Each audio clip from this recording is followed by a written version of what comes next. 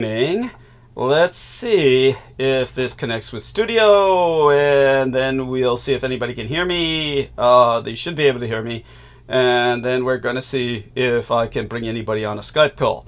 I tested the Skype out with one person, but we're going to test it out with Peter in just a second. I'll be calling him in a moment. And everybody let me know how I'm coming through. And of course, shout out there in particular to T-Take-Berry, who's usually right on the ball with this. And of course, okay, we already have some upvotes. T-Take-Berry says, loud and clear, brother. Love you, T-Take-Berry. Hugs to T-Take-Berry. A wonderful human being. And of course, let's see now. I'm going to give Pete a call in a moment. See if this loads up on my channel. It did first time I tried it. Oh, you know what's weird? It appears on the home page, but not on the live stream page. Just weird shit. Just the way YouTube works, which is another way of saying YouTube doesn't really work at all. I'll take advantage of this moment to check up on homepage. This is where I'll find it. And then also take a look at this wonderful young lady left a wonderful comment on the Hitler Son video, which is important. And let's take a look now, make certain that the audio doesn't come on. And then let's take a look. I like the way Ted Ricketts says, what a monologue. Yeah, what was supposed to be an interview with us, those Bulgarian bozos. Okay, let's go back, and hopefully I'll find that later. Hopefully the acknowledgments I put on it went through. Okay, good. And we will look that up again later. We will get back to that, no doubt. Now I'll see if Peter is ready in a moment. Let's go back to live and see if this is uploaded yet. And it still hasn't uploaded on live yet, though. Now it has. Okay, good. Then I can monitor it from there as well. Back to studio. Let's see if Eric Cradle showed up. He usually shows up. El Nemo has showed up. Good man. El Nemo from Australia. And hugs to him as well. And we are going to reach out now to Peter. Okay, let's get back to Skype. Make that call, and then we'll take it one at a time from there based on the history of difficulties we've had with the technology. Okay, so you're the first person I'm calling, and then we'll bring on Aristides, who should be back by now from walking his dogs or something, or whatever he usually does. Oh, he walks his dogs later in the show. And so dear Peter is with us now, and I just got your messages. I'll review that, or perhaps you can even tell me orally. I haven't had a chance to look at that yet, just got home.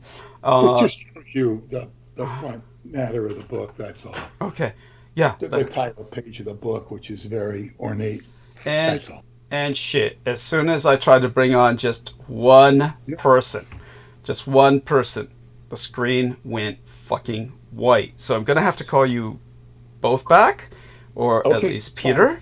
Okay, so we'll do that. Yeah. Okay. Good. We'll anchor it to Aristides this time. Now, interestingly enough, he shows up when I put down the white screen. Let's see, and but I'll end the call anyway. See if I can get that screen back. Okay, let's try this again. All right, and love what T-Take-Berry enters there, very cute. Okay, so the problem is I need to disengage from the Skype. Control-Alt-Delete, Control-Alt-Delete, Task Manager. And then, Skype, make sure I hit the right one to disengage from End Task. There we are. This is so scary. It's so fucking scary. Just every time I do this, it's pins and needles. Vril, of course, is our man. Aristides says he hears us. All right, now let's give it a few minutes for Skype to stay white. I'm turning on the screen again. Turn that off. So I've closed the Skype, and now that's disengaged. Hopefully when I press the button in a few moments, It'll come back. I'm sure everybody just enjoys listening to this stupid technical bullshit that I'm dealing with. Okay. This is the horror of production. It's still a white screen. So what do I do now? Go back to open up Task Manager again. How do we do that? Let's take a look at Skype. Little thing here. Okay. Opening up. What is that? Is that Skype? Skype. Signed in. Invisible. Interesting. It's got OBS Studio is on. So, what do I do about Skype? I ended the task, and it's still not functioning. Still, like, there. A stupid white screen. Oh, fuck. Fuck me gently with a chainsaw. Now I can't call anyone back. And I'm like, okay, let's go back into OBS Studio again. Let's see now. Well, we got OBS Studio working. And, it's the...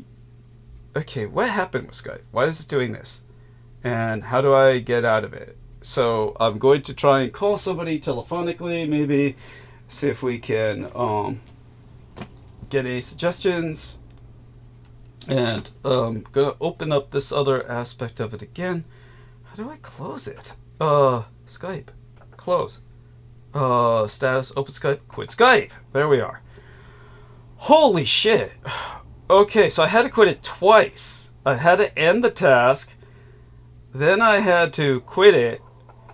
And that's like, it still comes up a white screen when I click on it again. But at least now it's beginning to reload. Okay, so Skype is reloading. This is just madness. We've, and it doesn't help to start the studio earlier. It doesn't help to start anything earlier. All right, we're going to call Aristides first because we're anchoring the call to him. Then we're going to see if we can bring Peter on. Okay. There we are, good sir. So we're going to anchor the call to yourself. We're going to breathe for a second, and then we'll see if this we can bring Peter on. I mean, might as well start now. See if it goes white again. See if we can do this. Yeah, one person at a time. Well, thank God. I know you're here. Okay, we're going to add one person now. See if it whites out again.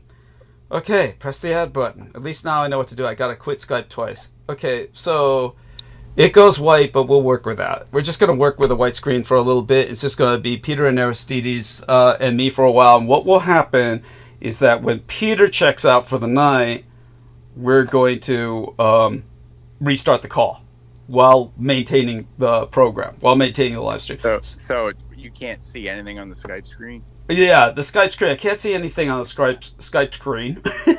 So, but it's okay. So long as Peter can talk and we can hear him, we're just going to work with the two of you without my seeing who's who. So, Peter, are you there? I'm here. Okay. What is the rationale behind that? Behind what? Behind restarting the show after I leave. It's Not that it's important. I'm just curious.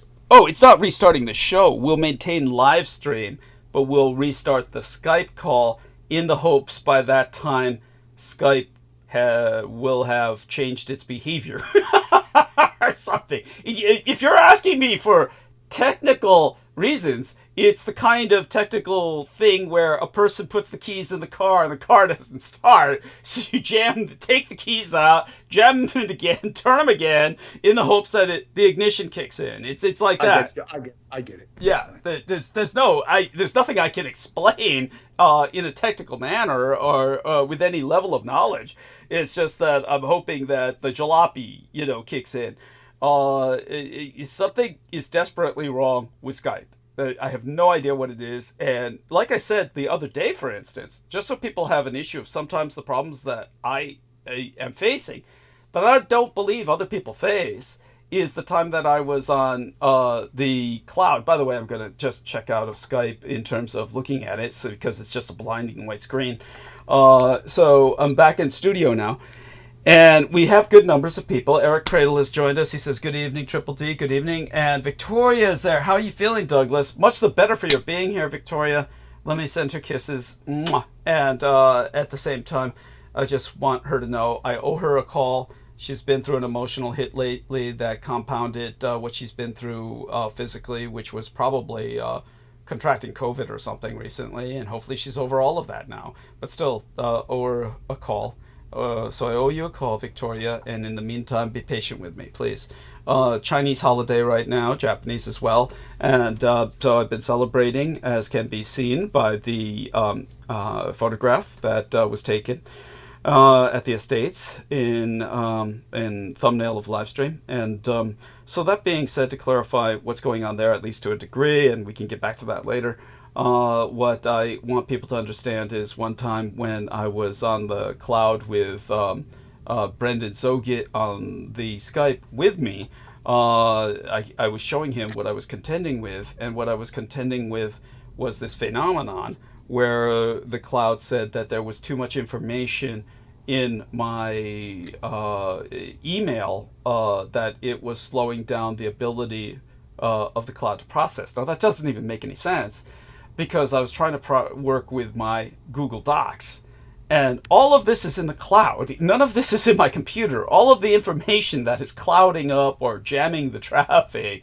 is in the cloud, which is supposed to be able to theoretically handle enormous, almost infinite amounts of information, data. So it just goes to show that something was jamming my ability to interface with the internet, and had nothing to do with my computer for that instance. No. Okay. It could be trying to back up your Gmail stuff, and then if you got super huge things there, yeah, that makes sense. Everything's like auto backup to the cloud, unless you unselect that or something. But interesting. Okay, so at least it's doing its job. At least it's doing its job. I hope it's doing that. Well, yeah, good, because when I had selected, anyhow, we'll talk about that privately, and then maybe we can. Yeah, I'd like to make certain that everything I've got on the cloud is always backed up. So if it's doing that automatically, that's a good thing, and I'd like to back that up beyond that. Okay, so all of that being said, for those of you who did not know, it is because I had Brendan Zogit, of all people, write me this little message of, is everything okay? And it's like, well, which part of I was going to be gone for the Mid-Fall Harvest Festival, and the only reason I'm coming back now is to host this transmission, and then I will go back to the estates in the morning. Realistically, around 10 a.m. is when I'll be picked up. It'll be after my Meals on Wheels are delivered and I get them into storage. Between now and then I'll be here.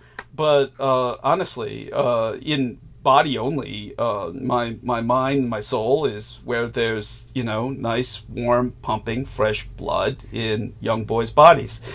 That's for those of you who don't know, I'm a vampire, or a quarter vampire, and I do feed. Again, one of the tragedies in my life in particular was a lady named Judith Ager, who, I don't know, seemed to be very concerned about my vampirism. It went so far as to ask people like V, who, quote unquote, supposedly knew me, and does to a degree. And she would ask her, does he drink blood? Have you ever seen him drink blood? I mean, she seemed very concerned about this, seemed very convinced I'm a vampire, and yet, in the end, would tell me, this was towards the end when she was ready to sever. She said, oh yeah, you're going to get really sick. You're going to get really sick from drinking blood. One of these days soon, you're going to get really sick. And it's like, what that exposes is the fact that in the end, she believed I was a person with VPD, which means vampiroid personality disorder, which means that someone is basically harbors a pathology or a delusion, and that's not the case. So that being articulated, all right, T-Take Berry informs us, and I don't know if Peter knows this, so we'll let Peter take it in a second, but we're going to give it to Aristides first to do his usual, and then we'll turn it over to Peter. But I want Peter to know that T-Take Berry informs us a second assassination attempt has been attempted at the Trump International Golf Course in Florida. So perhaps. I'm well aware of that, and I Okay. was going to bring that up for starters. Okay. So let's have Aristides say what he was going to say first, and then we're going to go over to Peter, and we'll take it from there with him. And so, dear Aristides, let them know what's going on in general. Okay. Okay. I will let them know that what I'm doing right now, I started a couple minutes late, is hitting the thumbs up, the upvote under the program, which is very important. And we need that to maintain the algorithm popularity and searchability of the program. You cannot see the downvotes, but they're placed by bad actors, potentially with automatic bots, so that the program is harder to find and less likely to appear as a suggestion. So please hit the thumbs up. Please go over to the subscribe button and make sure you're subscribed. And then also the little bell icon, you can get the notifications for the program, whether on time or sometimes not on time, restart. And once you do that, since I presume you have a YouTube or Google account in order to be able to do these things, you can go into the account settings. It's probably in the upper corner or something similar, and you can create sub channels under your account, which would typically be used for people kind of dividing up their content, different themes, but each one is capable of doing its own upvote. Feel like making extra channels, give us extra upvotes, really easy to switch between. You don't need another password or anything. You can do that. Just make sure you switch back to your main account to talk to us and not for some random empty account by accident. And I think that's it. What else? So I'm in the process of placing like 3 upvotes myself in that way. So He's giving you a good example to follow. yeah. And so, thank you, everyone. And to just reiterate and drive home the point of everything that Aristides has articulated quite well, just remember that oftentimes YouTube, for no apparent reason, will eliminate subscriptions. They will, just basically, without giving you notification, unsubscribe you to various channels. And my channel would probably be one where they do that. I'm happy to say that we've had a skyrocketing number of subscriptions, and I would happily share a screen if I had control over the Skype, and I would show both Peter and Aristides the increase since the last time that I spoke to them. Last time's increase in subscriptions has been decisive, and again, I would share the screen to show how so, in terms of not just the fact that we've gone up to 3,400 subscriptions, which is incredible for us considering how suppressed this channel is.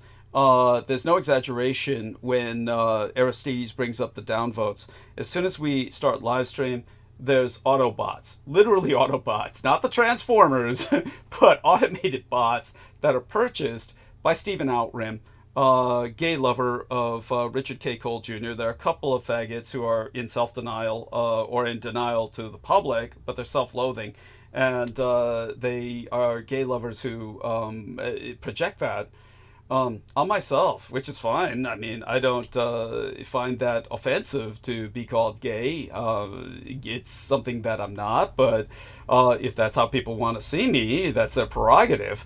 But it's certainly something that is an obsession with this gay couple that have been stalking me for years. And they are cultists of the Aquino cult, which is known as the Temple of Set.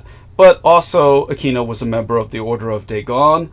And as well, ultimately, his loyalty lies with the cult that goes back into history, known as the Kings of Edom, which is actually if you can call it this, a kind of conspiracy or convergence of cults that are quite historical in nature and very old.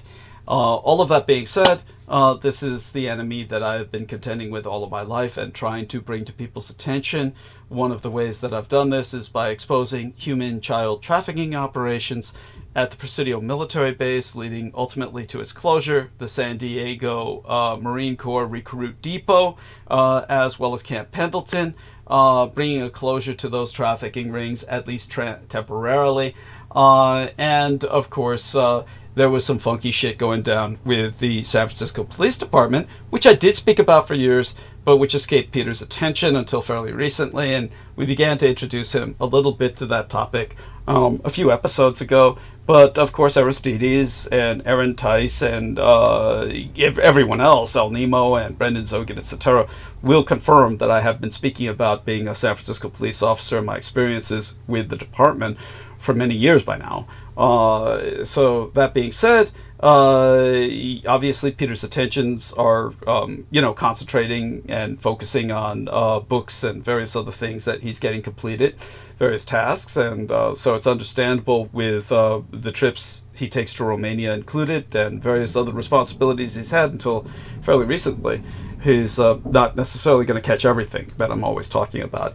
That being said, though, I do want to remind people my resume, except for maybe about the period of time that I spent at the University of San Francisco, not only enrolled in their ROTC, but serving in their police department.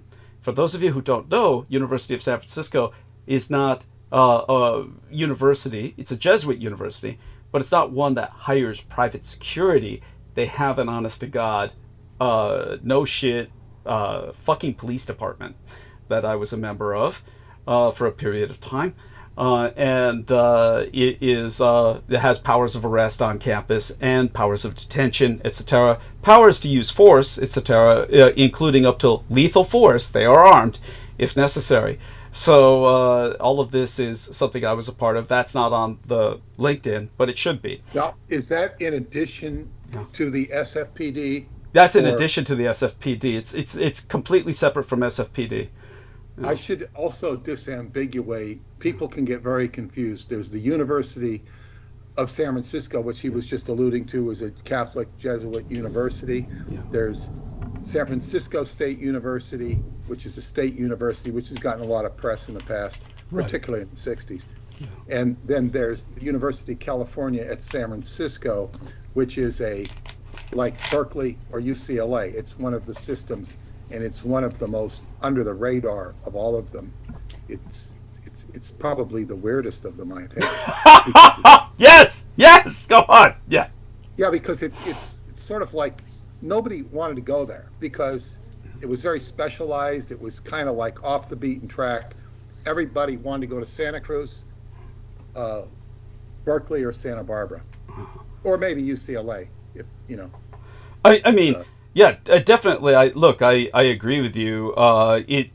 They're all weird. They're all weird in a different way. University of San Francisco, the Jesuit university, has the phone number prefix. Its area code would be 415, which for generations, for maybe 100 years or more, 415 was it. That was the area code for the city and county of San Francisco. It was synonymous with San Francisco. You would have specialized San Francisco stores that were local businesses that literally had the name 415 and then whatever business they specialized in. It would be like 415 Leathers or 415, bakery or something like that.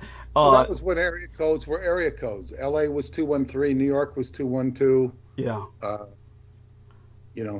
Santa Barbara area was 805, and now you can have any old one. It's sad. Yeah, it's really confusing, and it's sad and it's bad because it takes away a sense of identity. All of this has to do with cellular and wireless, of course, but in the old days when things were much more fixed and you had actual landlines, and even before that, ladies that would actually jack you in to a call. They'd actually have to plug you in, physically plug in, physically connect people to make phone calls. This was, this is when we had actual honest-to-God area codes that, like Peter's saying, he's remembered quite a few of them, which is admirable.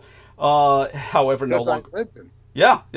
However, no longer applicable. Adjacent to them. Yeah. But the point to make is that when it came to that being the area code, the prefix number for the Jesuit University was 666, which I always found bemusing.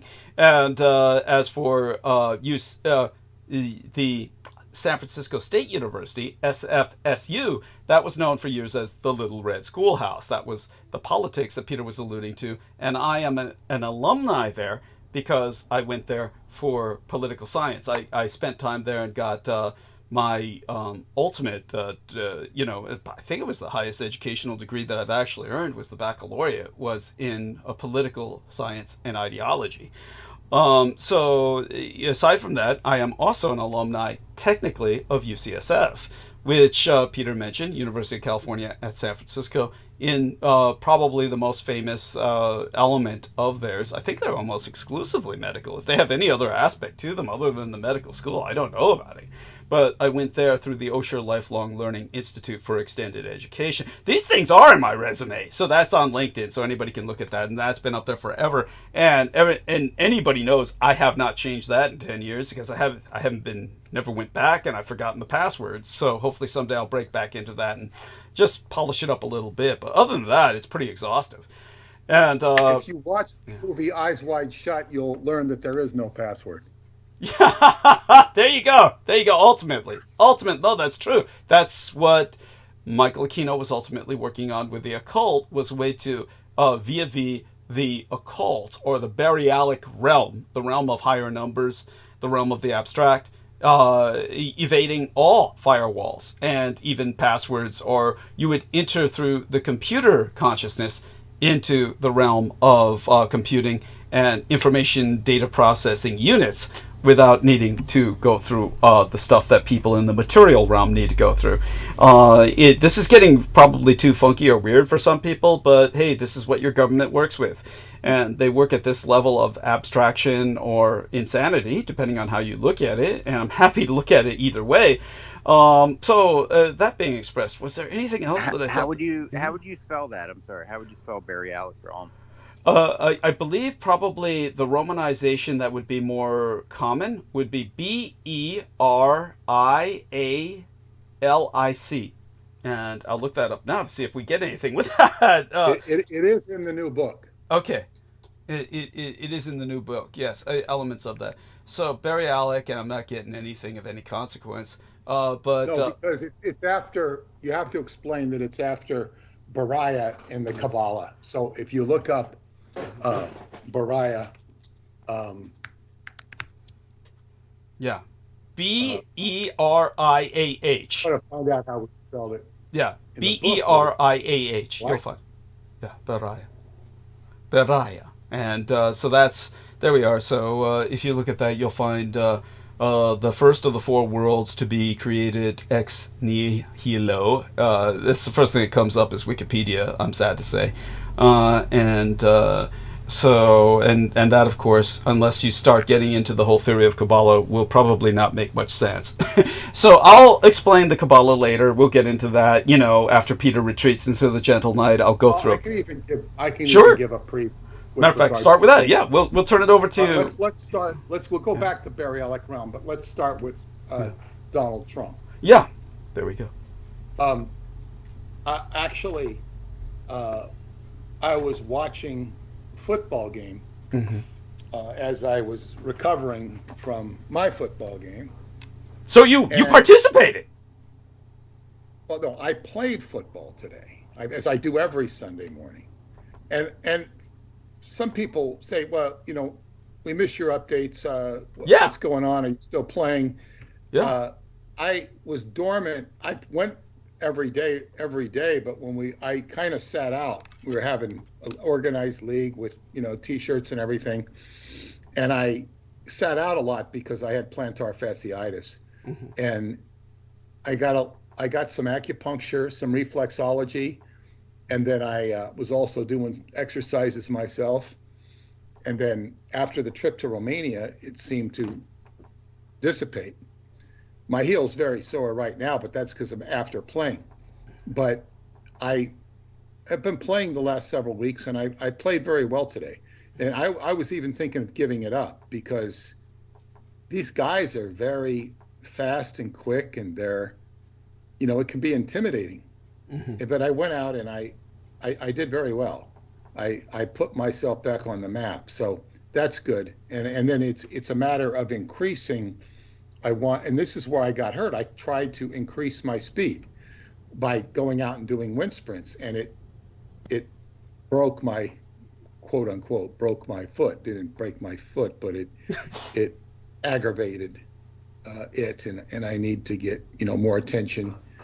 It was about 6 years ago or so that I had Achilles strain, not an Achilles tear, but an Achilles strain. Mm-hmm. And one of the guys I played with was a doctor, and he would stimulate my electrical stimulation with my heel every day and adjust my heel, for months. And I got better. I got tremendously better. I could always go back and see him, but I mean, it's stimulation. It's really good. So anyway, yeah, I was back, but here I am, resting, recovering, taking a nap, watching a game, and then they had a news bulletin that there had been an assassination attempt on Trump. Now, what was interesting is they kept showing the football game. I mean, so I went to the game. I mean, this is, I think it was CBS, Channel 2 in New York and LA. And I'm going like, okay, well, what about the assassination attempt? And so, if you went to, I watched both Fox and CNN, and basically what happened is Trump was out golfing not far from his home in West Palm Beach, and he had a friend with him, a very rich friend who's a developer, who was trying to get Sean Hannity to come out and play with him, but Sean didn't come. He said he was busy working. I don't know what the hell he does, but and maybe he's part of the conspiracy and knew ahead of time. Well, now that is the interesting point, because he's the one who brought that up. But first off, to get to the story, there was a guy, and they named him. They gave him all three names, like Lee Harvey Oswald. Of course. They always, yeah, as you have said many times, they always give the three names. Oh. It says Secret Service agents. Now this is interesting. Secret Service agents fired at a man pointing an AK-style rifle with a scope as Donald Trump was playing golf at his Florida club. A suspect is in custody, and Trump, who was on a nearby hole, was unarmed. So they sent the Secret Service agent is sent a hole ahead. Now, if it was the president, they'd have the whole golf course staked out, the whole perimeter. I mean, and so this guy was just one golf thing ahead, and he found some guy, agent stationed a few holes up from where Trump was playing. I heard it was only one hole. This article is saying they noticed a man with they noticed the muzzle of an AK-style rifle sticking through the shrubbery that lines the course roughly 400 yards away. An agent fired, and the gunman dropped the rifle and fled in an SUV, leaving the firearm behind, along with two backpacks, a scope used for aiming, and a GoPro camera, the sheriff said, of Palm Beach County. The man was later stopped by law enforcement in a neighboring county. He had a calm, flat demeanor and showed little emotion when he was stopped and didn't question why he was pulled over. He never asked, what is this about? And so that's basically what happened. I also heard that they didn't follow him. He got away, but then they notified, or they saw a witness who saw the guy scurry away, and the guy took a picture of his license plate, and the cops tracked him down. Now, I could just see this guy in court going, well, how do you know that was me? His lawyer, well, what was it him? I don't know. No, it's like, are you sure it's him? And kind of like denying it. But, because he didn't take the gun with him. Now, they can ID him through his GoPro probably. But this was what was interesting that Sean Hannity said. He said there are only a very few people who know what Donald Trump is doing when he goes golfing. Very few. It's only his inside circle. In other words, so this implies that there was a spy in his camp, or that somebody leaked information, or that Trump set it up himself to be a publicity. That's too cynical. It's way too cynical. It's way too cynical. But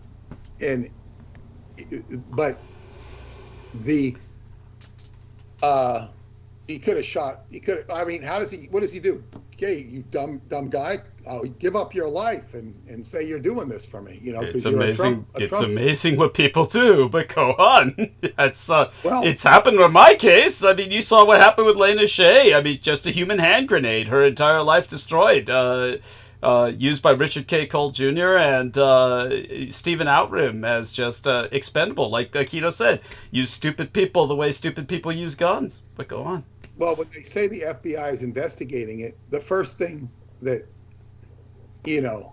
comes to mind is, well, who would trust the FBI to investigate anything? Hey, that point's well taken, too. On the last assassination attempt. Yeah. So it's like they just shut up, and it's like, if anything, I would suspect them as being part of the attempt with many of these conspiracies, but go on. Well, of course. But the thing is, I had mentioned that this astrologer, Lori Lothian, had said Trump's not going to run. She didn't say why. She didn't say how. She just thinks he's not going to be in the election. And that's what the stars are telling her. It's not her prognostication. She just doesn't see him in it.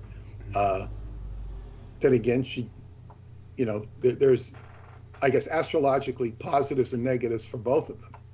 So it could be a circus, and it would seem that if you take the story at face value, it would seem that there's a determined effort to get rid of Trump.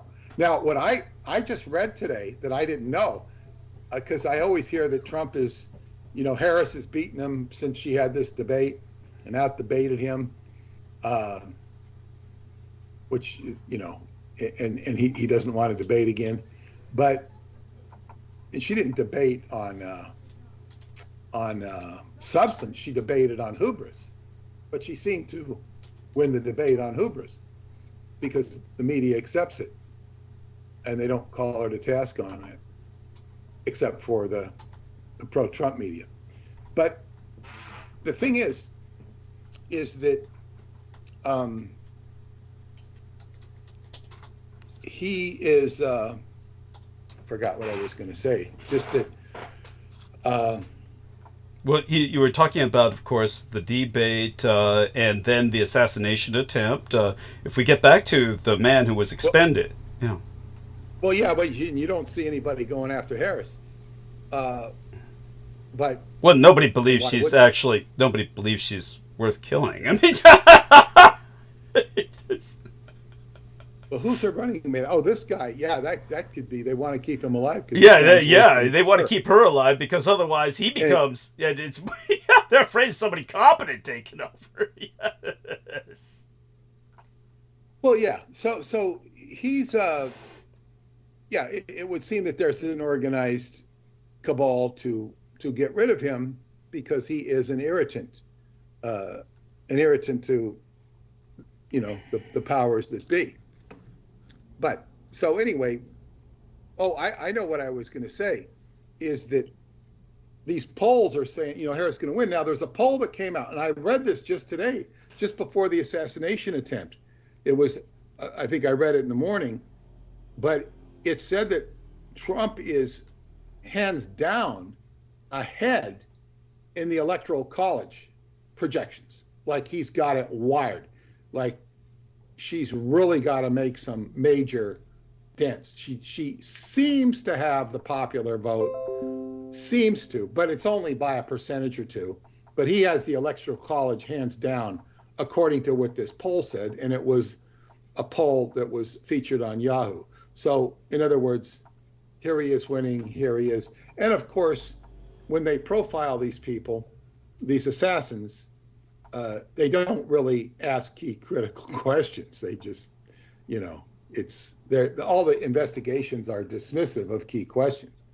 And like with this guy who who was the shooter in Pennsylvania, they didn't even do an autopsy on his body. They just killed him. I mean, they just sent him, burned him. They cremated. Yeah. That's the norm. Yeah. Go on. Yeah, but with no autopsy. In other words, it smells. Yeah, of course. If you remember what I said about the Polish guy, quote unquote, the Filipino guy who killed on 9/11, no less, 100 years to the day before the 9/11 attack in 2001. In 9/11, 1901, he killed President McKinley. And that's when basically Roosevelt took over, and the Republican Roosevelt, Teddy Roosevelt, and claimed, it was a Polish assassin, a communist, and this was before the Soviet Union even existed. And they took the body out and burned it in acid, dissolved it in acid, so that nobody would ever know what the guy looked like, and could see that he was actually Filipino, ethnically Filipino. Though there were photographs back in the day where you could clearly see that, and since then it's become impossible to find them. But that's what they do with these guys. Well, this is standard course. And my attorney friend told me that he went to school and studied political science, and it was such a sinister thing that he didn't stick with political science. He went into law, which is obviously less sinister. It's sinister, but and he's been so helpful to me in my life. Great. He's been a very good friend, and the way he met me, he came to a lecture at Borders Books. Wow. And Preston was giving the lecture. I wasn't. I was just there, and I was talking to him. He was talking to me about Jack Parsons. He was very interested in Jack Parsons. We just got into a dialogue. We became friends, and then it turned out that he was separately friends with two of my other friends. That was very strange. Wow. So, two people who were two of my best friends. One of them was Paula, who became Paula's employer. That's how I got her first job. Wow. And were those the assholes? Were those assholes? She was working for a bunch of. He sold T-shirts. Okay. He sold T-shirts and. Well, that's not Paula's employer. I was just wondering when you said. She worked for him, and when she first got here, just working for cash and. Oh, okay. So it wasn't. You're not talking about the oil company. You're not talking about the oil. No, that was much later. She worked her way up. She was making a good salary there. But no, this was her first job, and it was her entry into working at the bottom. Okay. Because where else are you going to work? And he gave her a job, and she did very well, and evolved out of that job. But anyway, this lawyer was friends with my friends, and so he's followed my work and went. But the point was political science. He said it's just it's so messed up that he wasn't going to go there. Now you can tell me what you have to say because you studied it. Mm-hmm. I remember a guy when I was in high school he was going into political science. He became a minister. He was active in the McGovern campaign. His father sent him to help on the McGovern campaign. He wanted to get him some experience. I really didn't care for this guy. I didn't care for him. He was like, he kind of like, he was kind of like this father. He thought he was a father, and he thought he was a minister. I just, he'd play this sort of modified baseball we used to play with a tennis ball. He used to play with us. Weird. I didn't care for him at all. Mm-hmm. But anyway, he went into political science, but I guess he ended up becoming a minister. Mm-hmm. But so he could care for the flock. Anyway, but what I studied about political science, and of course master of political science was L. Ron Hubbard, Hmm. and he Did he have an and actual degree, like an MS? God no, Okay. no, he didn't have any degrees. He looked at people with degrees with utter contempt Right. because he saw the falsity of it. Understood. The Understood. hypocrisy of it. Right. He couldn't take, and he worked at the highest levels of occult Secret Service. Right. So of course, what does he need that for?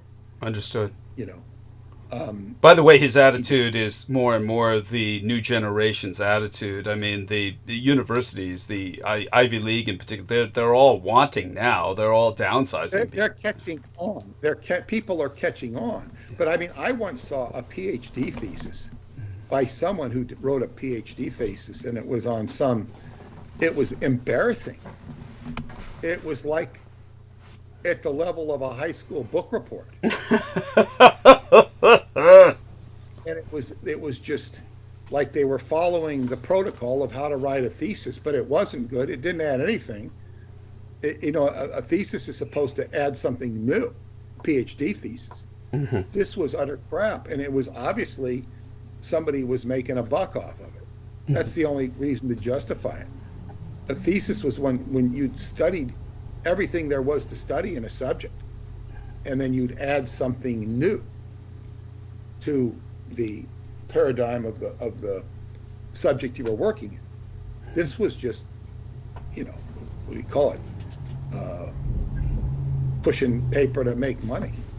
It's the embarrassment of, and then putting people in debt. But political science, it says it all comes down to Machiavelli, which is the ends justifies the means. Mm-hmm. And Hubbard was such an expert at Machiavelli that he actually thought, he didn't think he was Machiavelli. He did or did? He thought he was Lorenzo de' Medici, who historically financed Machiavelli. Interesting. But he said that Machiavelli stole his work, or got credit for it. That's what he felt personally. But that's really beside the point. The point was he identified with Machiavelli so much that he thought he was him. He knew Machiavelli. He operated Machiavelli. Mm-hmm. And he built a whole empire with it. And, and he did try to balance the good and all of this stuff. But but the bottom line with Machiavelli is the ends justifies the means, and that means assassination. If you're not playing the game of assassination, you're not politically on top. You can't be. Mm-hmm. You have to be. If you're not complicit with assassination, the best you could be is like the grocery store owner that knows the mob, and the mob takes care of him, and he takes care of the mob. Mm-hmm. That's about. Maybe it's not a grocery store; it's a grocery store empire. Mm-hmm. So that's about the best you can be as a politician, as far as not having your hands dirty. And Bill Clinton is a there's great stories of him and all the dead bodies in his trail. So Hillary. Don't forget to include Hillary in that. well, she's part of it. Yeah, she's part of it. She was actual brains. She was the brains. I mean. Well, yeah, and it's just a matter of expediency. It's not. It's kind of like when you tackle a guy in football and you hurt him. Well, sometimes you didn't mean to hurt him. You just hurt him because that's the game, and he gets hurt. Too bad. I'm sorry. Sometimes you mean to do it, depending on the circumstances. But so what I'm saying is with politics, it's just the tools of the trade. So we shouldn't be surprised that somebody should go after Trump. And it seems like, these shooters, not just political shooters, but these school shootings, there's always a link, such as Lorian and Fenton sister, or Yeah. or an MK Ultra type scenario. You know, this is just what we're dealing with, and it's part of life. And of course, the public has become so conspiracy receptive, if not savvy, to what goes on. But then again, the problem is there's nothing you can do about it, because there isn't a mechanism to bring these people to task other than karma. You know, the law of justice, the justice system is, corrupt beyond belief. I think it works in certain mundane cases. And what I would also say, one of the biggest problems with the U.S. and the U.S. justice system is probably the most egregious, because people in Europe said, "Well, all these lawsuits for?" And the difference, United States law is based on Mosaic law, the law of Moses. Yes, ultimately it's biblically sourced. Go on. Yes. Yeah, and if you go to Europe, it's based upon primarily Napoleonic law, which was a reform, conquering the king and giving the rights of man. Napoleon was big on reinforcing the rights of man, because that was part of the French Revolution. But I asked my friends in Romania, they say it's based upon Napoleonic law. And when I will learn about certain things that come up in legal cases in Romania, and especially in marital matters. It's very much like what goes on here. It's like, they're trying to create equity between the two parties. And of course, it can be very difficult for, like, one of my friends is an entertainer there, and he did very well, but just divorce was devastating him because the wife had a very challenging attitude. But it seemed to follow more or less the same protocols that we have here, from my own experience. I mean, I didn't get into great details, but when I hear of certain legal things, they do have justice. Romania is much more, like, when it gets into officials, the corruption is much more in your face than it is here, where it's more subtle. Right. Although they've thrown out corrupt people, they are becoming more. They're much more civilized than they were when I first started going there in 2008. The economy's better, civilization is better, more civilized, more. It's more like it is here in terms of developed things. They said when Paula came here, she said she was shocked that you could take something back if it wasn't any good. You couldn't go back. You can go back to a store and get a refund. Yeah, I like that. How she found that to be. Yeah, that blew her mind. Exactly.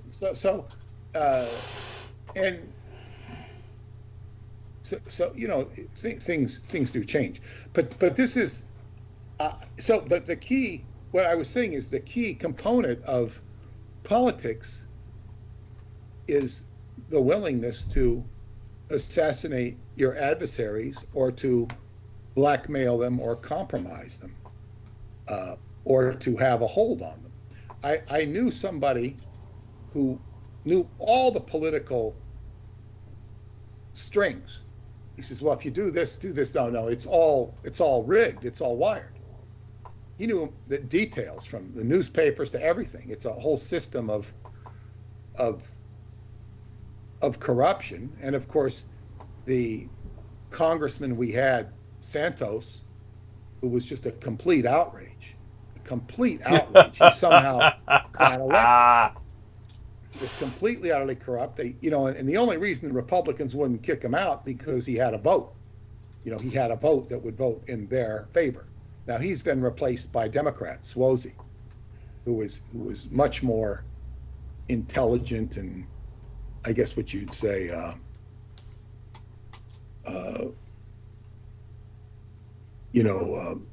what's the word? Acceptable, publicly, socially acceptable than this other guy. He used to be the county executive here, so he's, he's not. This guy was a complete nut job. And I think he's running for office again. Like he will not stop.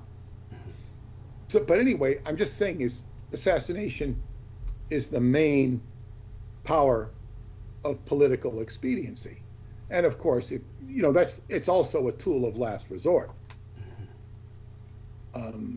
Your comment?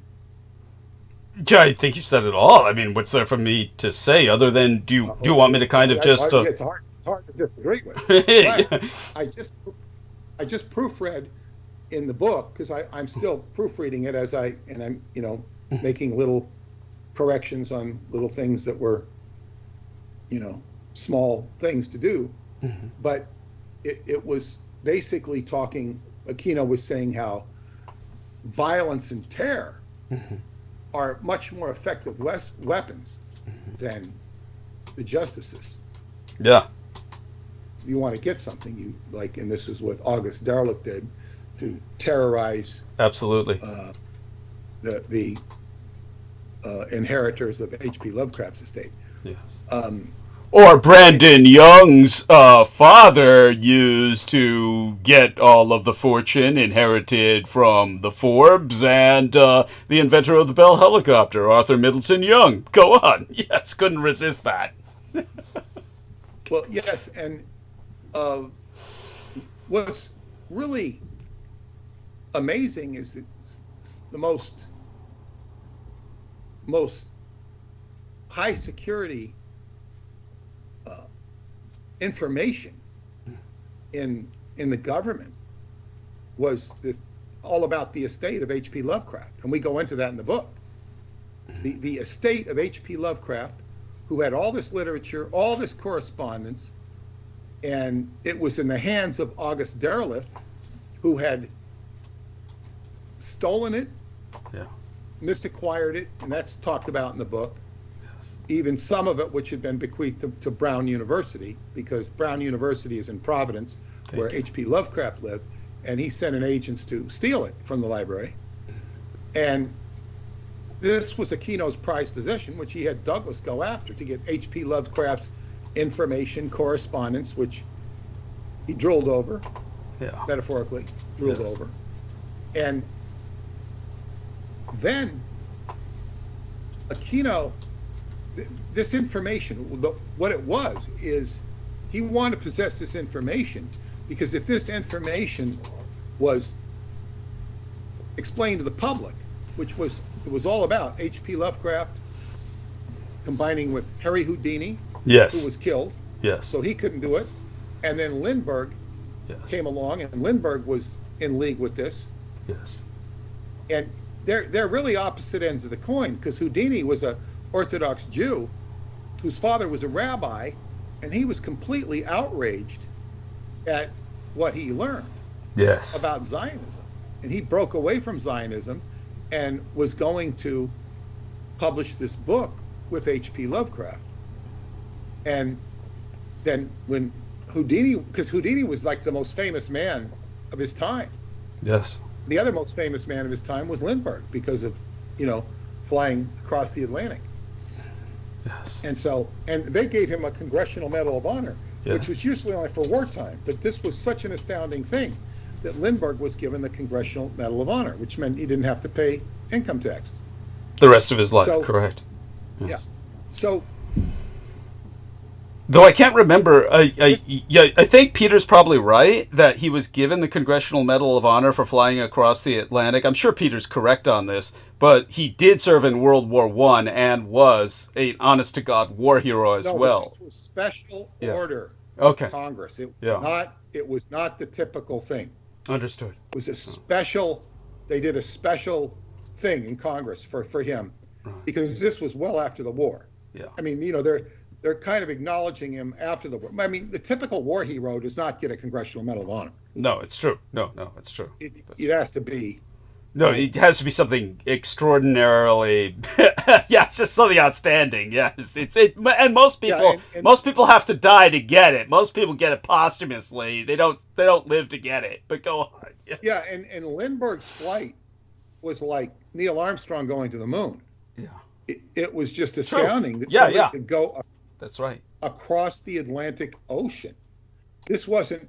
I mean, this was like, within 20 years of the Wright brothers, and it was just like, wow. It was, and the people who funded that, Spirit of St. Louis, funded rocketry, which became Guggenheim Laboratory, which became JPL. This is the import of Lindbergh. And so anyway, when they couldn't kill Lindbergh, he was too high profile, so they killed H.P. Lovecraft, and this goes into in the book. And what were they killing him for was how the religion of Judaism had been misappropriated and misdirected. Hijacked. And we've talked about this ad infinitum, about the Techelet blue, the blue color, the most prized substance of Solomon's temple, was more valuable than gold. And it expressed the true faith of the Creator. Yes. and healing. But by the way, for our new listeners, the Messiah. Right, for the sake of our new listeners, and because our subscriptions have gone up and our numbers are high, and I do want people who are new listeners to understand that all of this may sound incredibly stretched, like it's a reach. It's not. You need to read the book, which will be published soon, to get the full picture of it. The context we have gone into in past episodes, I simply don't have the time to timestamp them anymore. I was discouraged from that after the last ambush, when the Bulgarian bozos had me basically suspended for weeks, and we had to just catch up after a period of time. So by the way, I received a great comment on that show, where a young lady enters the comment that anyhow, I'll read that out later because I do think it's relevant. But back to Peter with this topic, I do want people to understand that when he speaks of something that sounds as incredibly abstract and ecclesiastical, like what on earth does this have to do with politics and assassinations in the 20th century, when he's going back to this ancient Judaic tradition that eventually gets hijacked by a bunch of rogue rabbis who take the Jewish population in toto, which is the Latin word for in totality, down the road to the Holocaust, quite literally. This is something that, again, you need to read the book to get the context of. If we went into it right now, it would take hours, but let's just put it this way. Harry Houdini was, as Peter has already articulated, somebody from that background, yet at the same time he was working with H.P. Lovecraft, who was a open and avowed fascistic socialist. And H.P. Lovecraft was writing the American Mein Kampf for Charles Augustus Lindbergh, who was running for president, and all of this was sponsored by Henry Ford. Now, your average Jewish person affiliated with the present narrative, the contemporary narrative, would say all of these people were complete and total villains, and they would subject you to a critical omission. They would drop off Harry Houdini, and they would try to make it sound as if Harry Houdini was not in bed with these people. But the reality is, Harry Houdini was very much in league with the American fascists, because Harry Houdini knew better. Harry Houdini was way ahead of his time, and he paid the price for it with his life, as did H.P. Lovecraft, for the reasons that Peter Moon articulated. Henry Ford, they couldn't bump him off because it's just too... they couldn't get away with it. Same with Charles Augustus Lindbergh. So they took out the weakest link in the chain, was at that time H.P. Lovecraft, who at that time was essentially an unknown. And we go, as Peter said, at least in a general sense to give you a general overview of the situation when it comes to the theft of his estate. We go into that in the book, and I think we cover something very important that most people are completely unaware of, and it's never covered by your modern fan base, is H.P. Lovecraft's homosexuality and his relationship with this young man, Barlow, who his estate was supposed to go to, but whom they drove to suicide through terrorism. And that brings us back to Machiavellianism and L. Ron Hubbard's attitude towards that, which brings us back to Peter. So take it away. Well, yes, and the main point here is that this was the most prized, not the most prized, practically the most prized, not the most prized possession of Aquino. That would have been the Vox Arca. Yes. But this information was so critical, and Douglas was forced to retrieve it as a librarian and to help acquire it as a librarian. Yes. So Douglas was right. Like, okay, he's asking himself, why is this information so important? And because the truth, if we want to quote the New Testament, the truth shall set you free. And this is all about the truth that's in the New Testament. And as they say, it doesn't matter whether you believe the New Testament or the Old Testament. This is what the politics were swirling around, these very, very issue of the faith, of the end times. The end times. And I'm going to give some context here. Now, this is something I will probably be speaking at an event in November. It's semi-confirmed. Wow. And anytime I speak in an event, and I haven't done this in a long time, I'm always faced with the prospect of new people. So I can't start with Radu Sinamar or David Anderson. I have to start with the Montauk Project. And many people that I've met, oh yeah, I've heard of the Montauk Project. Oh, you did that. Oh yeah, blah, blah, blah. Yeah, okay. And it's like a much more of a known commodity than it ever was. But basically, if you take Peter Moon, he comes from not only the background of blending, where science fiction meets reality, which is the tagline of Sky Books. I wanted to be a science fiction writer, but my path led me to being on the cutting edge of where science fiction does become reality. But it's about space and time. And Preston Nichols and the theories and stories he came up, he was somebody who was fluid with the consciousness of time. He understood the consciousness of time. And reading that book, The Montauk Project, will change your viewpoint on time, or the fact that time can be changed. And when Dr. David Anderson read that book, it resonated deeply with him. He said it woke him up as a spiritual being. And he could relate to all that.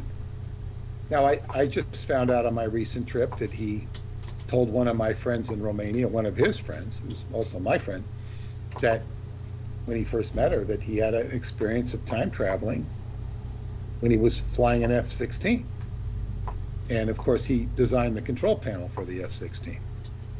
So but then life evolves for him to the point where he actually understands space-time, to the point where he creates a device, time reactor, which can slow time and speed it up.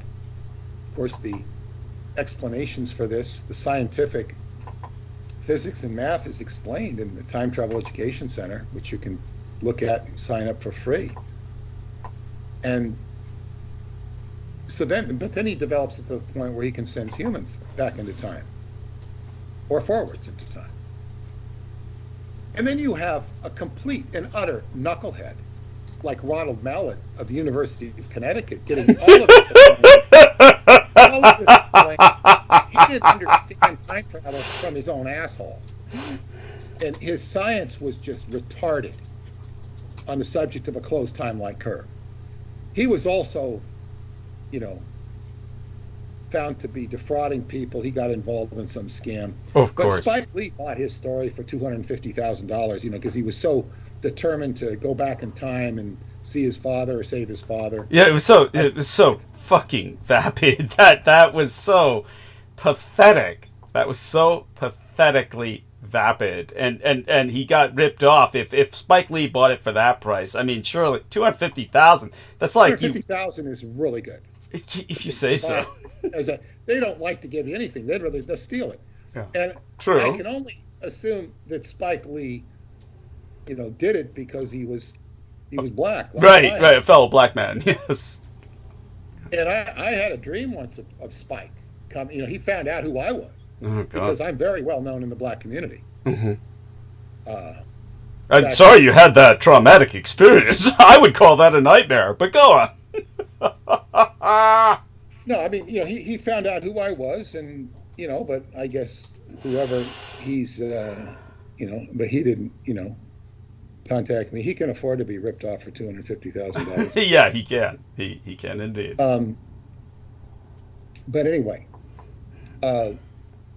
just like I had dreams of Tom Cruise, this was 20 years ago, because he was reading my book, Montauk Book of the Dead, which I was told that he was forced to read it as part of a court agreement with Nicole Kidman. Really? I heard. Yeah. Why? Because, it was, I don't know. Scientology, and I guess, apparently, what I heard, she wanted him to see the other side. Of course, Nicole Kidman's father comes from a total MK Ultra type background. Mm-hmm. That's a whole nother situation. But anyway, I understand that Tom is not too happy with me. Interesting. Because he reads the book, mm-hmm. and he would have seen that, man, this guy was a Scientologist. He really understood the concepts. Yeah. Of course, I understood them much better than Tom ever did. And the reason for that, it's not because I'm smarter than Tom. It's because I had, very close access to L. Ron Hubbard. I knew what L. Ron Hubbard thought. He does not. He did not. He had no experience with him. So that's why. It's not that I'm smarter than Tom or anything. It's just that I was in a position, just like you're in a position to know about Aquino by being around him. Right.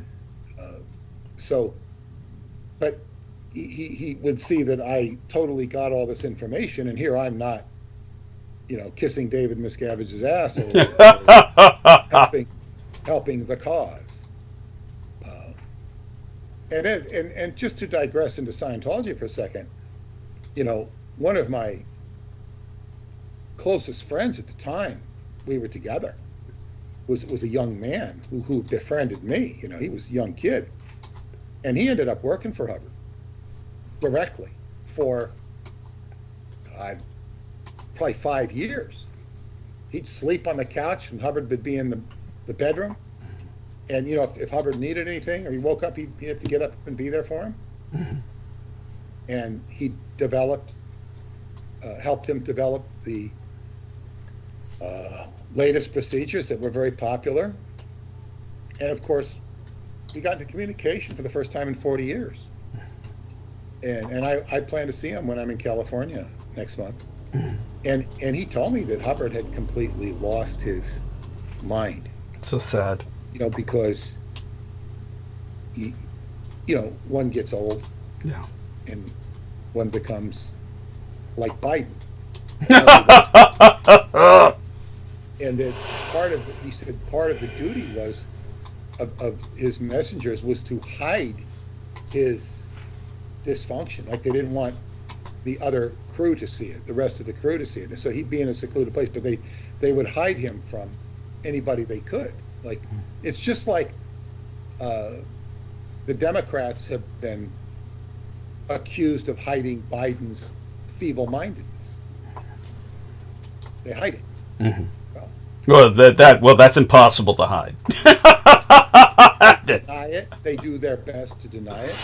So basically, you have somebody who's, not in charge. And of course, I kind of figured it out.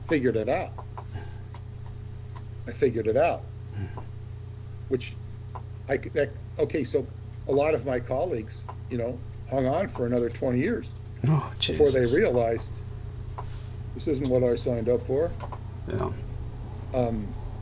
Could I say I'm smarter than them? I was better informed. And being better informed makes you smarter.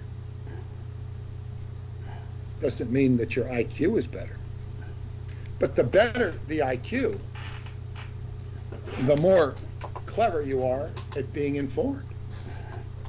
So, to digress in another direction,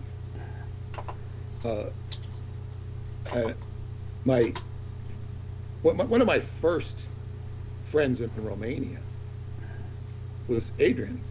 Mm-hmm. Adrian is a super character. And when I say super character, he's really a character. He's got long hair. He looks like a vagabond. He has the ambiance of a vagabond. He's been all around the world. And of course, the first thing is, how does he get around the world? How do you do that? Mm-hmm. And he's a broad understanding from metaphysics or whatever. And basically, he's with me and he's showing me around the island. He's giving me a tour of the island,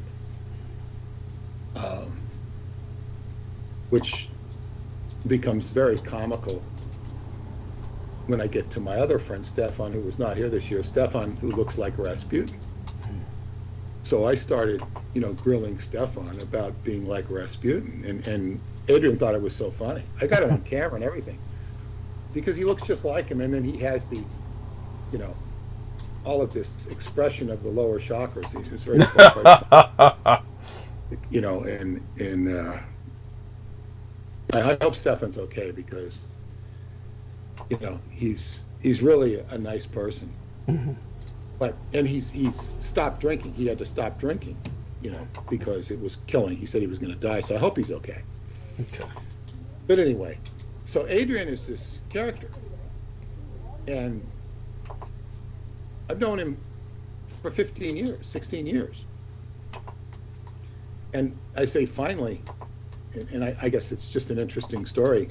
In 2018, I'm staying with my psychiatrist friend in Bucharest, and staying in his home, and he arranges with me to see Andrei Kyriak, who's my friend, who's done this incredible 3 episodes of it's in Romanian, Egregore. It's a story of esoteric Romania. And Andrei's the one who got me my first reservation at Choclavina Scout Camp, because he secured that for me. So that's how I was able to communicate to the camp director, who I had met. So Andre is a very special person, and he wanted to see me before I went there and after I got back. So, we walked from my friend's apartment through the park to this mall in Bucharest, and the malls in Romania are just so much nicer than the malls here. Wow. They've got wood. You go in the bathroom and it's like, wow. It's like aesthetically designed in the walkway to get into it. They've aesthetically designed them all. It's not so utilitarian. Right. Wow. And somebody had some taste, and you feel it. And then I loved it. Because they have the McDonald's and the Kentucky Fried Chicken in the mall, and I've never eaten there. Mm-hmm. But Paula always explained to me that it's very different. It's like you're eating, the meat you would eat there is not the meat you would eat here. No, definitely not. So it's better. Yeah. But I really loved that they had raw desserts, meaning no sugar in the desserts. They're incredible, and they're very reasonably priced. But anyway, we go to the mall, and we meet Andre, and we talk, and I think the second time on the way back, he brought Adrian with him. And I'm going, like, what the hell are you doing here? I don't even think I saw him in Atlantic. I said, what in the hell are you doing here? Now, because they're close, we're probably working on the movie together. He probably says, oh, I'm going to see Peter Moon. Oh, Peter Moon, why don't you come along? So, and then I kind of said, what do you do for a living? I'd known him for like 10 years, but I didn't know what he did for a living. How do you go around the world? Well, I basically got out of him that he takes pictures on a cruise ship. It still sounds funny. Yeah, that sounds not necessarily believable. Oh, I think it is. Okay. Because my new friend, Cyprian, also, he found himself as a dishwasher. Maybe I'll get him to tell the story. As a dishwasher on a cruise ship, I think it was a Disney cruise ship in Florida, and he's just working, bottom basement. And then he takes pictures for somebody. They find out he's a good photographer, so he's working half photographer, half dishwasher. Jesus. And then he works his way up to photographer and even beyond that.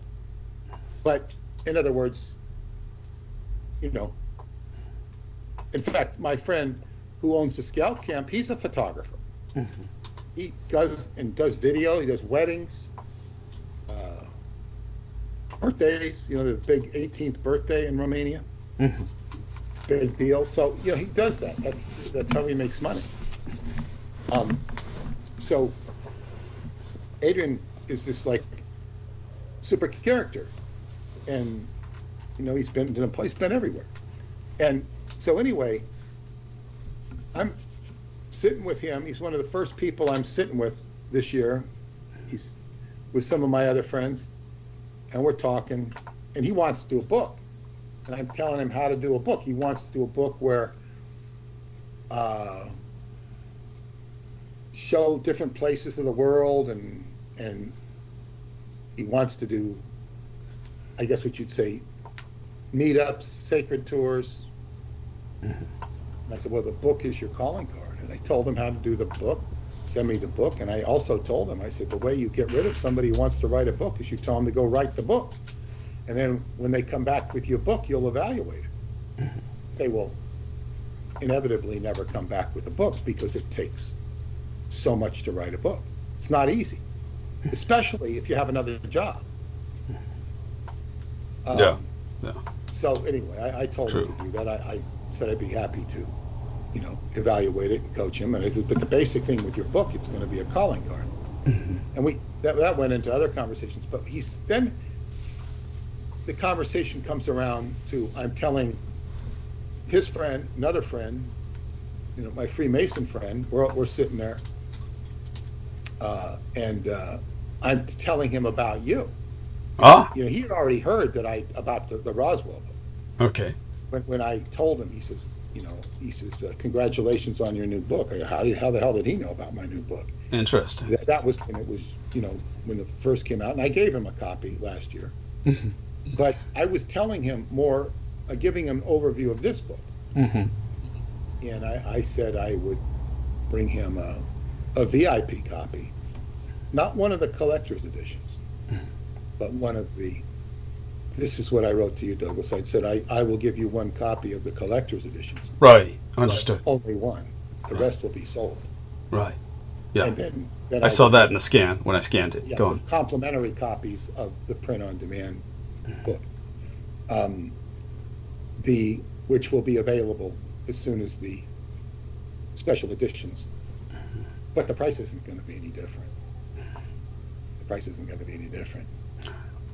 So if when the book is issued for sale, buy it, you get a collector's edition, and you'll have it. Because if you wait, you have the same price, you just won't get as nice a quality of book. Right. It'll be nice quality, but it may or may not be color inside. It might be color, and it won't have the leather cover.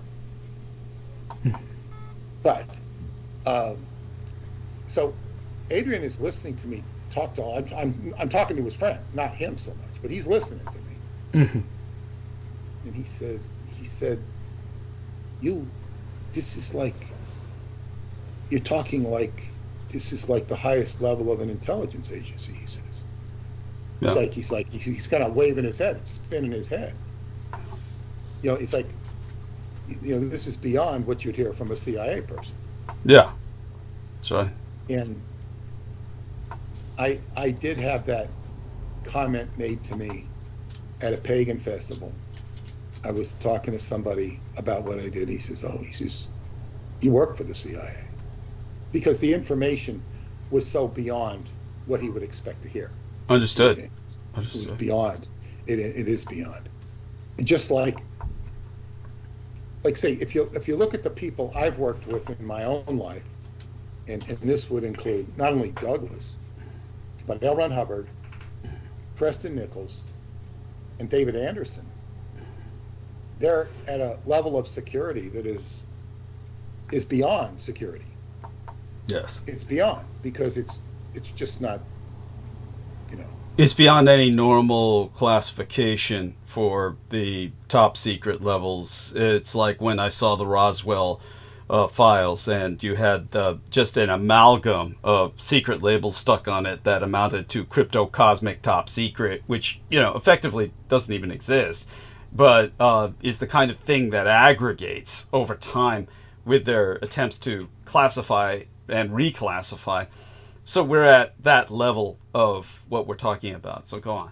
Yes. So back to what I was saying, is the only reason he would say that is because I had more information or was better informed. And of course, I'm better informed by reason of Douglas on these specific issues. Thank you. But if we want to track that back, I've had a unique aptitude and recognition, not just a recognition, but an aptitude for appreciating Douglas's information. Yes. Appreciating it and cultivating it and turning it into, as Douglas likes to say, accessible words. Yes. Accessible. So, you know, maybe at the end of the book, I could say, you know, well, you've now been initiated into the CIA. There you go, or that level. Yes. You're better informed on these matters. But it's all about accessing, like, and this is what I'll say, and this is something I learned from L. Ron Hubbard. You can say directly or indirectly. It's not like he told me, but he wrote it, I read it, and I heard him repeat it, not verbally, but through repeated instructions that I would hear that were relayed, or I'd see his writings on morning cases that he would review. But one of the things that's so important is appreciation. People who are not appreciative are psychotic, as he would label. Yeah. And they're either what he would call out of veil, you know, people who are difficult or, you know, problematic, heading towards what might be termed crazy or chaotic, are either what he would say is out of valence or psychotic. And out of valence means you're not in your own identity. A valence in Scientology is defined as an identity, like you could be in your father's valence, you'd be acting like your father. You could be in Aquino's valence, acting like Aquino. A lot of, or, you know, ministers could go into the valence of being a Christ-like figure, or a martyr, or a bleeding heart, or whatever. You know, they're identities you adopt, and they're saccharine they're phony. They're not you. They're not authentic. Now, it's not that you couldn't act charitable and act Christ-like towards somebody, but you'd be acting it out of your own heart, not out of some preconceived role playing. You're playing the role. That's, when we were kids, somebody said, he's playing the role. He's playing the role. Or in my daughter's language, they'd say he's a poser. He's a poser. Yes. Posing some identity. But on the right, appreciation was like psychotic. And what is a psychotic in Scientology? It's basically somebody who's trying to stop things. Just trying to stop things. You can't do that. You can't use that stuff. You can't make that posting. Interesting. Or the people who compulsively stop Douglas. Yes. Or stop anybody. Yeah. It's just a psychotic impulse to stop things. Yes. It could also be, but basically, lack of appreciation is what I'm talking about. Yes. So, if you find yourself in a bad situation, you have to, number one is appreciate what you do have versus what you don't have. Here's a case in point from the woman who helped edit my MIDFALL project. She really taught me how to edit and gave me some writing lessons because she was an editor for science fiction.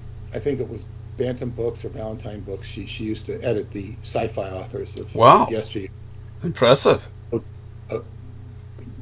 Odette. Odette was French. She was from Paris. She was a medical doctor in France. She was an artist. She was she did Voice of France. Wow. And she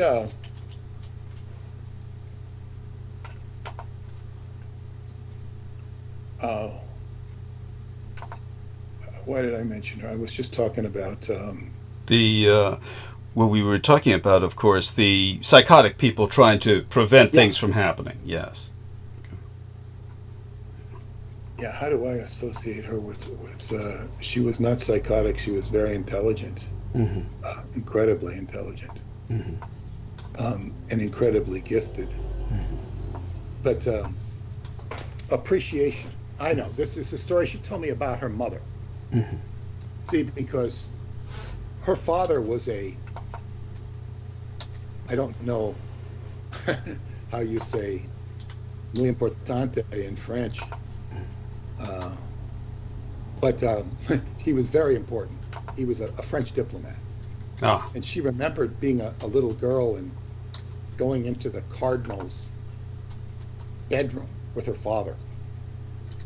And the cardinal had a woman in there, in the bed. Holy shit. He was not ashamed of, free French love or whatever it was, even though he was a cardinal. So this is the level her father operated at. And she said they had a very nice house. She might have been only 6 or something. But the World War II, the Nazis came in and took over France. And her father was on a diplomatic mission in England when they came. And they had a very nice house, big house. And, the Germans took it because it was a nice house. Just like if you watch the movie Patton, he goes into a nice mansion. Yeah. But they took the house, and her mother was outraged. My husband is a very important man. Blah blah blah blah. Just get out of here, lady. And she comes back and gives them more shit, and they just sent her to a concentration camp. Oh my God. It's like, in other words, this woman did not Get it. get it. Like she had no power. And so she started giving them shit because she thought she was important. And she wasn't appreciating what she had or what she didn't have. Right. or what she was avoiding. Or what she was avoiding to that point. Yeah, not assessing the situation. And just to tell the story, she told me what happened. She escaped. I think she got to England, but she went either with friends or relatives, and she remembers they were driving. They had to drive somewhere, and they could still get to England, I think. But it was, in other words, they'd taken over, but the travel wasn't that restricted at that point. And they were driving in a car, and they ran out of fuel. So they had no fuel. It wasn't like they could go buy gas. And they found a German camp where the soldiers were, and they sent the little girl, Odette, into the camp to talk to the soldiers, and she just points to this. She goes, "Petrol, petrol." And they give her a can of petrol. She goes, takes it back. They, put gas in the car and get to wherever they're going. That was how part of her escape from Vichy, France. Yeah. And but then she said her mother did survive the war, and she saw her again. And when she saw her mother, she'd been in the concentration camp. She was just a hollowed out soul. There was nothing there. Wow. She was just completely defeated, gone. She was gone. She was done. Wow. She didn't live much longer. Wow. She just hollowed out. Jesus. Hollowed out soul, and it was, sad. Yeah. But now there are people who survived the concentration camps and were resilient. Right. It's not to say you need those experiences, or but some people are, I guess, appreciative of what they do have, and they can rebound. Yes. And that's one of the biggest problems people have. It's like, well, number one, you've got a roof over your head. And there are exceptions. There's plenty of exceptions in these times with homeless stuff. But where people, generally, if you're paying minimal attention to your survival and paying responsible attention, very seldom will you get kicked out on the street. It can happen. Where you get kicked out on the street is when you stop playing the game.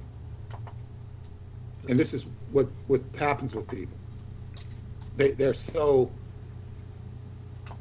pissed off or frustrated with reality that they stop playing the game. Yeah. So they go rogue, which means homeless. And then they're in a different category. So, but there's many people that have unresolvable problems are just, they don't appreciate what they have. And they will, sort of piss on what they have and look for something better. So that's appreciation is a big thing. Anyway, what I'm saying is, when I first heard Douglas, listening to his tape, Roswell and the Rising Sun, I said, wow, this is information that is real, it's genuine. To what degree, I couldn't evaluate, but there's nothing like it I'd ever heard. And the more I've looked into it, the more authentic it was. But I first heard this in probably 2013. And then it took me almost a decade to form a relationship with him and write the book and appreciate that the United States has been lying its ass off. But everybody knows the United States lies. And yet they'll deny what it's lying about. But go on. Yeah. And there's also patriotism. Yes. They want to believe that lie. Yeah. So this is, but appreciation is a very big thing. So and of course, by appreciating Douglas and sifting through the voluminous information that is not, it's extremely coherent at times, but it gets fragmented because it's there's all these different tapes, and sometimes he goes into different aspects or deeper aspects, and it's quite a chore putting it all together into a coherent narrative, which I've done with this book. And it's really,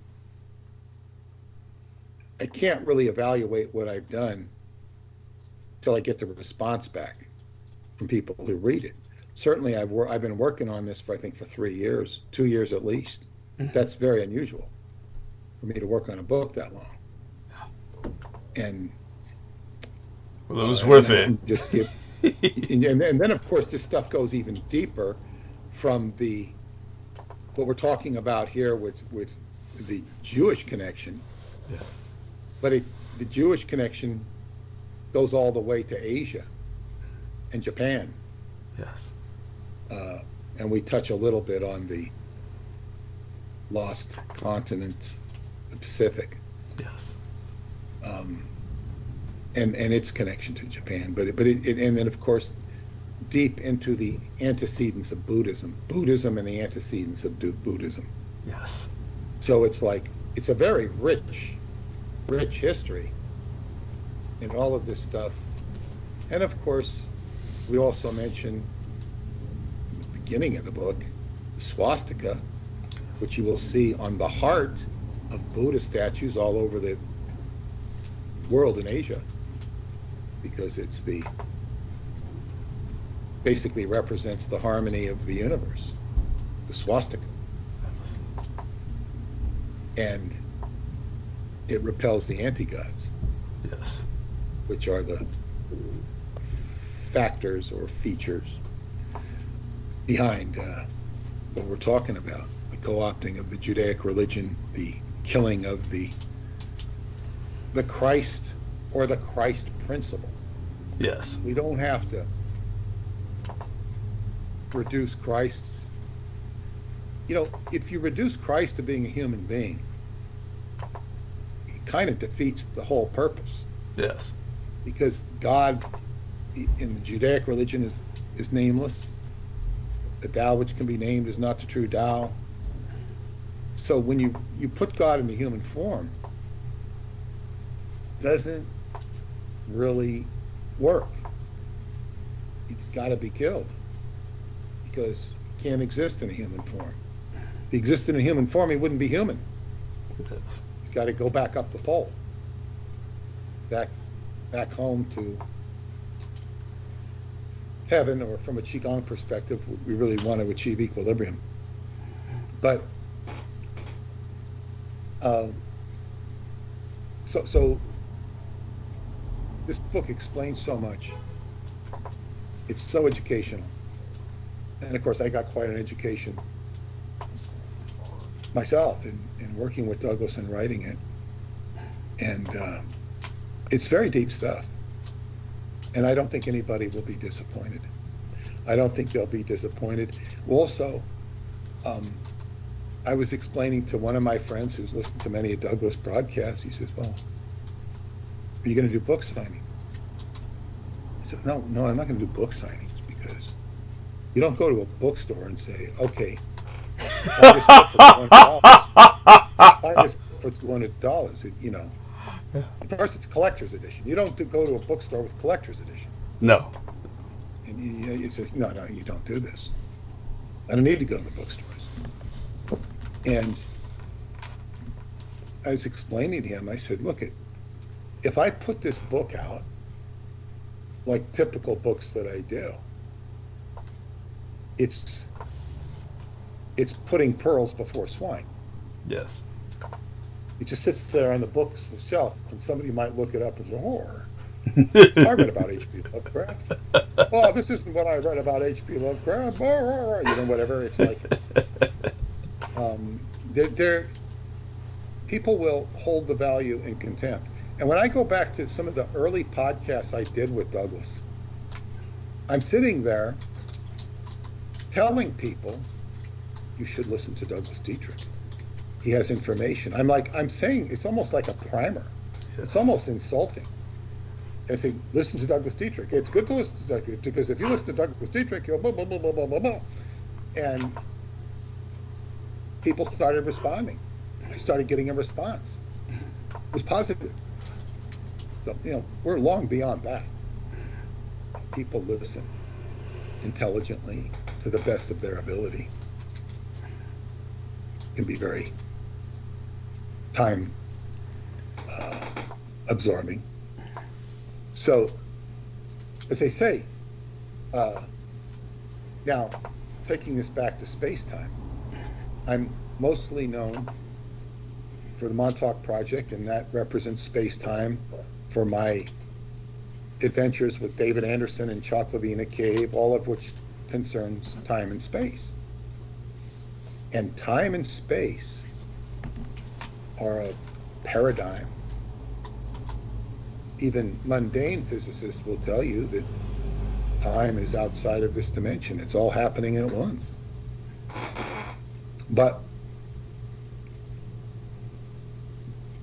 time, the very time, when you're dealing with time, you're dealing with the end of time. Is the idea that you can step out of the timeline, whether by death or whether by consciousness. And this equates to the end times. So I could not, if I'm studying time, sooner or later, you're going to get to the end of time. And of course, Montauk, long before I came along, always had a famous bumper sticker. It said, Montauk, the end. Of course, it says that the end because it's at the extreme end of Long Island. They call it Montauk, the end. And when you're out there, the lighthouse, you're at the end. You feel it. But the end is also the apocalypse and the end times. This is one thing that one is dealing with, one is wrestling with. And with Douglas, his work with the Vox Arca was to bring about the apocalypse, not necessarily the most positive aspects of it. Purpose or the visions he gets while he uses it are apocalyptic. Yes. And apocalyptic in perhaps a metaphorical sense, vast amounts of destruction. Yes. Maybe the whole timeline doesn't end. But nevertheless, the subject of the apocalypse. Now, there's also my experiences of synchronicity with the Mount of Olives, which is, of course, in the Mount of Olives is just outside the gates of the old city, Jerusalem. 3 hills. I've never been there. I would like to go there. But only under safe conditions. That is supposed to be, that's not only the location where Christ is said to have ascended to heaven, it's where the final battle will take place, or the final showdown between good and evil. So my synchronicities have led me to an awareness of the end times. But what's interesting, and I look at my own life, I said, does this apply to me microcosmically, or is it a macrocosmic experience? My own experience, my own intuition would tell me it's certainly going to be microcosmically, meaning it will envelop my own consciousness and my own universe. Because, you see, the more things change, the more they stay the same, so to speak. Mm-hmm. You know, once you're gone, you're gone. Once I finish this life and, you know, Peter Moon, whatever books I leave behind or whatever, you can't evaluate that. But I think back to, you know, when I went to grade school, and I would love to go back to my old grade school, you know, where I went from kindergarten to the 4th grade. Still pretty much the same. And I go back there and I look, and it's always a little disappointed that I didn't go to 5th and 6th grade there because I moved. What would life have been like if I went to 5th grade and 6th grade, you know? How would things have been different if I went to the school? Nevertheless, those are just memories. You pass through that. You're gone. It's probably no even record in the school that I even went there anymore. It's all, I mean, that was right. like 60 years ago. So it's like when you pass through the earth, it's kind of, okay. It doesn't matter how notable you were. You pass away. It's all gone. It's all done. Or to say that it's not going to be anywhere. So for example, the school's still there. Well, of course, over time, you know, in 1,000 years, the school might not be there anymore. You know, someday the planet Earth won't be here anymore. But what constitutes Armageddon? And the more I interact with people or phenomena, or these new paradigms that come up, whether it be expert systems or what they call artificial intelligence or whatever it is, and all these improvements to life or discoveries in physics, discoveries in medicine, what it all comes down to in the end is that consciousness has to be relieved of suffering. That becomes, you know, people can know everything, but they're still stuck in a body that they're either in harmony with or out of harmony with. But even if they're in harmony with their body, they're still in the body. They got to feed themselves. They got to do this. You're hooked to the body. So the only solution is to unhook yourself from the body, and or to put your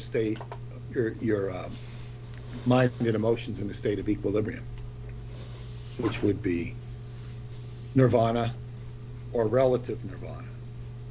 It's like in Qigong, the whole challenge, like say, is balance. And of course, this is exhibited in push hands, when you're trying to knock somebody off their center. The more balanced you are,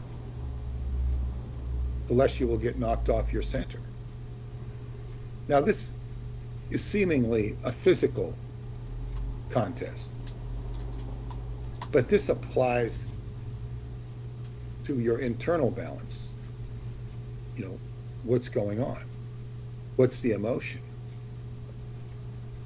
Like, what was it? I had a horrendous experience, Douglas. It might amuse you. I went to Home Depot because I told you I'm redoing my bathroom, which is, I don't know, it's very challenging. But because, you know, the walls aren't plumb, they're not straight, you know, so this creates, you have to be creative and circumspect when you do things. It's the biggest challenge. It's not like you just hammer up a piece of wood, backer board or whatever for the bathtub, because I'm redoing the bathtub. So I go over to Home Depot to get some backer board, which is the stuff you put so you can put tiles on it, and wallboard. And it's too big for my car, so I have to rent a truck. You know, what's a truck? It's $20. Big deal. I'll rent it, you know, so I can take it home. I'll have it. And you know, I buy the stuff and I say, look, first I go and I say, look, I want to get this stuff. I want to get a car. Where do I rent the car? They say, oh, you got to go over to the next building. I said, that's fine. They said, buy your stuff, keep it here. We'll look at it. Then you go there, you rent the truck, you come back, you know, put it in the truck, and just, you know, they give you an hour and 15 minutes for $20. So it's plenty of time for me. So I buy the stuff, I walk over, and of course the lady at the cash register, she's black, she's very nice. She said, what, don't worry. So I go over there, I go into the place, there's nobody, there's an Asian guy there. He's very nice. And he says, so, you know, he asked me for, I think, my driver's license, credit card. I don't need the credit card yet. Then he asked me for, you've got to scan the QR code with your phone. I didn't even understand what he's talking about, cell phone. I don't know what his English isn't too clear. He apologizes for that. Cell phone. So I get out my cell phone, I get the camera, and I, you know, take a picture of the QR code. And he goes, no, you just took a picture. I said, well, what the hell am I supposed to do? I don't say it like that. I don't say it like that. He says, no, you have to scan it. I said, how do I scan it? I've never heard of scanning on a cell phone. And it just gets into this big complicated project. He says this yellow thing has to show up. It's not the yellow circle. Then this guy who services the machines come over. He's fooling around with my phone with me for 15 or 20 minutes. Oh! He can't figure it out. He said, we have to ID you. I said, well, isn't my driver's license good enough? No.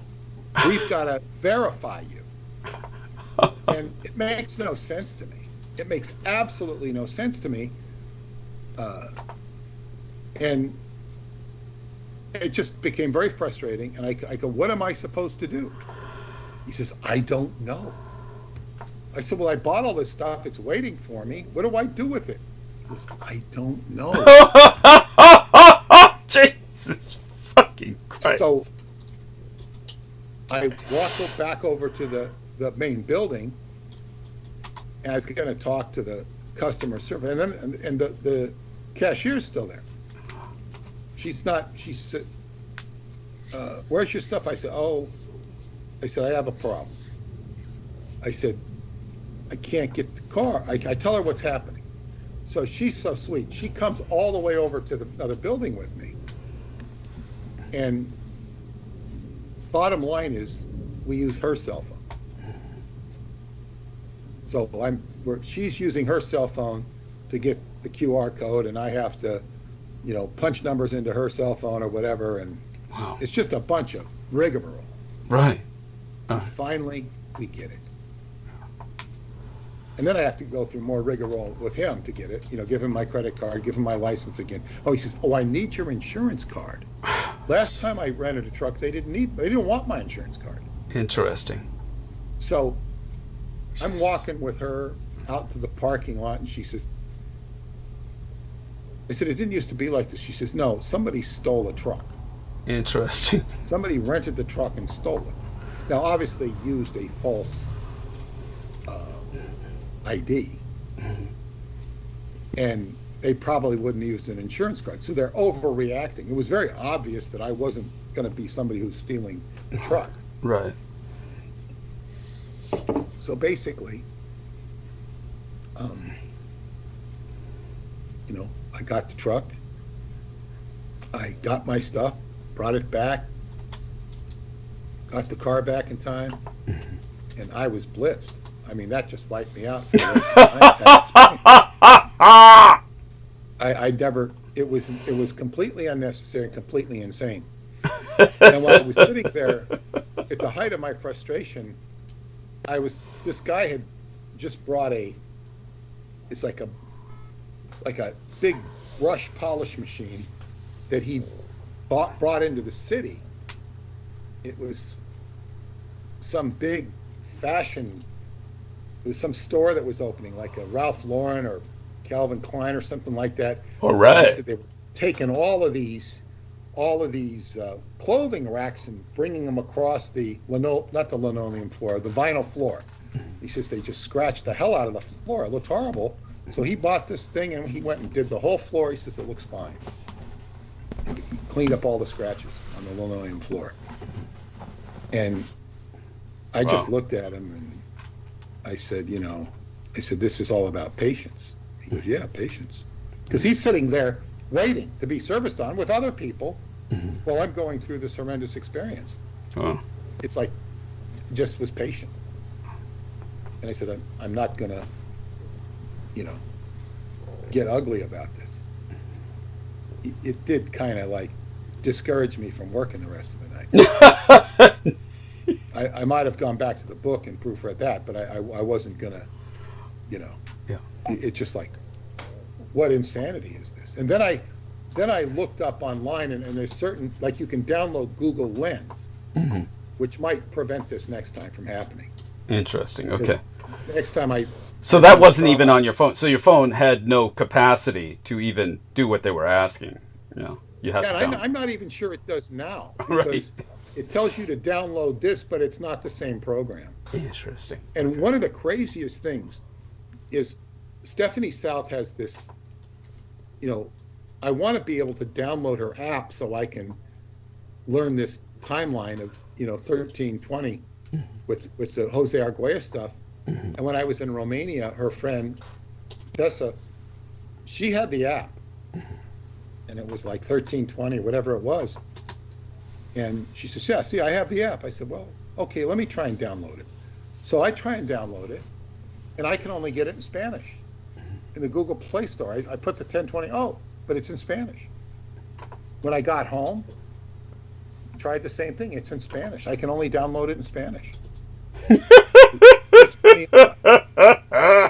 I told Steph, I said, this is like the app won't work on my iPad. It won't work on my iMac. It'll only work on an iPhone, which I don't have. So it's like, make it accessible. So I learned something about QR codes, but I also looked up and tried to remedy it. I won't know. And if so next time I go to Home Depot, I'm going to have to go, if that doesn't work, I have to go with a friend who can rent the truck and go together, something like that, or go to Lowe's. I don't know if they put you through that, but so what? It was excruciating. Oh my God, I'm so sorry. The thing was, I did look up and I looked up the remedy for it, which I hope works because that's what you have to do. Yes. But to Jesus, that's it's like you can't even function. Not you personally, but you get what I mean. It becomes impossible for a citizen to even function. You got to be amalgamated to the system. Yeah. You got to be to chipped. Technology. Well, you've got to be chipped. It's basically, it comes down to that. Yeah, I mean, I didn't used to have a cell phone like that. I've had a cell phone for years, but it's an Android. But it's like, okay. Now, if I really wanted to go modern, I'd get an iPhone. But I just, at this point, I don't really need it. I was about to say, it's like people upgrade, but for what, is it worth the upgrade, to maintain? Not at this point. Yeah. I think I pay $20 a month for my cell phone.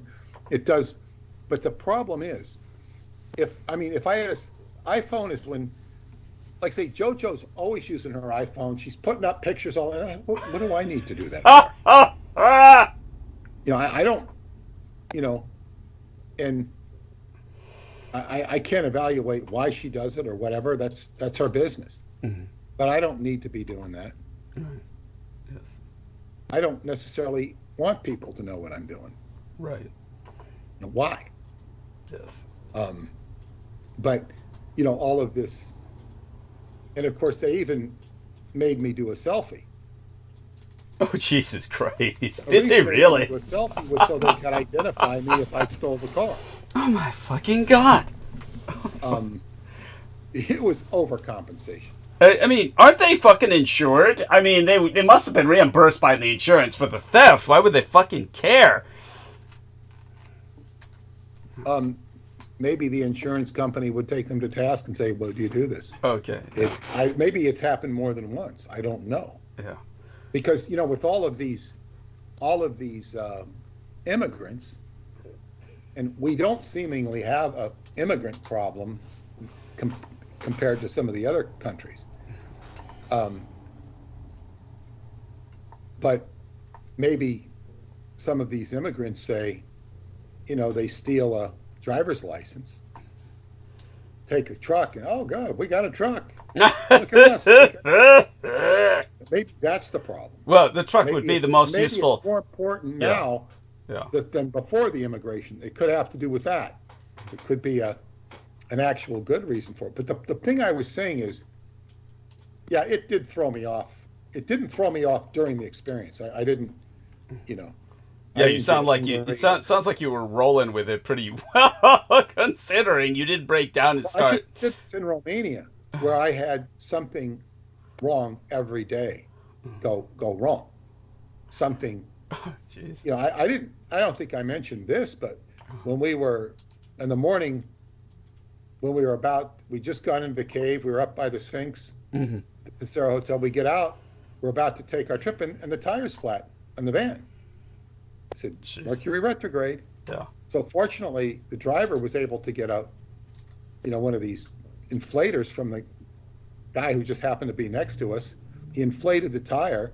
He calls the rental company, and they say, okay, we're going to send you need new tires for the whole van. We're going to send 4 tires up to Cebu. So we think we're going to go to Cebu. And by the time, no, he can't get the new tires there. They can't, so he's got to replace the tire. Like he goes and gets the tire replaced while we're eating. And then, we end up getting to the camp really late.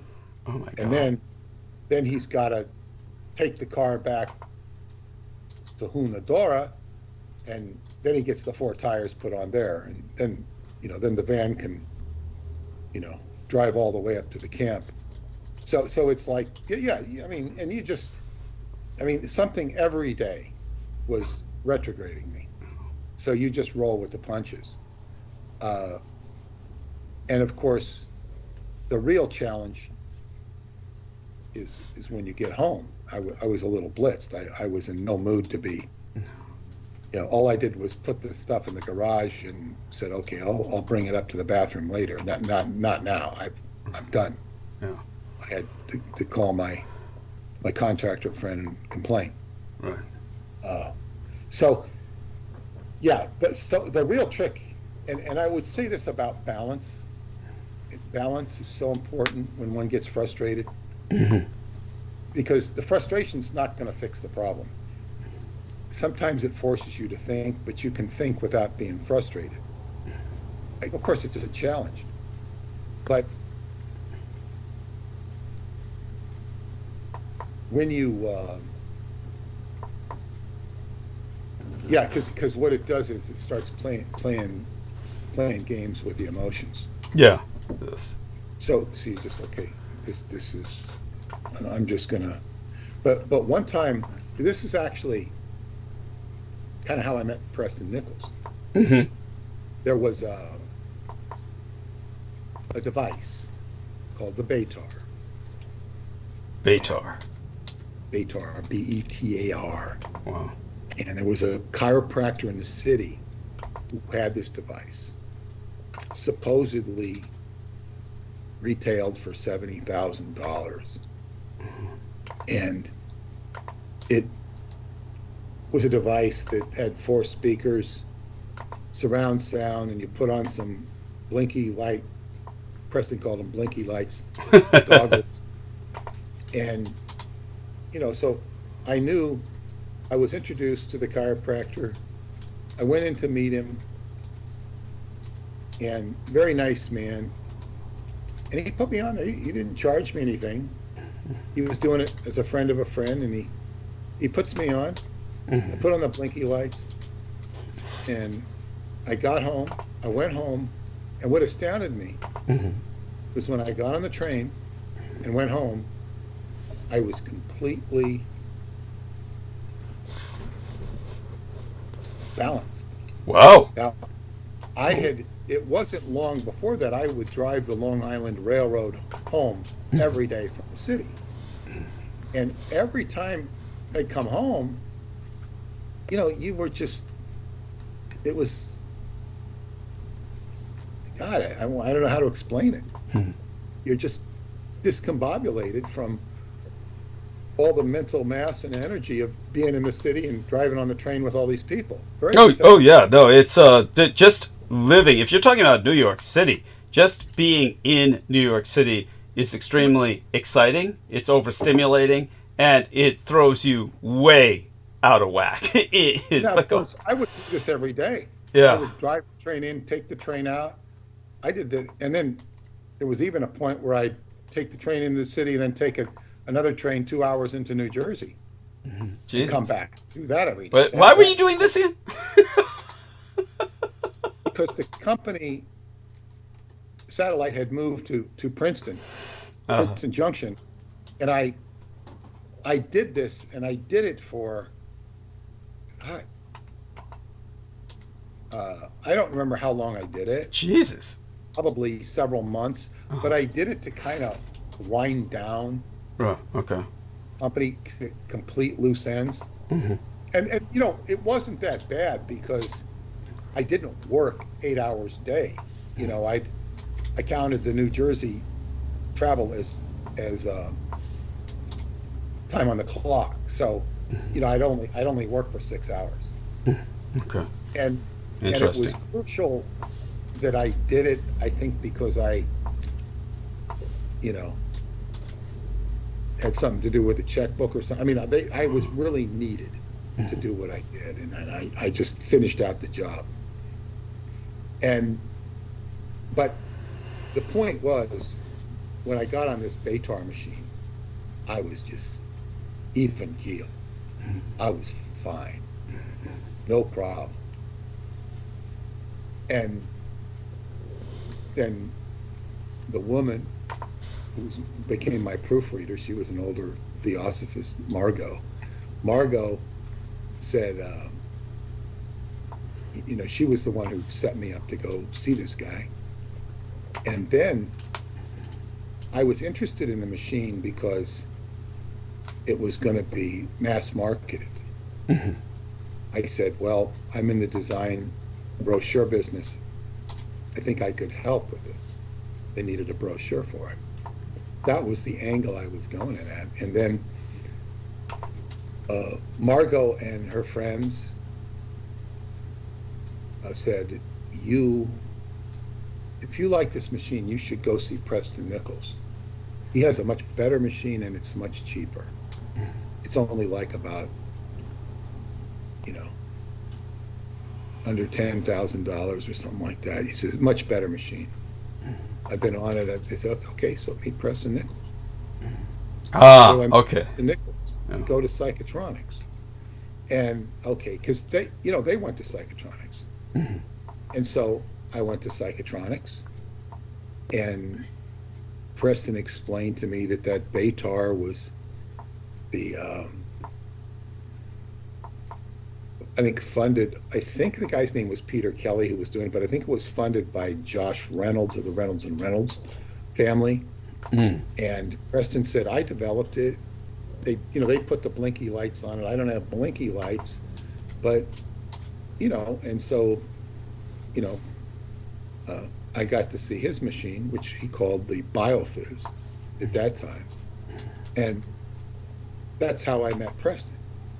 But the point is with this Baytar, it was like, wow, I was balanced. I was fine. It was really good. Now, of course, you can get the same this is where Qigong comes in. Because when you start getting frustrated, you breathe in through the nose, out through the mouth. If you even can do some of the physical motions, it's even better. It just, keeps you calm, keeps you good. As I say, this was a bit much. This because you're trying to process the insanity, and you say I have to bring this stuff home. I can't, or I'm going to have to go refund it all, which I already had one piece of wood cut. It's just but I did it, and it's just staying calm solves more problems than it does not. Right. So anyway, that was that experience. But the whole key, and back to the bigger picture. Yes. Of nirvana, trying to get off the wheel of samsara, the continuous, endless suffering. It's all about equalization, equilibrium, because things aren't going to be great all the time. So you balance it off, and you realize that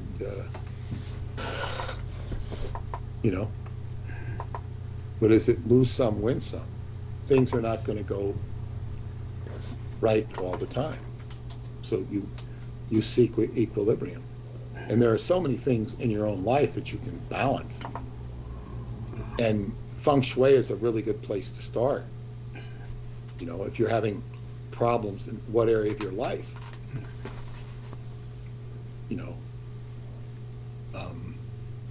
you can look at the marriage corner, the children's corner, the helpful friends corner, the career corner, whatever they are, and you just put the appropriate attention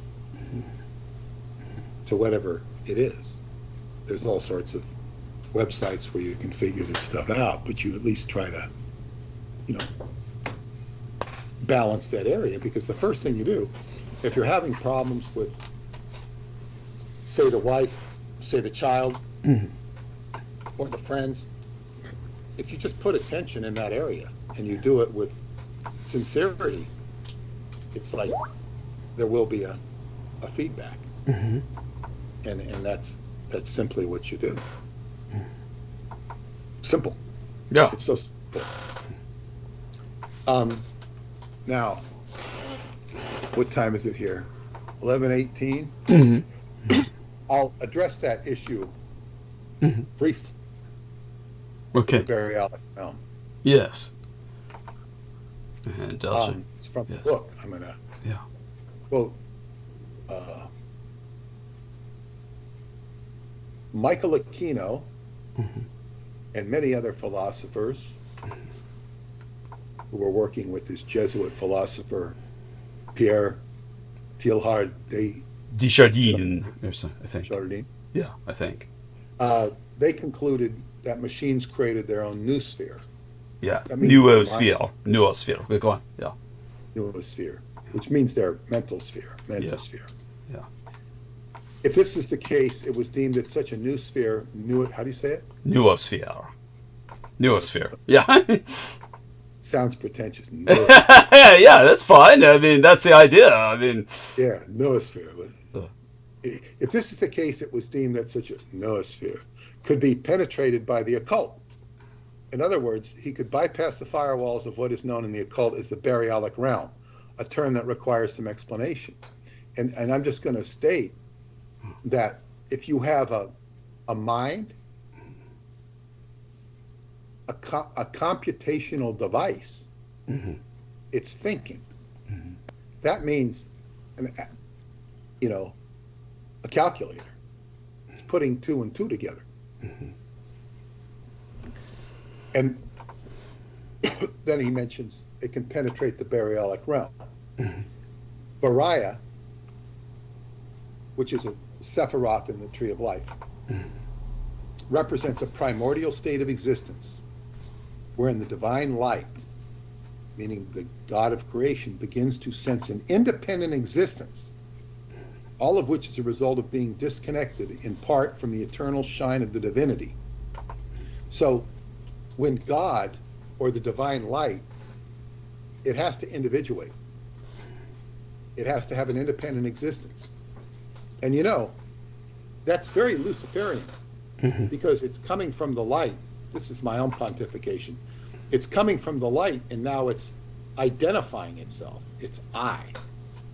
It's no longer the omniverse because it's individuated into a consciousness, which obviously it goes into a process of self-referencing and self-identification. And when you have the totality of existence, that's the digression, because here you've blipped off into, I think, therefore I am. And then what are you? What are you? You're a self-referential point. You're self-referencing. Now you're intelligent. That's what intelligence is. Even the word intel. You're intel. You're telling inwards. So you're self-referencing and saying it's a result of being disconnected in part from the eternal shine of the divinity. Representing what is sometimes referred to as the throne energies, this is a formless realm that has no physical structure. To understand the baryonic realm, as well as the realms above and below it, it will help you to imagine a series of check valves in a plumbing network where a flow of water is designed to flow or to be stopped within a system of pipes. As divine light is internal, it has to be blocked or occulted in order for it to manifest into the polarity of yin and yang, and its infinite permutation, which then evolve into what we know as creation. This also includes a twisting or bending of the original divine light, which creates the spectrum of rainbow colors. This is where the peacock angel fits in. The peacock represents the colors of creation, and the peacock angel is the consciousness which acts as a steward of this creative realm. If the baryonic realm is penetrated, there would be no possible security to protect computer intelligences from mutations and a rewriting of their programs by occult magicians. It is for this reason that Michael Aquino took center stage as he conducted rituals within the Artilec's own framework. But these were not like the rituals he was conducting at the library, where we had reliquary or grimoires that had to remain on site. Rather, he was conducting rituals to show the engineers on site. He was truly showing off that his experiments could indeed enter the baryonic realm. Yes. That's just a short overview of the baryonic realm, and Douglas could go into ad infinitum detail. but it's basically you're just affecting things in the realm of, well, it's beyond mind. It's where light becomes identified and can re-scramble itself. And it makes sense. But this is not at a level. Now, a friend of mine had sent me a video, a short Instagram video of Joe Rogan talking to apparently a scientist who was all excited about the fact that you could put literally all the information that there is on a little microscopic, I forget what they call it, bit of DNA. But everything. Just so excited about it, that you can have all this information. The problem I mentioned is the whole issue, so what? This is nothing I haven't really heard before. You put a little context on it, but the whole problem with it is how do you access the information? What good does that information do if it's just sitting there inside of you? Or you can change the DNA or put the information, but what is the consciousness? What is the accessibility? Like, you could say we have all of divinity inside of us. All of this light that we're talking about from the baryonic realm is all, we have this incredible, what is the word, the kingdom of heaven is within you. Mm-hmm. It's like, yeah, well, that's really neat. The whole problem is accessing it. Mm-hmm. And this book that we've done is helping you access that, because you're seeing what's happening in the world. It's informing you of the world in a way that you would not otherwise be informed. It's a very unique experience. So to get back to what I was saying about space and time and the end times, David Anderson has said repeatedly that censorship is the most potent tool of, political science. This is how we're controlled, by censorship. And as I've repeated, Douglas is the only person in the history of the United States, and probably the world, who's ever come forward and said, I burned government documents. I was a documents destruction specialist, expert. Yes. And then talked about it. And the previous guy who was burning documents fell in the incinerator and basically killed himself. Yeah. So, and you can imagine why. Maybe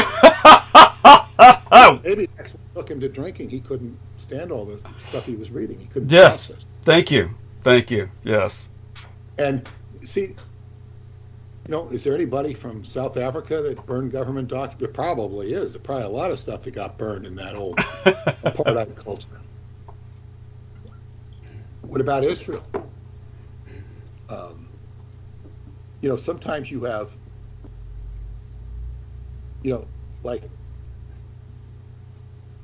sometimes we get letters from people. Oh yeah, I used to work at Brookhaven Labs, or oh, I used to do this, or. But do you think Douglas will get letters? Hey, I used to be a documents destruction specialist in Ukraine. Oh yeah, I was a documents destruction in Canada. No, I don't think we're going to get letters like that. Maybe we will. That'd be interesting. But this is a big deal. Yes. It's like nobody. And so much of the information around space-time is locked or censored. Preston would not come forth with so much information that he knew. And what was that, just his programming, or? That's one theory. Other people have said that, this is how he exerted control. He was always liked to, like one of my friends heard him talk, and she says, she's pretty sharp. And she says, oh, I get it. I know this and you don't. In other words, he kind of talked with, her perception was he talked with this kind of like, he's telling you all the secrets of, it's kind of on the level. Okay, let's just say you're married to a famous person, and you're saying, well, this is what Beyonce does. This is what she does when she goes to the bathroom. This is who she talks with on the phone. These are her sexual proclivities. And you're talking about it to an audience, and you're saying, well, and you're like the expert on Beyonce because you're married to her, or you're her boyfriend or something. But, well, this is a rough analogy. So, but Preston would, talk with all this inside knowledge, but he wasn't telling you everything. That was the impression she got. Right. I didn't really react to him that way because I just didn't. But where the most interesting thing I could have gotten out of him was his actual knowledge of the technology of the Philadelphia experiment, because he knew the technology. He knew exactly how it worked because he studied it when he worked at AIL. And he signed an agreement not to reveal it for 30 years. And then it was probably only within a year or two of his death, we were sitting at I think I took him out with Paula, to get some pizza, where, people could also use the bathroom. And we're sitting there, and I go, well, Preston, I said, because I'm doing the 50th or the 25th silver anniversary edition of the Montauk Project. I said, Preston, I'm reading in the book, it's like you said in the book, you had a 30-year agreement not to talk about anything for 30 years. I said, that 30 years is up. I said, we could really say some interesting, he goes, it's 50. It was 50. Now, when he told me it was 50, that was bullshit. That's just him basically making an excuse so he doesn't have to tell it. Interesting. Because somebody pointed out to me he's afraid. He's still under the fear that if he reveals it. He knew stealth technology. So these were things that, he was just in a frame of mind that he couldn't talk about. Now, it could also move into the realm of real top secret stuff that you could get killed for, because now the Iranians could build a stealth aircraft or something like that. That it can get into that realm where it can get very serious. That might have been some of his trepidation. But he could have talked about the Philadelphia experiment. And then you can also say, well, what if he did tell? What might go into the heads of Elon Musk and Sugar Daddy's colleagues? And they go, oh, we're going to build a Philadelphia experiment. That could... Well, that's more like, let's just say that's more Elon Musk than Sugar Daddy. But yes, I appreciate what you're saying. Yeah, right. Yeah. People with too much money that can get in trouble with let's just put it this way, too much money and they're full of themselves. Yes, go. Yeah. So it's like, and there could be real built-in censorship reasons why we don't need people building Philadelphia experiment models, or even the time reactor, because this, it could beget, chaos. So there could be built-in censors with him. He had very specialized knowledge. But back to the whole key element of censorship, I think that David's technology supersedes all of that. Now, of course, it's very interesting. It would have been a very interesting book from Preston's perspective, because it would also, what it would have done, had he done it, it would have triggered other issues, just like your stuff that we're going over is triggering memories in you. Yes. It would have triggered memories in him. Then again, those memories might have,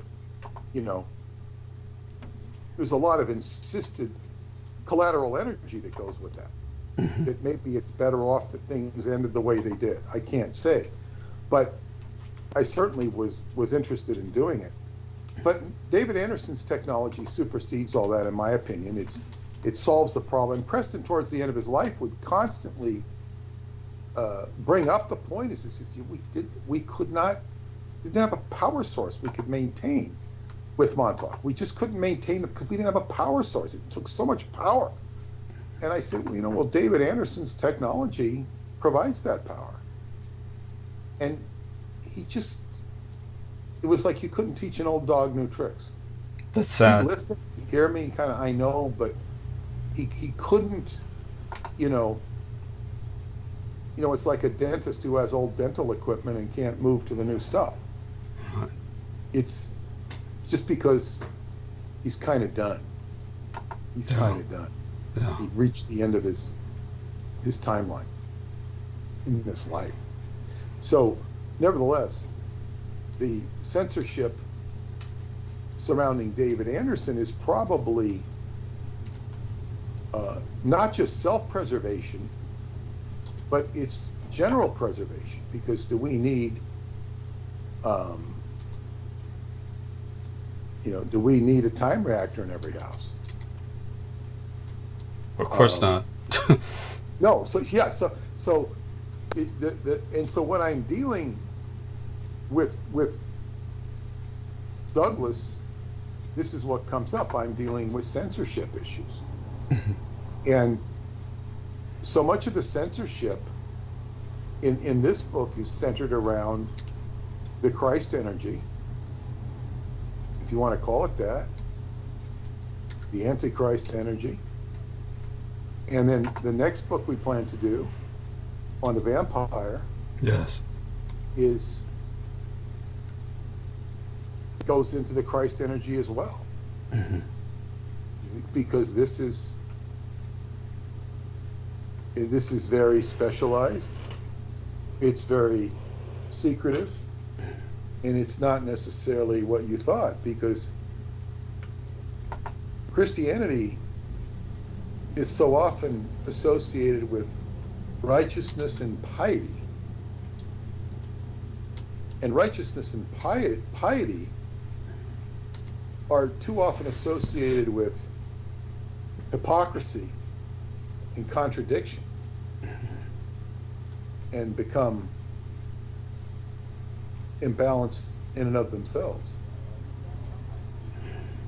Sometimes there's nothing more imbalanced than a pious person. It's so true. Yes. It's all relative, because somebody who's extremely pious is disconnected from the world. And maybe that's fine for them. Maybe it works for them. You can't. I mean, there's room for piety. There's room for all sorts of different people. Yes. So as I explained that I'm going to be giving a talk, probably when I get back from LA, and what my real motivation for giving the talk is that I want to build a forum for the World Genesis Foundation. Now the talk, I'll be forced to talk about Montauk, space-time, David Anderson, Chocolate in a Cave, try and get a few words in for Douglas's book, the Roswell book. I'm not going to promote the new book to these people. But what I want is to build a forum locally for the World Genesis Foundation, where I would primarily, not exclusively, but primarily teach Qigong and fundraise for World Genesis Foundation. Because the most valuable thing that I have to offer people is the Qigong healing. Because, as they say, I do it once a year at Romania. And I got a little disgruntled, disappointed, because usually when I go to Atlanticron, I'll be introduced to the whole group, which is kind of a reintroduction. And I say, well, I'm going to be teaching Qigong, be at the beach at 8 o'clock. If you have any problems, emotional, mental, physical problems, bring them to me. Cool. Man, maybe you'll be in for an earful. As they say, the previous year, now, then, that's a great promotion. People come, okay? And the previous year, I had such incredible results. The most spectacular of which was Diana, the opera singer, who came to me privately and said, I can't sing. I got this problem in my ear. And it really was, this problem, I forget exactly what she said, but it was so problematic. I said, well, I want you to see my daughter. I mean, she's not here, but I want you to see my doctor friend. So then I decided, I said, you know, come to Qigong at 8. And I decided I wanted to do the healing circle for her. Mm-hmm. She showed up while I was doing the group stuff, and then she kind of went away. I was very disappointed she went away. She came back the next day. Mm-hmm. I put her in the circle, and basically what I'm doing is putting chi into her with the whole group. It's very simple. There's some things where I show people specific exercises to help them with their issues. Mm-hmm. They have to do them. They have to follow them up. But Right. one of my friends had a bad That's back. always the biggest problem, is that they tend No, not. there's one guy, and he, you know, he's young, strong. You know, I have a back problem. I said, okay, do this. God, I feel better already. Immediately. Just do that every day. And then, so I did this thing on Diana, and she comes up, and I'm all better. Oh, I feel so much better. And she got up and sang. She was beautiful. Wow. It was such a dramatic change. And I thought she needed a doctor. The doctor was unnecessary. I saw her again this year. She wasn't going to sing this year. Okay. She was good. But it's like I have a really good friend. I mean, I really didn't talk to her that much. But it's just, but this stuff, now, I don't do this in America because I just don't do it. Right. I will occasionally show somebody something in football, like one of the guys, he says he does it. I said, you know, squeeze the towel every day. You won't drop the ball so much. You know, because, you know, it just makes your hands so much more dexterous and strong. So, I want to sort of, because I can use this building they use, it's for nonprofits. I tried to rent it for Paula's stepmother when she came. Uh-huh. It's only for nonprofits. So World Genesis Foundation is a nonprofit. So I said, but I need to, you know, get a following. I need to have people come. I need, you know, and I can use this organization's promotional, if they will let me, to promote it. And because the best thing I have to offer them is to fix themselves, and also raise money for World Genesis, and and Heather would definitely participate with me physically if you know, it warranted it. Maybe get David too. You know, I want to parlay the education that goes with World Genesis Foundation into education of time. That requires more cleverness on my part in terms of aligning the energies. But so I'm going to give a talk. I'm going to parlay the space-time talk into Qigong and kind of feed it back to, you know, what I'm doing in Romania and what I'm doing with World Genesis Foundation to build, you know, that's what I want to do. And of course, astrologically, this fits in with Mars moving into my 11th house, which it's still in my 10th house, I think. Jupiter will move into my 11th house. The 10th house is your career, what the world knows you.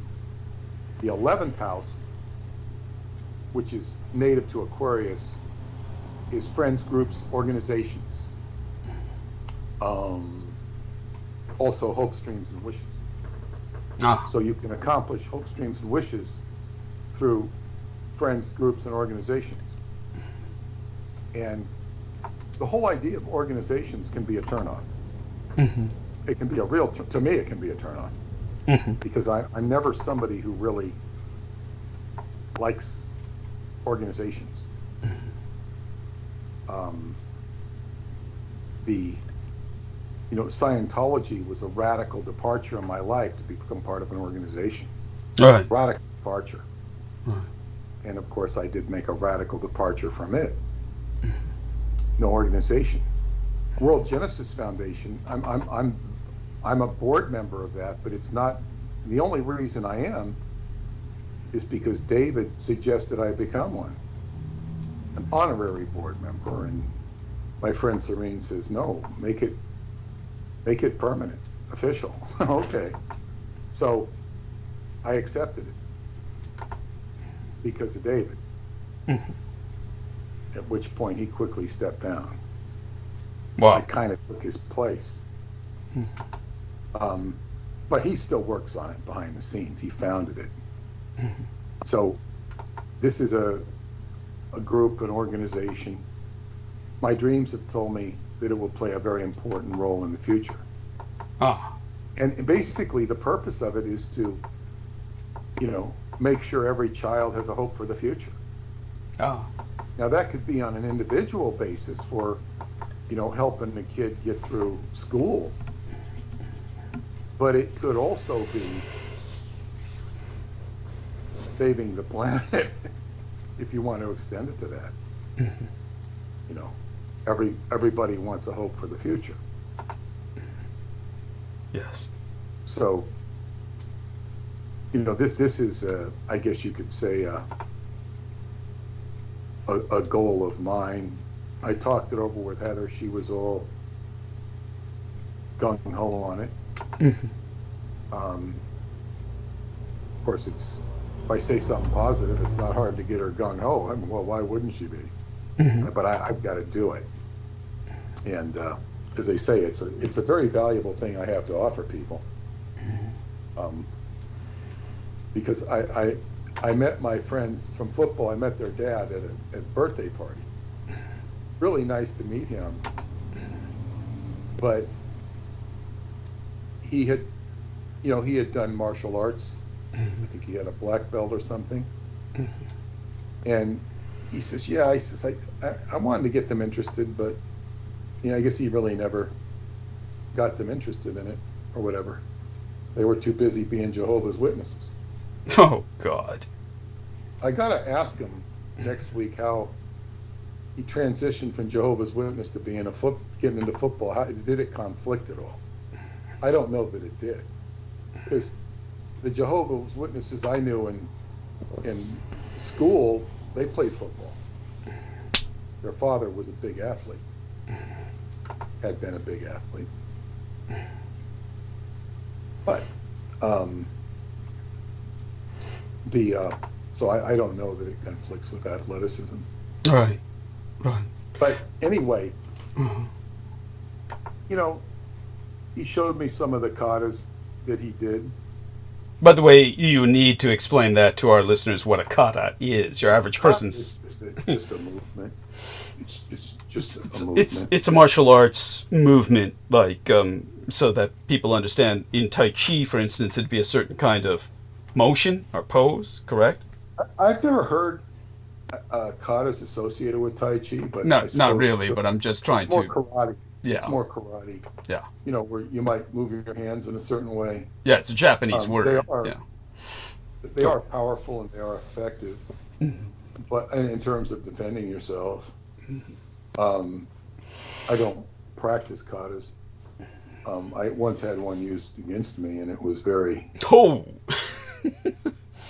No, I used to box with my friend Roy, who was really good in karate, and he was really good in boxing. I mean, he was really a good martial artist. And I remember one time I had the opportunity. He just opened up, and I was gonna just punch him right in the chest. We didn't punch in the face. Punch him, was kind of like a knockout punch. And my hand must have got about an inch from his chest. Right. And then the next thing you know, I went flying back because he just went into a kata. Ooh. And it just boom, boom, boom. It wasn't even, he got really concerned. He goes, "Are you all right?" "Yeah, I'm fine." It just, but it was just like, it took him right out of getting his lights knocked out. At the last minute, he saved himself. Wow. But so I saw the power of a kata. But it's like he doesn't practice it every day. It's much too fast. And I could really teach him to breathe and build strength in areas that he wouldn't even know about. That's the difference, because my teacher had 4th degree black belts in Shotokan and Kempo karate. Very good. He was very gifted, and he said he just put all his belts away, and when he met his teacher, because he was no match for his teacher, who could just turn him upside down. And so he had to unlearn and start over. Now, that's not to say he couldn't use those and be very effective, because he could. But it's like we're talking about fundamental building blocks of health and life,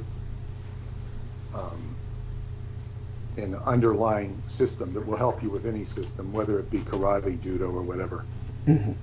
It's rather unlimited. But just the basics, and what I work with is the basics of life, which is basically trying to have a healthy body. And I did recently help somebody who had a bad leg, probably something in their veins, and I showed them how to work with the tree. It immediately got better. Immediately. So, but it's again, the hard part is getting people to do it. And you don't try too hard. You just let them do it or let them not do it. Right. But this is something I want to, and as I say, I want to do it not to build up my own Qigong teaching practice, because I want to do it for World Genesis Foundation. Right. And as they say, it might be interesting where it can go, but this is something I want to do. And I've got to figure out how to bridge the stuff, because where my space-time research led to synchronicity, which led to pyramids at Montauk, which led to meeting the pharaohs at Montauk, specifically the medicine man who introduced me to Qigong. And keep in mind, he's half Chinese. You don't really, he doesn't come off as half Chinese. Who? I'm so sorry. I had to remove my earbuds for just a... The medicine man of the Montauk's already... oh, right. Okay. His mom is from Hong Kong. His dad is Long Island native. Yes. That's right. Yeah, so, I mean, you can, if you know he's Chinese, you can look and you can see it, but... Right. He seems more, red man. Sounds like З氏Red medicine. Oh, I thought you said redneck. I thought you said no, red medicine, red okay, man, sorry, red man, right, yeah. Red medicine. Got it. And yeah, so in other words, yeah, he's got that Chinese background, but then, they're, as they say, the natives are embracive.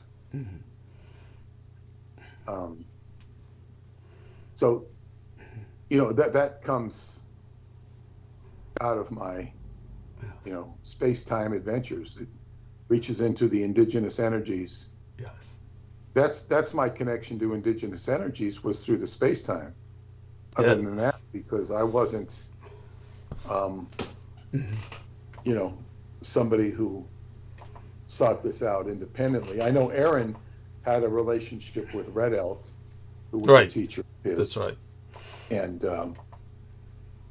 but he came to it through his own adventures and getting out of Pentecostal cult, which he grew up in. That's right. Which hopefully he'll come on with us more often. He helped, of course, to co-host for a while you were gone. the first time you were in Romania, or not the first time, but you get what I mean. One of your trips. But Yeah, he's been listening excellent. when he can. Of course, of course. By the way, so I've sent you 2 emails. If you open them now, I'll try my best to explain them, having the inability or no option to share screen. Hopefully, they don't get rejected as spam by your Gmail. So, Aristides, of course, I want to know if you received your copy of this. I sent it to Aristides as well as Peter. And so these are images of the Dietrich Ardelect, some of which I illustrated myself, others of which are actual photographs of the hologram. So understand, of course, the Dietrich Ardelect, the acronym, the very acronym, is a hologram. Well, it ends in the term hologram. And that does a lot of disservice because Dietrich is not the hologram. The hologram is simply an image.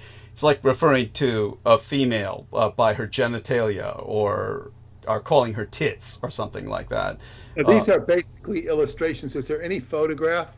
Yeah, there's a few photographs in there. You should be able to. Like a photograph. It's that like got a lot of purple dots on it.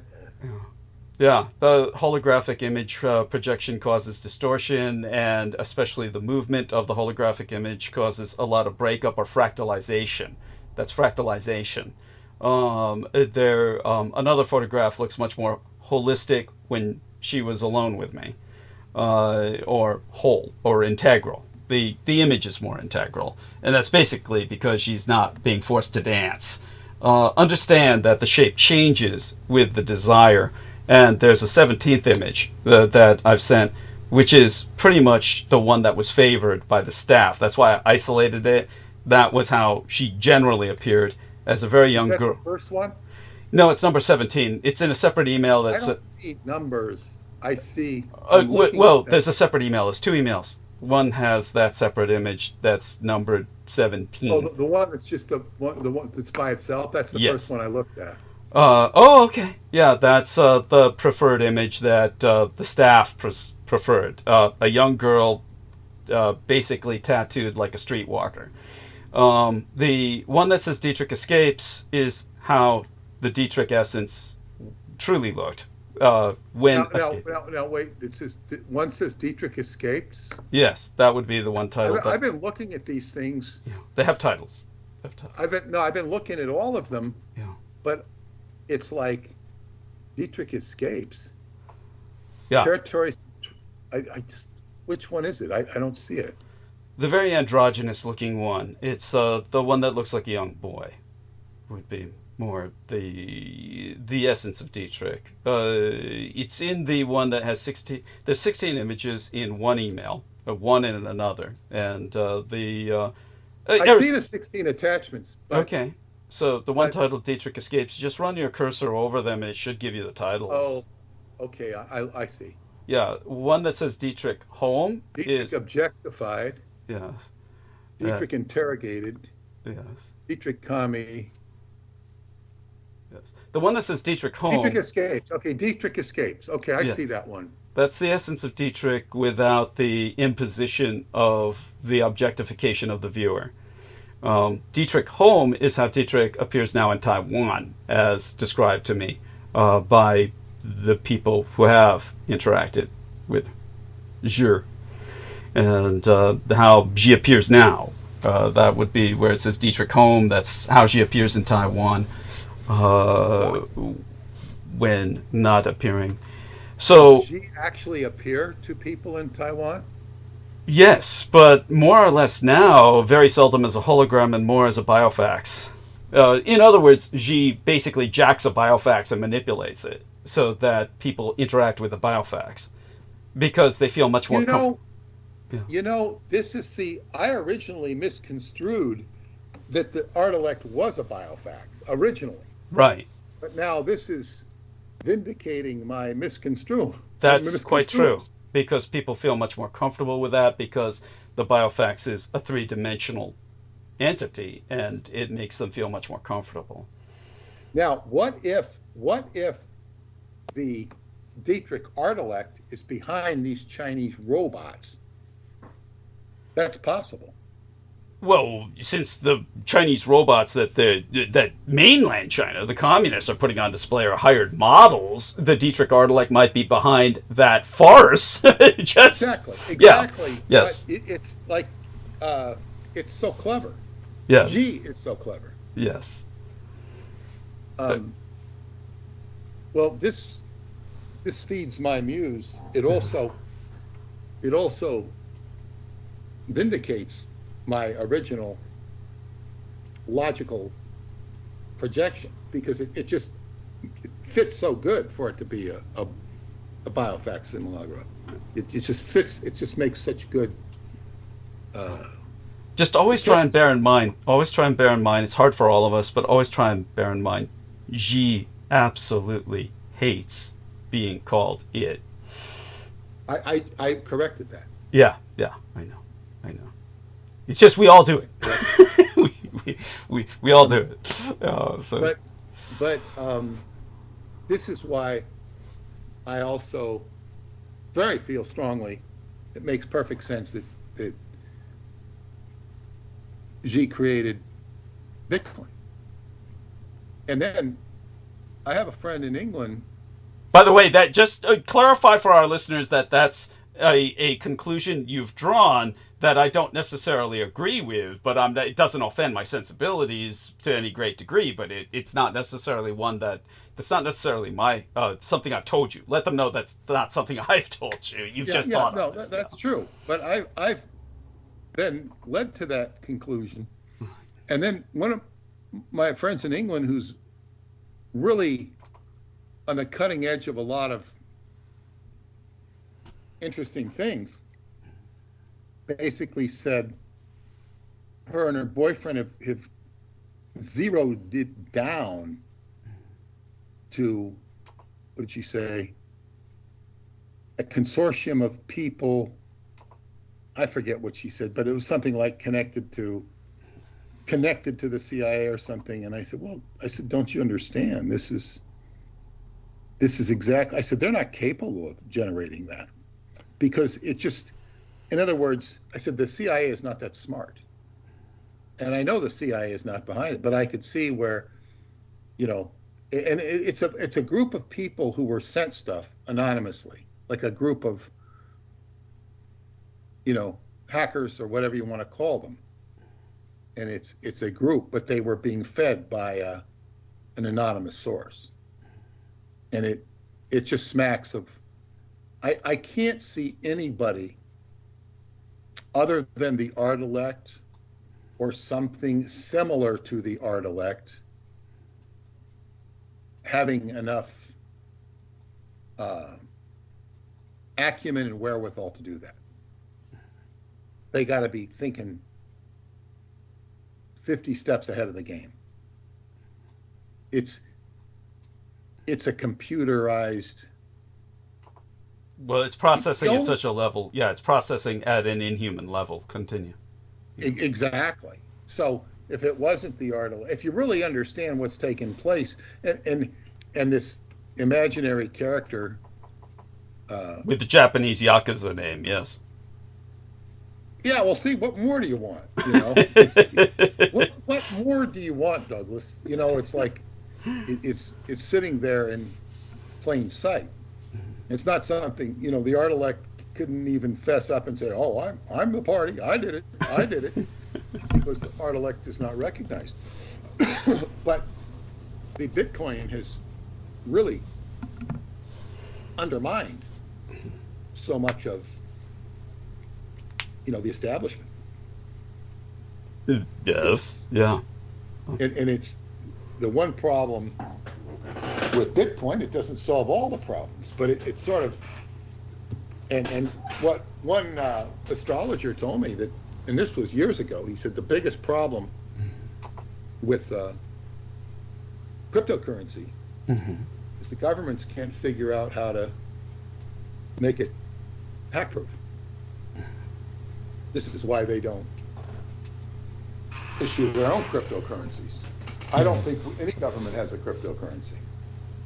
Well, Venezuela has, because of its being so ostracized launched its own cryptocurrency. I think there was an attempt of maybe Nicaragua, to try and make cryptocurrency their national currency. I think that crashed and burned, but you can look these things up. And just one of my friends invented his own cryptocurrency. Oh my God, Roberto Quaglia. He did it, and he says right now it's and he said this years ago. It's worth absolutely nothing. Of course. He said, 10 years from now, it may be worth even less. Yeah, I like it. Well, he's got a realistic concept going there. So just to clarify about the Dietrich Artelect, so that our listeners understand, which Peter already knows, but sometimes it's hard to, just go over these things in such detail. That as to always phrase them in just the right way. But the Dietrich Artelect is recognized by a select few in Taiwan who know of ̶HÜ existence. The point to remember is that the Dietrich Artelect was awarded Taiwanese citizenship. In fact, ̶hi was awarded my citizenship. That's why ̶hi retains the name Dietrich, the acronym. She basically was given my name as an acronym, but it is now her legal name. ̶hi is Douglas fucking Dietrich. That's my fucking problem. I cannot return to Taiwan because I would not be recognized. The Dietrich Artelect has my citizenship. What are the prospects, Douglas, of you returning to Taiwan if this was not an issue? What are the prospects of that anyway? Well, with ̶HÜ in existence, I can't at all. No, we know that. But if this was not an issue, what would be the prospects of you going back there? Would there be reason to go back there? Well, folk, my dream was always to escape there and escape from here. Yeah. That would. Okay. Well, yeah. Thank you. Well, yeah. That dream was realized Yeah. by your daughter. The daughter of your mind realized that. So that might have been what was meant. That might have been why you had the dream. It may not be necessary for you yourself to go there. But then again, let me say this: could I go? Could I go to Taiwan with a U.S. passport and no visa? I would presume that you'd have to have like a passport, of course, but no visa because you're not working there. You mean as a tourist? Of course. I don't. Just as a tourist. Yeah. So. Now, let's just take, if you had a passport, which you may or may not have, you don't have to say, but let's say you have a passport, because you could get a passport as an American citizen. Yeah. Oh, I have a passport. Yeah. Okay, so you could conceivably go there as a tourist, correct? Theoretically, yes. Yeah, if they, look at, when I go to Romania, they look at my passport, they look it over, they might look at a machine, and then they stamp it, and they let me through.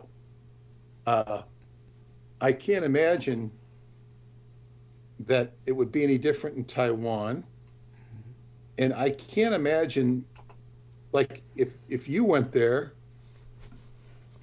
my bells and whistles and a red light go off and say, he's here. It's like, that could be an adventure, but they'd probably just let you pass through as an American. Doesn't mean you'd be, because somebody else could be named Douglas Dietrich, I don't think it would be that easy. Might not be. I'm sorry? It might not be that easy, but I'm just asking. Yeah. I mean, theoretically, yes, of course, all this could be done. Yeah. But believe me, she would know because she would know any of the preparations taking place because all of it would take place online. And so. Well, that's a different issue. That's the Dietrich the Dietrich Artelect coming in and becoming an influential party. That is another, that could create a problem. Yeah. Yeah. For me, but yes. Just as a tourist. Yeah. But not for you. You could easily go there as a tourist, but it's not like your average Taiwanese person would know what you were talking about if you brought the subject up. they would Well, probably... the average yeah. person wouldn't. It No. would because officialdom Yeah. could conceivably just let it go, officialdom. But if the Dietrich Arnelek got involved, you know, anything could happen. Yes, and yeah, and at that point, it's completely up to the Dietrich Arnelek. Even though I'm the closest thing that humanity has to an Arnelek whisperer, because I'm the only person who has ever dealt with a true artificial intelligence. And for reasons that we've explained before, for all our new listeners, the reason that there are no other artificial intelligences on Earth is because it took an enormous amount of organic material to be cyberneticized, meaning synthetically integrated with an electromechanical system, true cybernetics, in order to create the Dietrich Arnelek. Unless you have the capacity to do that with what America did, which was just thousands and thousands of gallons of artificial plasma, the same plasma that was placed into my body, completely replacing all of my natural blood. This is what they used, whereas the communist Chinese would simply use, just on the cheap, just pure human plasma. They would just use human blood. They wouldn't give a shit how many thousands of people it took to kill, even on a daily basis, to get their own Arnelek going.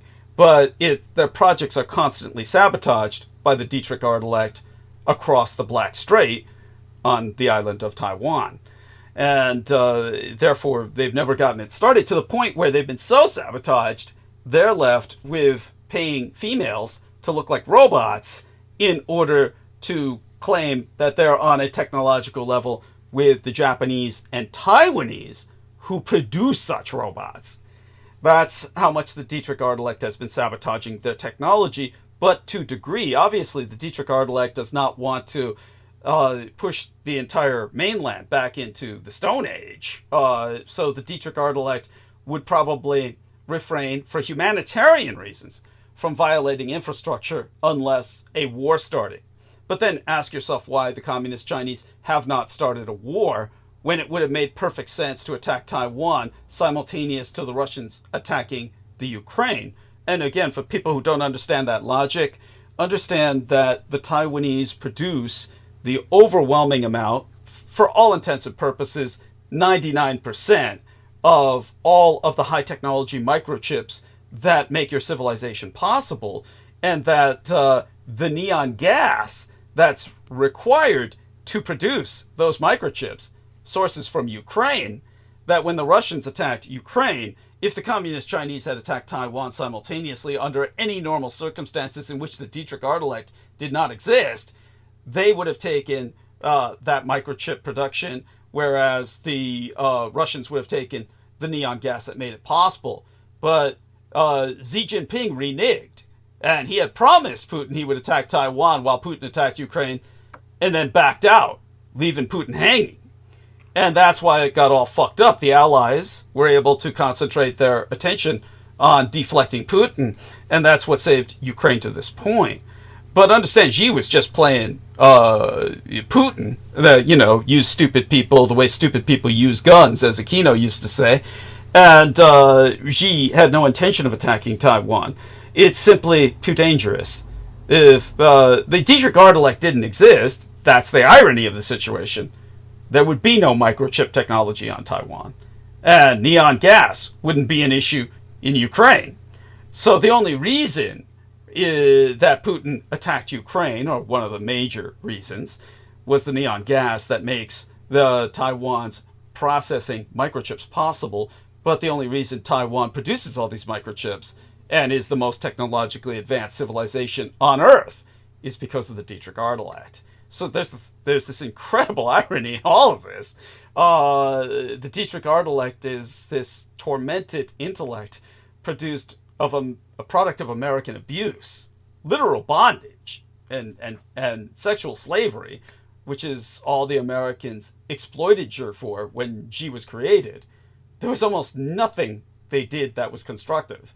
And when they finally got to the point where they were going to do something quote-unquote constructive, basically perpetrate the genocide of North Korea, take it to its ultimate degree where North Korea would effectively have been wiped out, that was when the Dietrich Arnelek escaped. back to Peter before he retreats into the gentle night. And we can talk more about this on Wednesday, of course, which will be here before anyone knows it. So I was able to at least provide some more context, hopefully, Peter, for all of that. Well, thank you for that. Yeah, it was an interesting night for me, and I will retreat into the gentle night. How late are you going to stay on? It probably won't be for much longer. We're going to try and reestablish the call. I'm sure we can do that with one individual. The problem is if the next individual I bring on, we can't get the screen working. I don't know. It'll just be for as long as I can stand it. Because, normally we do a lot of interactivity or interfacing through the Skype. And when you can't do it through the Skype, it's kind of like, we're facing the problem that we did now, where I had to tell you, look around and hover your cursor over each image to get the title. And, without the screen sharing, things just get more difficult for communication. So it probably won't be for much longer tonight. We're going to try and experiment before Wednesday to make certain the Skype works. And, so not much longer tonight, I would think. But I'll explain a little bit, like you said, about Kabbalah. Put a little more of that in context for people. But aside from that, you did pretty good with the night, made the night worthwhile. We had high numbers. A lot of people were listening to what you had to share. We still have high numbers now. Lexi Gross in the chat says, greetings, Douglas Dietrich and Team Triple D. I can relate to Peter's story about home improvements and crazy iPhone dilemmas and big store bureaucracy. I'm glad the staff were so helpful. And, so thank you so much, Sheila Gavin, for that, or Gavin. And kisses to her. Lexi Gross says, Germans burned a lot of docks. The Nazis, he then qualifies. Of course, El Nemo says, Lexi Gross, which documents? Well, of course, the Germans did burn plenty of documents to prevent the Allies from retrieving them. And that's a very important historical fact because there's much that people talk about where they try and claim the Third Reich had not reached a certain level of technology to become a breakaway civilization, when in fact they had, and many documents were burned to prevent the Allies from even recognizing that fact. Aside from that, But you also don't have people coming forward and talking about it who actually burned the documents. True. You've got stories coming from different factions, but not some,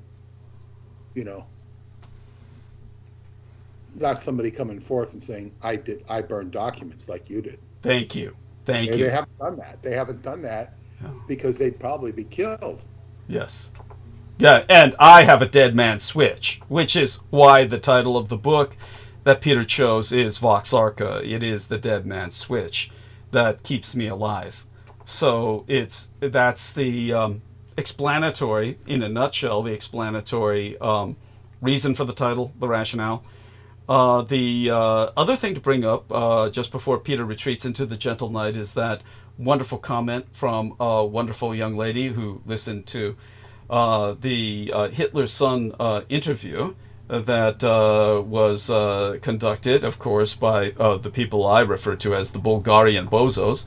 And that turned out in its own way to be another ambush. It cost me more money than they paid me, which was $1,000 at the time, but they cost me more money by weeks of being suspended from YouTube because they filed a false report. By the way, the report that they filed was against the illustration on the Dietrich Artelact of her being interrogated. And that's the report they filed was obscene, pornographic. And even though no nipples are shown, that was what they reported. That's what got me suspended for 2 weeks by YouTube because they not only reported it, both the faggots who did, and they're really a gay couple. They may have bearded themselves with a couple of girlfriends here and there. They're really a gay couple, as Lisa Ovan intuited. So she left a comment at Lisa Ovan 6024 commented, "It's annoying and rude to be playing with a ball during a recording of an interview. If you're not interested or bored, piss off and go away.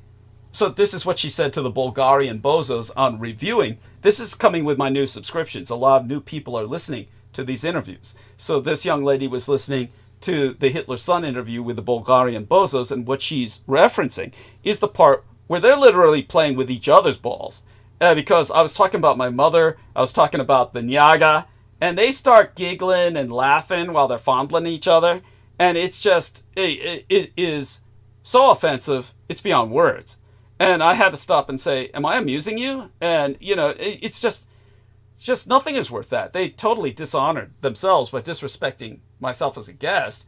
It's like, I don't care how much you paid. You're not paying me to just sit there and be a punching bag for your asinine sense of humor while you guys, you know, fondle each other while I'm talking. So there you go with that. And her pointing that out is profoundly appreciated.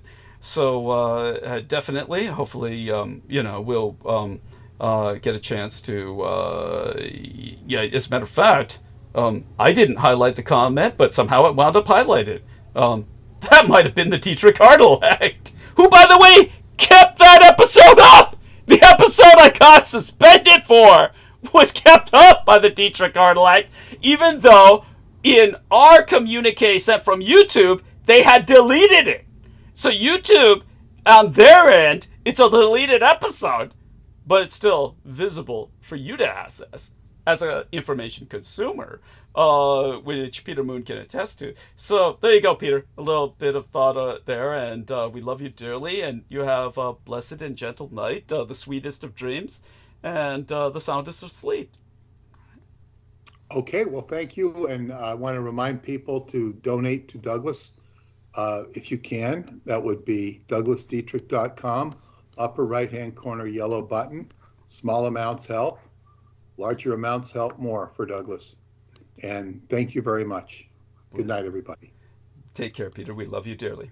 All right. Bye for now. That's Peter Moon, skybooks.usa.com. And with that, okay, we're going to end this Skype call. I will reestablish it with Aristides. Then we're going to try and bring some people on. We'll see if we succeed with one. We'll try Brendan first, since he seems to be there.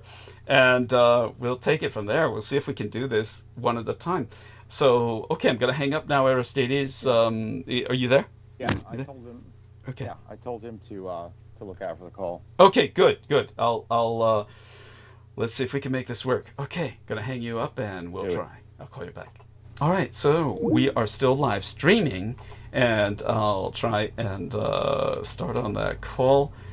Peter Moon, Aristides. This is so fucking weird, and it's just look at that. Whew, this looks like it might actually work. Oh my god. So let's see. Yes, the first thing I'm gonna do is heart what Brendan was saying.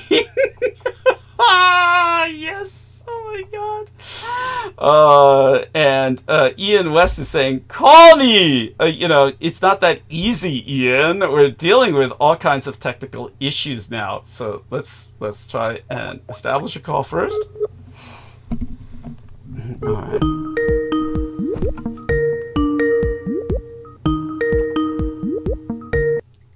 There we are. Now we're going to try and see if we can bring another person on without blowing the system, so to speak. Okay, and it went white again. Motherfuck. It's like, Jesus Christ. But nevertheless, we'll talk with Brendan a little bit. So Ian West, if you're out there, I cannot call you. I have no control over the system right now. Later on, before Wednesday, hopefully, Brendan and I might get a chance to look at this. That's actually unrealistic. We probably won't get a chance unless I call him just a few minutes before production. Brendan, can you hear me? Are you on with us? Let's see if he's answered the call. Otherwise, Aristides and I will talk. Yes, he's here. He's here. Okay. So yes, greetings. Yes, greetings, so good evening. Brendan, so my schedule is that I'm going back to the estate at 10 a.m. in the morning is when my son will pick me up. And so I won't be back until, let's take a look at my calendar here. I'm swinging back at 3 p.m. to see my head and neck surgeon, Victoria Epstein, and that'll be on Wednesday the 18th. So by the time I'm done with her and get home... Are you having any treatments done that day? Probably. So yeah, no, she's definitely gonna be doing something. It's an eclipse. It's an eclipse day. Okay. So I recommend against it, but do what you got to do. Understood. No, I appreciate your forewarning. I don't feel it's going to be anything extreme.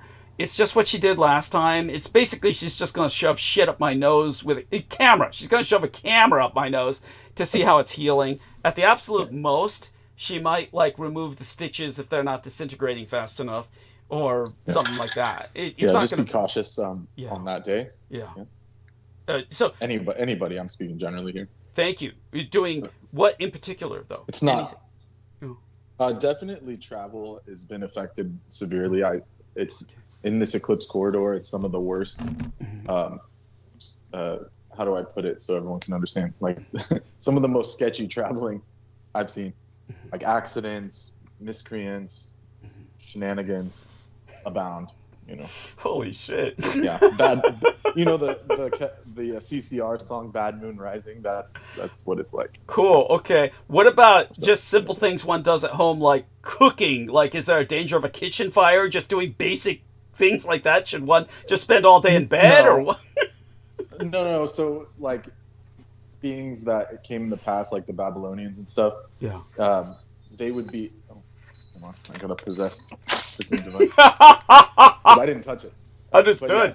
Well, we know. Yeah, there's a lot. They don't even like you talking about this, Brendan. No. So the Babylonians would, on days of eclipse, they would stay in the temple and they wouldn't go outside. They wouldn't do anything out of the ordinary. So like daily tasks are fine, and definitely don't observe it. We won't see it on the West Coast, but anyone who can see it, like that's in the middle of the Atlantic, don't look at it unless you can. But it's just unnecessary. Thank you. And don't eat underneath the eclipse. So it's going to be for the United States late at night. So between 7 p.m. and 11 p.m., you want to avoid eating under the light of the moon. All right. Yeah. All right. Fair warning. Go on. That's all. No, that's just a warning. Yeah. That would be the Babylonian reckoning, but it's valid for even Vedic or even modern astrology. They tell you not to eat under it because the energies can imbibe into the food and it'll create imbalances. So it's nothing like demonic or sketchy or people say, oh, there's it's just you don't want to imbalance the energies. Because the thing about an eclipse is it has to do with the sun and the moon. So if one's eclipsed, that means the balance is off for that time. Because the solar lunar balance is very important. So that's all it is. Yes. Very practical information. No. And by the way, I do need to qualify. I completely disagree with Peter. About the Dietrich Artelect creating Bitcoin. That's his concept. I do not conclude that. Yeah, I can't comment on this right now. Yeah. I could, but I don't really feel like. Yeah. No need to right now. If anything, the Artelect's destroying it. Hopefully. That's why all those key codes are getting hacked, even though they're impossible to crack. Thank you. It can only be one thing, Thank you. Yes, I appreciate that profoundly because I think it's just it's probably breaking the system on purpose. Thank you. Thank you. I mean, because the less keys that are in circulation, there's a thing called mining, right?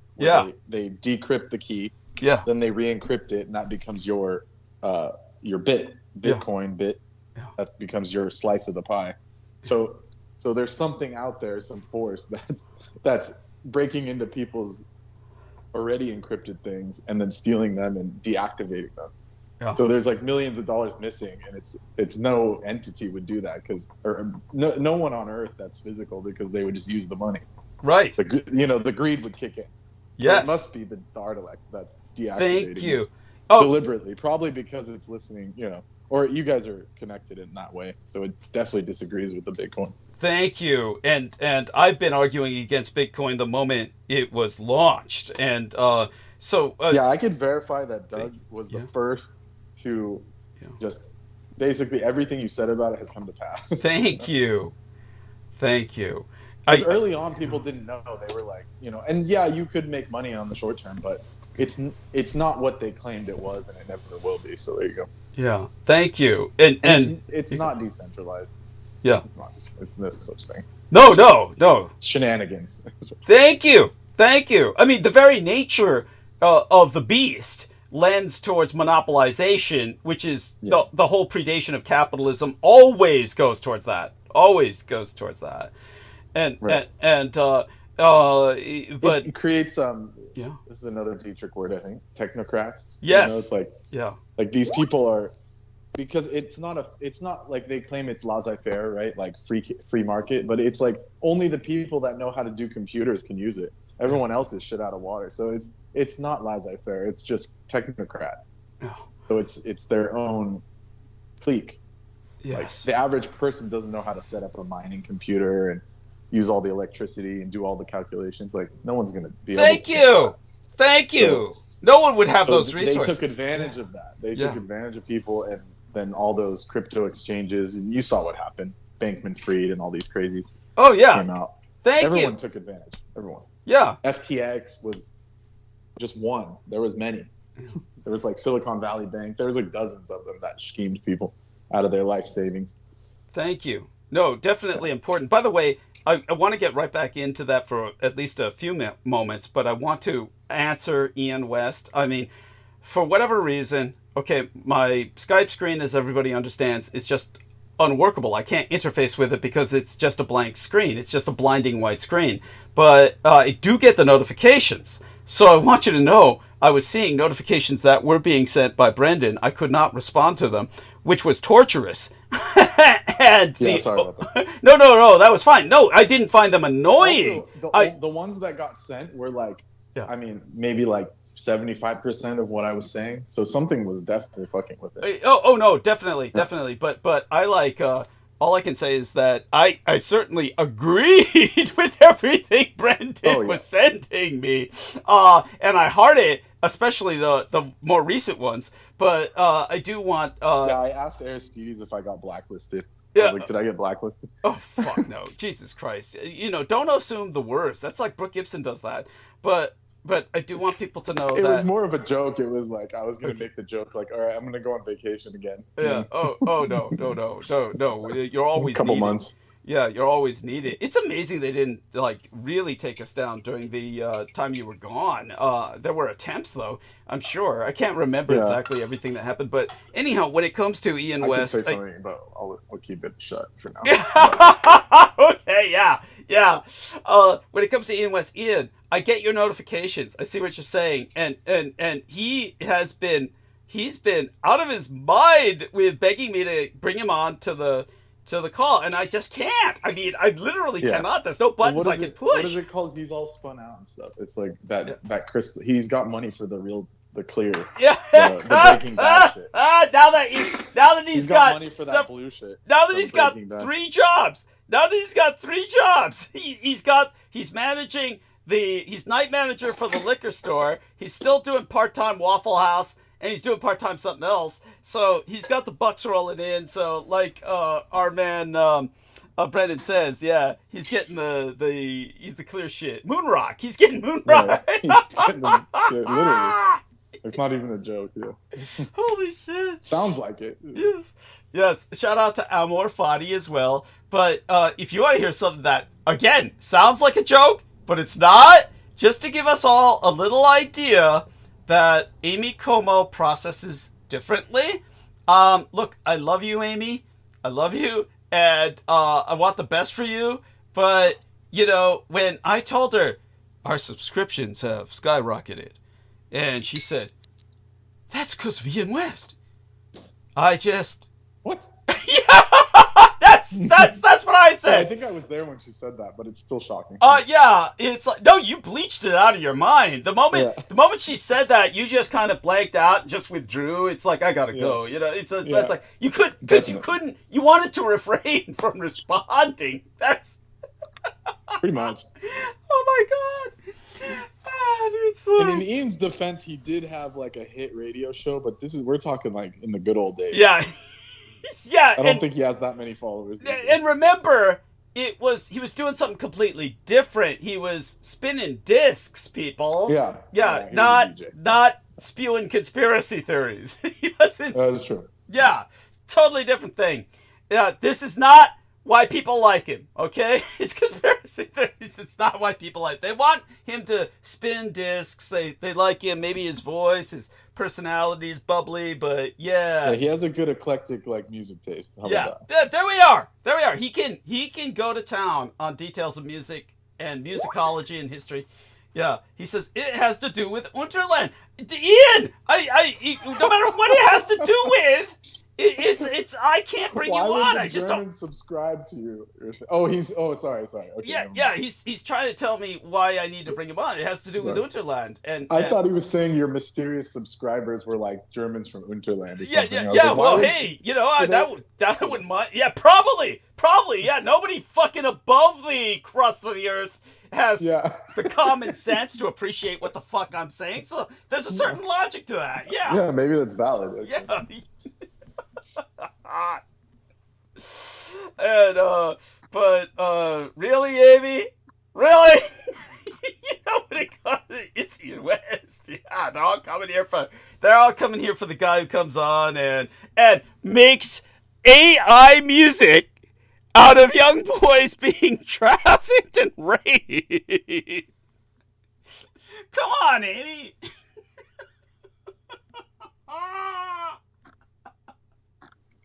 Shocking. Just shocking. Aristides. And Ian, I couldn't believe how happy he was about it. It was like he wasn't even joking. It was he's not joking. He's not even. It was like Glee. Yeah, it's true. It's like, yeah, makes me happy. And then he was posting it on people's profiles, like Nemo, and Nemo's like, we're like, Nemo, go unlike that, like, don't like it. Like, Nemo felt sorry for him. Nemo said, "I'll give him an upvote, a pity vote. Yeah, well, that was the wrong one to do. That's what I told Nemo. I was like, well, out of all of them you could have liked, you liked the worst one. Like, you could have just kept the, when he posted about Cabbage Patches or whatever. Cabbage Patch King. But you picked, like, this really bad one. In all fairness, that would be conflating him with Heather, but you know that. You're doing that well, they were, like, bouncing off each other when that They happened, were. Yeah, so there you go. Oh my fucking god. So glad she's back on antidepressants. I don't see her tonight, but she's not in the chat tonight, but we love you, Heather. But she was in the chat though. Oh, was she earlier? Oh, she was. That's right, she was. Holy shit. She was. I even acknowledged her. That's right. Jesus Christ. Okay. It must have been early on. Yeah, it was early on. And then of course I'm always frustrated. Because I was monitoring for interlopers. I thought thank you. And I was being like interdicted. I was trying to tell Aristides about it. Because like I couldn't interact. It kept dropping me off the YouTube and all this weird stuff was going on. Holy shit. So that's why I was just like about to just quit for the night. Oh my And then but I was talking about the person that said Germans burn documents, but you responded. You responded with the correct thank you. interpretation of that. Thank you. I thought they were just trying to defame you, but I mean they may be for all I know, but that's I don't take it as such because they qualified what they said because they said Germans burned documents and then felt that was offensive and then said, well, Nazis burned documents. Yeah. And so and what you said about it contextualized. Yes, thank you. Yeah. And other than that, of course, what they said probably when Nemo said what documents, asking the individual what documents, I'm sure what Nemo was concerned about was that they were coming across with the message, which he may well be. I don't know this individual. They might be coming across with the standard narrative is to hide evidence of the Holocaust. I mean, well, if that's the case, either you could say they did a really poor fucking job because that's the whole foundation of the anti-Nazi propaganda the Allies posit to this day, or they did such an excellent job because when you think about it, there's no photographic or filmographic evidence of the gas chambers or the exterminations taking place. So that's Right. It's and they got rid of whatever the Brits were making George Night Watch. Yeah, They were like doing ski shooting with babies, or what was it? Yeah, ski shooting with babies. He said that they were throwing babies up in the air and shooting them. Yeah, with like shotguns. Like with like shotguns. Yeah, which is like, dude, that's like the Brits are crazy enough to show kids that, like, actually. Yeah, no, the Brits are like that. They're crazy as fuck. You're talking about like, people who in the old days, before they had that level of media manipulation, in the old days they had Punch and Judy, where kids would watch puppet shows of some guy beating his wife to death with a baseball bat, and they said that that's what their satire magazine, their version of Mad Magazine, Punch Magazine. That's where that term comes from. Was that Punch the puppet, beating his wife with a baseball bat, and that was his answer to everything. Actually, Punch would beat everybody with a baseball bat because that's what Brits do. That was their shtick. Yeah. Get blackout drunk and just beat each other. Yeah, that's it. Yeah, soccer hooliganism, the precursor to soccer hooliganism. Yeah, and kids would watch that and go ha ha ha ha. Yeah, that's their version of Tom and Jerry. Yeah, that, and what did the French have? The French had the iron. Did you ever see that? The kids show where they had actual, for those of you, I'm referring to a steam iron where you steam clothing, and except that had a face on it that was in agony when they turned the steam on. So you'd be ironing the clothes with this poor bastard's face, and that was on a kid show. And French and the Brits, they're all fucked up, and the Americans are just as bad, obviously. There you go. That all sounds terrible. I'm glad they calmed down in the 90s. Yeah. We got just like Blue's Clues and stuff like where it was just dumbing us down. Like. Yeah. It's admittedly, it wasn't as bad as back in the old days when we had Looney Tunes and we had the fucking. No, it was awful. I mean, it's like I told people, no kids can even imagine what you and I. Well, you're too young. Maybe you don't remember this shit, but remember you'd come home from school and there'd be all these like Porky Pig and Daffy Duck. You remember any of that shit?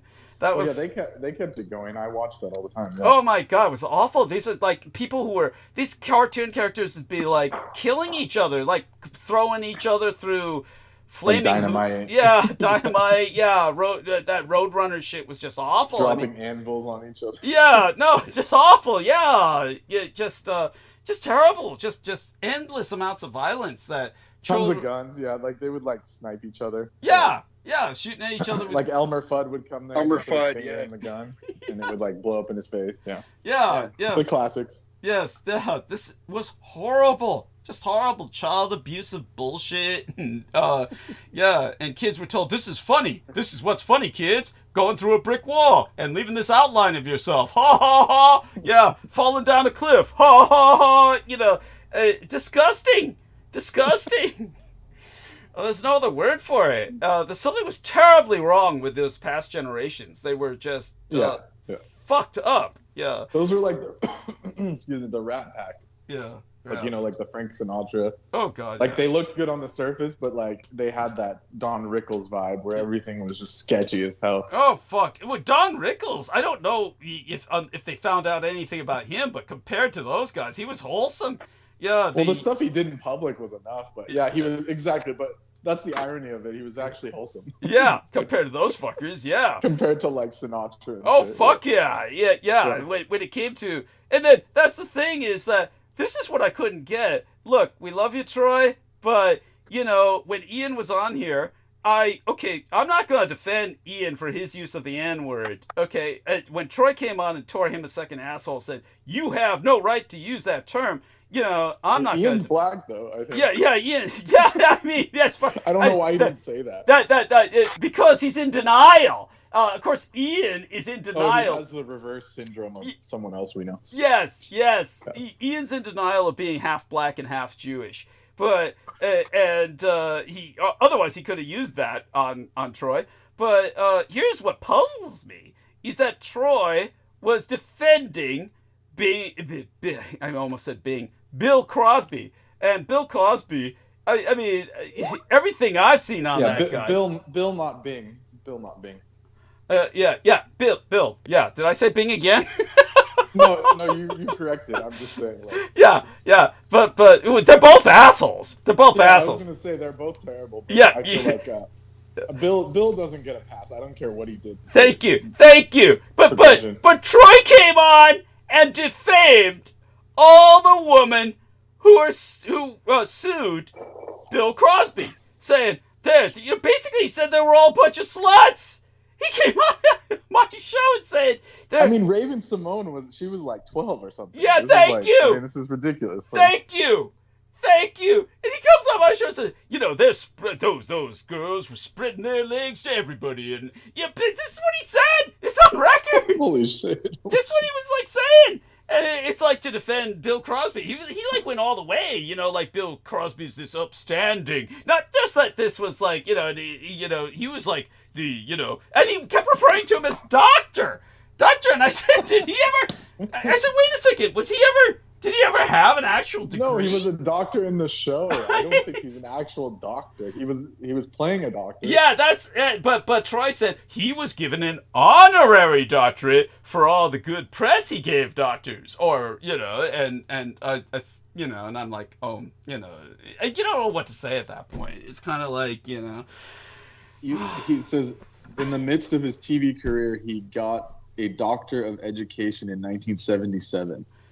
Yeah, that's so he could fuck young girls. Watch, now Troy's gonna come on. Holy shit. Troy's gonna come on. Oh, wait, get this. He did not realize the value of formal education until after his first 4 days of boot camp in the U.S. Navy. Oh, God. Yeah, so after which he got processed. There's a common denominator. Yeah, thank you. Of this. Imagine that. Thank you. By the way, what's his name? Ian. Ian says, tell Aristides to bring me on. Of course, he spelled that in some mangled fashion. But I'm like, dude, I don't know if he could do that. If you could do that, Aristides, feel free. But you'd probably just then Troy will be demanding we add him on so that he can, thrash. We're gonna get struck if we have both of them on. Yeah, we'll get struck. If we have both of them at the same time, we'll just get struck down. I can't afford to get struck down again. And if Ian's really excited about something, that makes me even more worried. That we'll get struck down about something. Anyhow, what Ian sent me didn't look too earth-shattering. Something about the J-Man. Something about the J-Man. Like tell Peter about.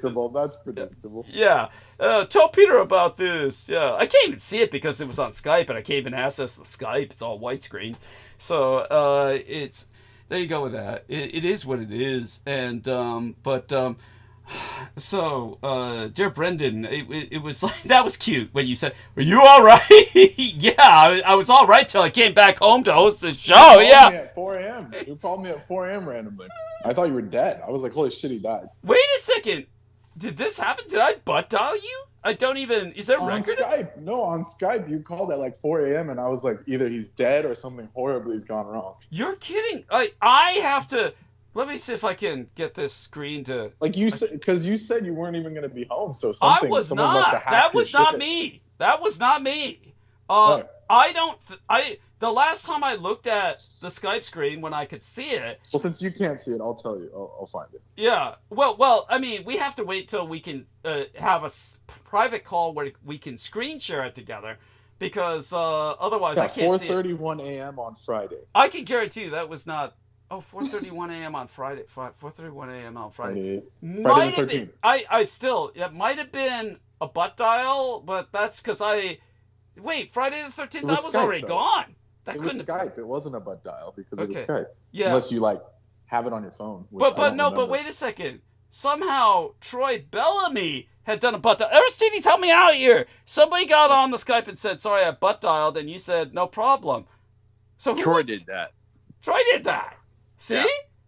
So yeah, if Troy manages to butt dial on Skype, he's done that before. He can do that. Remember, he started. Yeah, I did it once as well. So if anyone saw it. But you have to be on. It couldn't have been me. That was not me. I mean, when I could see the. That's Skype why I screen- asked if you were okay. I was like, Oh, holy okay, shit. that's where that came from.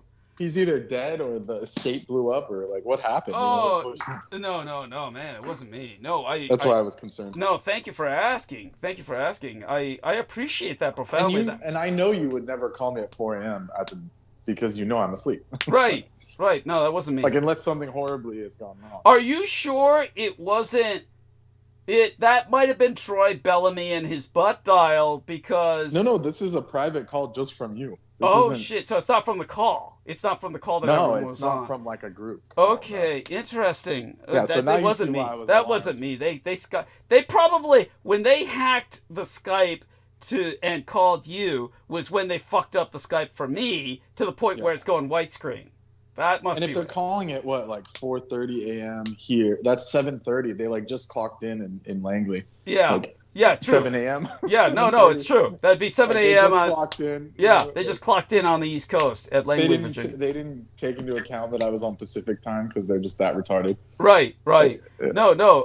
Or they did it on purpose, knowing you were on Pacific time because they're assholes. I mean, Yeah. And just to clarify for our listeners, it's not really Langley. Well, they sabotaged the Skype. They did, obviously. So it's like their own sabotage prevents me from getting notifications. So it's just a whole bunch of irony and retardation wrapped up in one. It is. And Like their own sabotage prevented me from answering that call. Thank you. Thank you. Thank you. There we go. So See, there which you is go, yeah. which is probably also their intent. They probably, they didn't want you to answer the call because what's the guy in Langley, Virginia, going to say?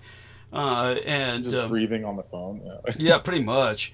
And just so people know, it's actually the NSA headquarters in what they call the Puzzle Palace, but it's in the same neighborhood, and probably in the same fucking city. But it's them as opposed to the CIA. Pretty much down the street. I drove by it. I saw it when I was in DC at one point. Yeah, When that I was just right 16 across or the something. street from each other and shit. Yeah. And you get like no cell service. Like when you drive in between all those places, Yeah. everything, all signals are jammed. Oh, of course. That goes without Like saying. they can watch you, but you can't do anything. Like, Oh yeah, no, it's disgusting. But remember, everybody, that time that Trump had everything barricaded, and they oh yeah, it was at that time that there was this guy who ran down a police officer in Washington D.C. in the midst of all the Black Lives Matter riots when Trump said he was going to bring out the army and the military, and then some guy ran down a police officer in Washington, D.C., jumped out with a knife, tried to stab another. They shot him, and then everything went in lockdown. That very day, not just in the zone like that weekend, the very day, that's when Peter Moon said, oh yeah, Paula and I went down to see the cherry blossoms and visit all the museums, and we were just everywhere in Washington D.C. And I said, dude, the place was in lockdown. There's nobody could get anywhere. Those museums were all shut down. No, man, I got the memories, man. We were, and it's like, yeah, they took him down to the Puzzle Palace. They sat him down and did the Cagliostro on him. That's why he kept talking about the blinky lights. Remember, he said, yeah, then the blinky lights, man. It's all the blinky lights. Yeah. very interesting. Cascading all the memories of, looking at the cherry blossoms and shit. Yeah, Paula wanted to go. And Pete's not a touristy guy, so I don't know. Yeah. And I don't see a foreigner caring about, like, DC. But anyways, Well, it's like, even what's her name? Crystal Rivers said that. She said, how the hell would Paula from Romania even know they had cherry blossoms in Washington, D.C.? Because Pete said she's the one who wanted to go down and see them. Yeah, Paula wanted to go down to see the cherry blossoms in Washington, D.C. that day. Oh my god! And and she said she thought it was the name of. She said it was probably the name of the psyop was Operation Cherry Blossom. She said because of my background, and the shit we were exposing in the Roswell deception. Sakura. Yeah, Sakura. That's what they were playing when he was underneath the blinky. Oh wait, I can't. I'll tell you privately. Yeah, there we are. That's when it cemented some things. Yeah.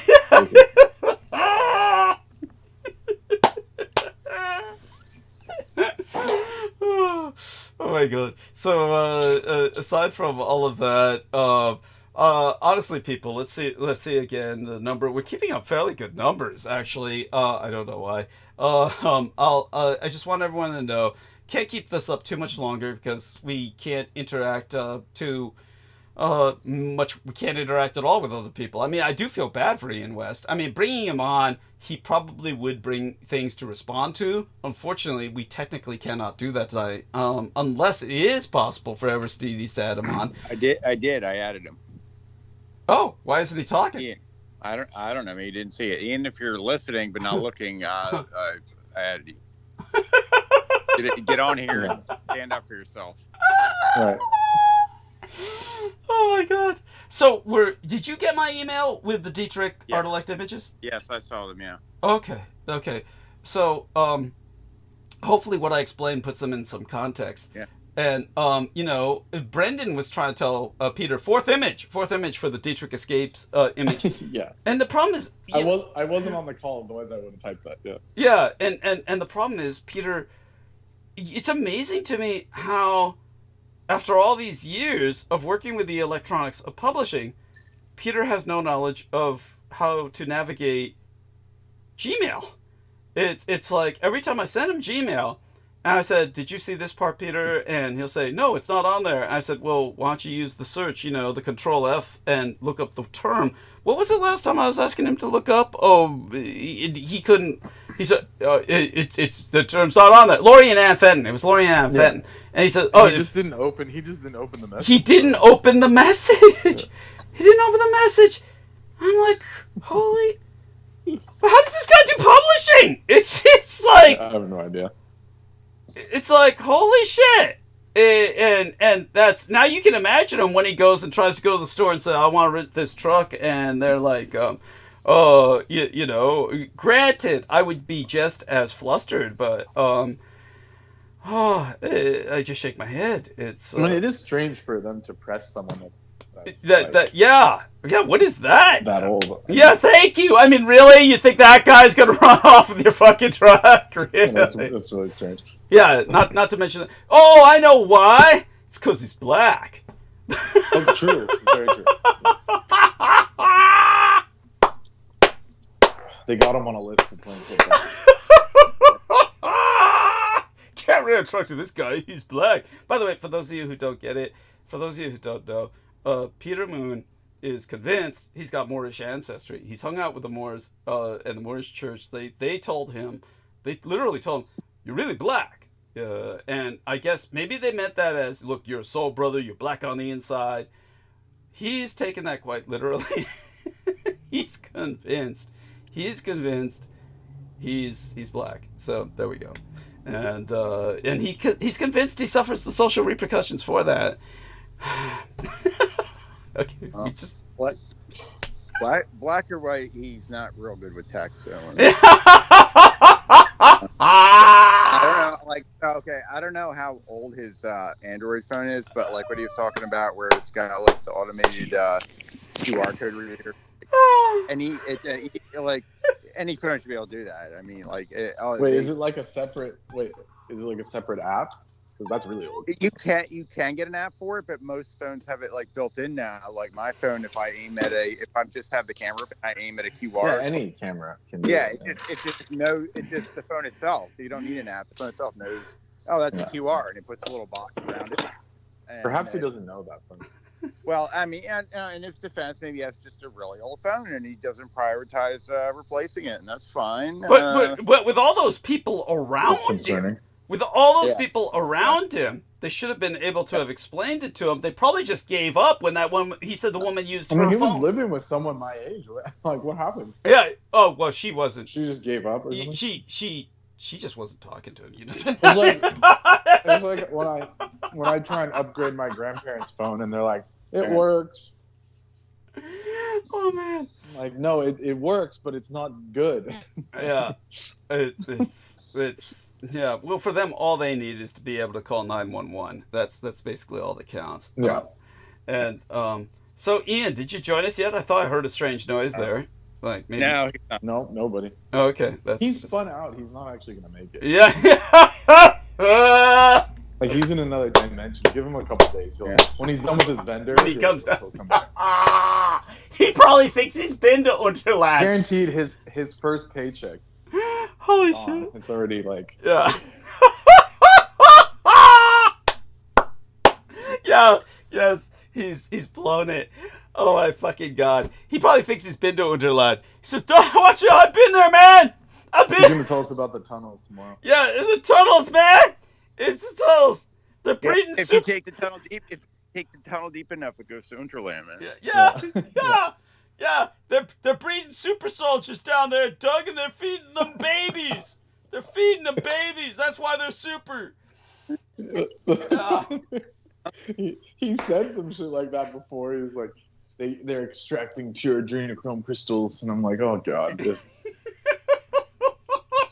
look. You got to make some sacrifices to get a Ubermensch. Yeah, that's right. And you know, the horrible irony of it is, if you said to Ian, "This is pure adrenochrome in this test tube, man," he would take it. He would take it. He would take it. You know like it. that scene in Fear and Loathing where they're like, he just takes it. He eats it. Yes. Yeah.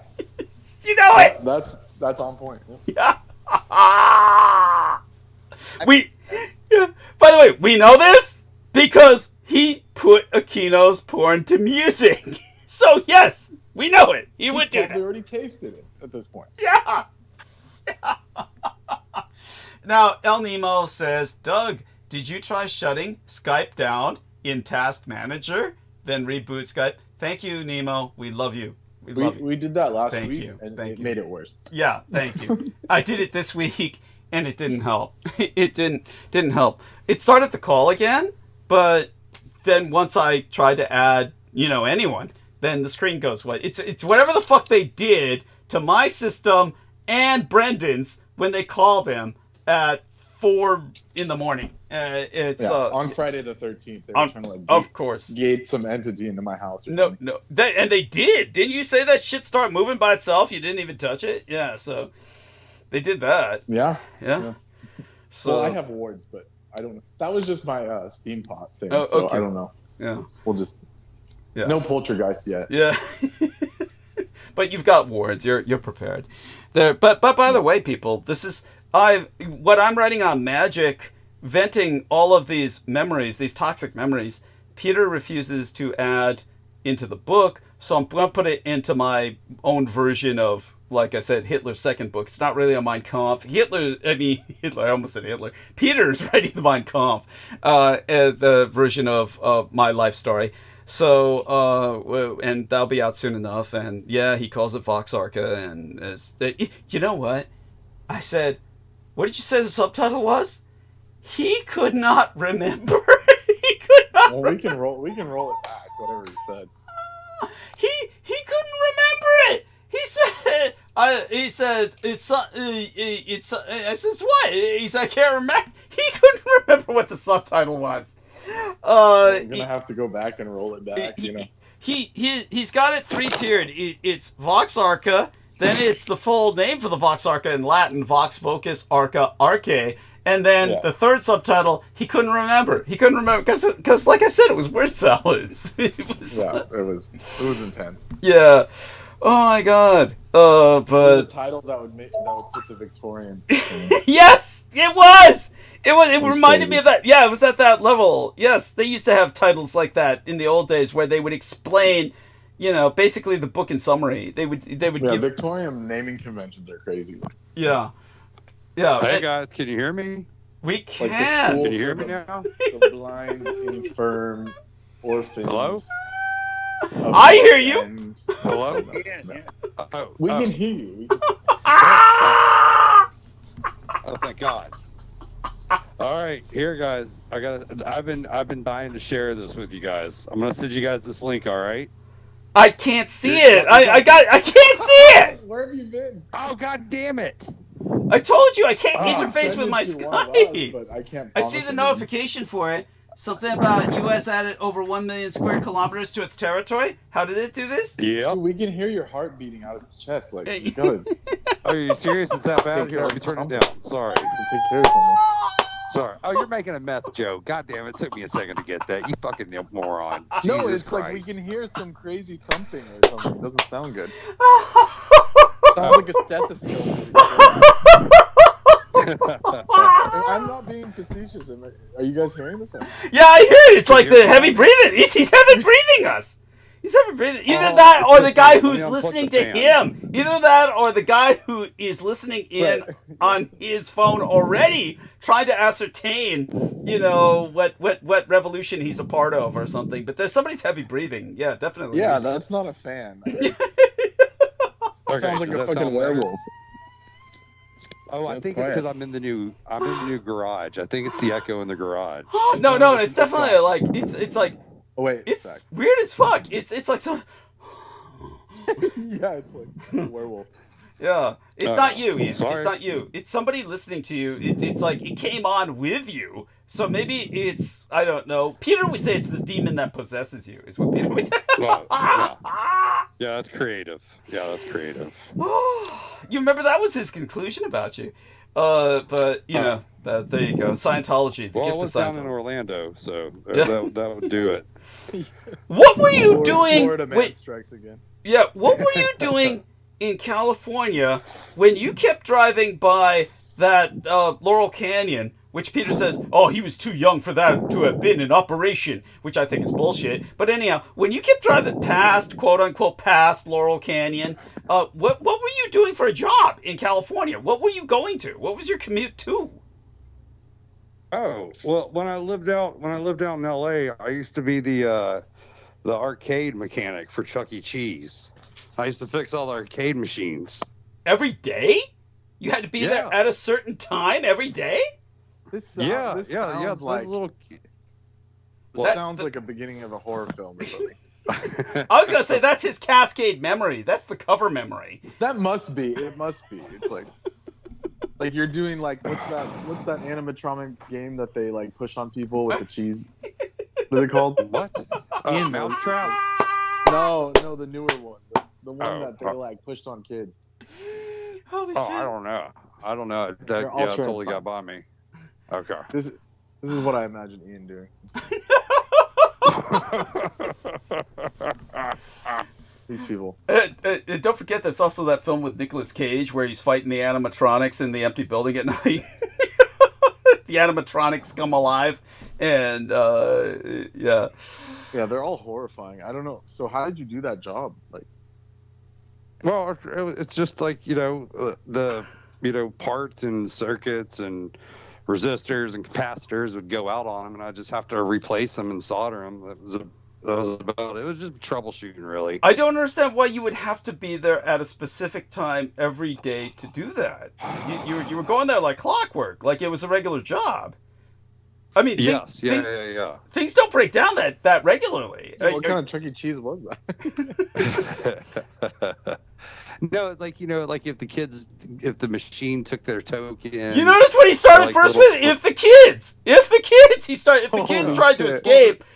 tried to escape, I will. What was that shit called back in the day? The Pizzagate. This is like Pizzagate shit. Hey, God damn it! Now you think they did have pizza ovens there? Now that I think about that, God damn it, I didn't even put that together. Chuck E. Cheese has always had pizza, but yeah, anyway. Yeah, I know. Let's not go there. I remember back in the day when it was showbiz. Yeah, but they brought out pizza. It wasn't just showbiz. Yeah, I know. They brought out food for those little brats. Showbiz. So I moved into the new place now. I'm out of my grandma's. Oh, thank God. That explains the heavy breathing. There's a heavy poltergeist activity. Yeah, dude. Heavy supernatural. Like you might want to spread some salt. Yeah. Holy water, dude. Yeah. Holy shit. Something. Anyway, all right. So the dude who lived here before me, he passed away. No shit. And I've been like, no shit. And I've been. We can hear him. Yeah, he's buried beneath the floorboards where you buried him, right? You killed him to get the apartment. No, right now I'm on solid cement foundation right now, so there's nothing rising from the dead from here. But I was cleaning out the garage and I found the dude's wax stack, and he's got like some vintage Playboy still in the plastic and shit. Cool. Like he's got a Jenny McCarthy issue, and then check this out. Then I found a VHS camcorder, like a full-fledged, like high quality 1980. Yeah, I know, right? VHS, here it comes. So while you guys were clowning on me, I was in the other room, like plugging it up, trying to get it going, and the thing's all digital. So even the eject button for the tape is digital, and I can't get the goddamn thing to turn on. But I bet you there's a kiddie porn tape in there. Of course. Oh, but of course. It was right by his wax. Why are you trying to play it? Why are you playing it? Because I'm curious. I want to see what's on it. Holy shit. Yeah. This is crazy. Well, why does Pete Moon want the shadow books? I mean, Right. Holy shit. Yeah. Yeah. Yeah. The enemy is in the me. There's M-E inside of enemy. Yes. Yes. You are your own worst enemy. Yes, this is true. Oh my god. Oh. So did you know, Ian, when I brought up to Amy Como, I said our subscriptions have skyrocketed. She said, it's Ian West. She said it's all. She is so fucking sweet. Let me tell you, Amy is so fucking sweet. Thank you, Amy. I tried to type that, but thank you, Amy. Did you have a hand in this? 300 people? Yeah. You personally contacted every single one? Well, I am pretty popular, you know. I mean, yeah. I'm not shooting my own horn. Yeah. Anyway, fucking. Hey, what do y'all think about the article? Can you believe that they're? I can't access it. Oh, Yeah, wait, okay, why I'm don't sorry, you just Doug. talk I'm about sorry, it Doug. instead of telling us to look at it? Like, Oh, here, let me just whoop it out. Dude, when I saw this, my jaw He dropped. says, I "Let was me like, just oh whip my it out." fucking You God. like that? That's Ian for you. Let me just whip it out. Yeah. He's got the wax stack. Yeah. He's got that. He's breaking open that Yeah, I plastic. found his wax stack. Yeah. I threw away all the open Playboys. I threw them all away, but all Of the ones course in you plastic did. I kept. It's just adult woman. Who the fuck wants that, right? I mean, yeah, yeah. forget about checking if they're vintage and sell them. Forget about that. Yeah. Well, they could have valuable Mossad information in them, goddammit, so I'm going to keep them. Anyway, check this out. It says, America just got a whole lot bigger. The United States has successfully claimed an additional 1 million square kilometers beneath the ocean, expanding its extended continental shelf boundaries. Yes, it's like America just bought a new basement that is almost 60% the size of Alaska. Meade Treadwell, former lieutenant, hold on, it jumped on me. Meade Treadwell, former lieutenant governor of Alaska and chair of the U.S. Arctic Research Commission, helps us understand the situation. It says, America is larger than it was yesterday, and it's not quite the Louisiana Purchase. It's not quite the purchase of Alaska, but the new area of land and subsurface resources under the land controlled by the United States is to California's larger, so they're saying it's twice the size of California. Okay. Treadwell explained. You want me to go on? You want me to continue? Please, by all means. Okay. Hold on, I'm trying to get this fucking thing to go. But what does this have to do with You Winterland? can take a breath. And Yeah. Yes. No. The new tablet that I What? You're glitching. think it's just They're coming frozen up. up. Yeah, you're freezing up. It's all that can you hear me now? VHS. Yeah, now. Yeah. No. Okay. I'm letting this thing load up. Can you hear me now? Yeah. Okay. It says typically the country's rates stop after 200 nautical miles around the 5th floor, but the extended continental shelf, apparently they're abbreviating that to ECS. So extended continental shelf is now abbreviated ECS, is the rights to the underground parking lot. What the fuck? Now, goddamn, my computer's freezing me up. It doesn't want me to read this to you. Oh, shit. There I you just go. lost Chrome. Chrome just shut down. It's the I enemy. should have ripped this to do a PDF. Yeah. You know why your Chrome shut down? Because there's this new program called Predator, which looks for people like you. Right.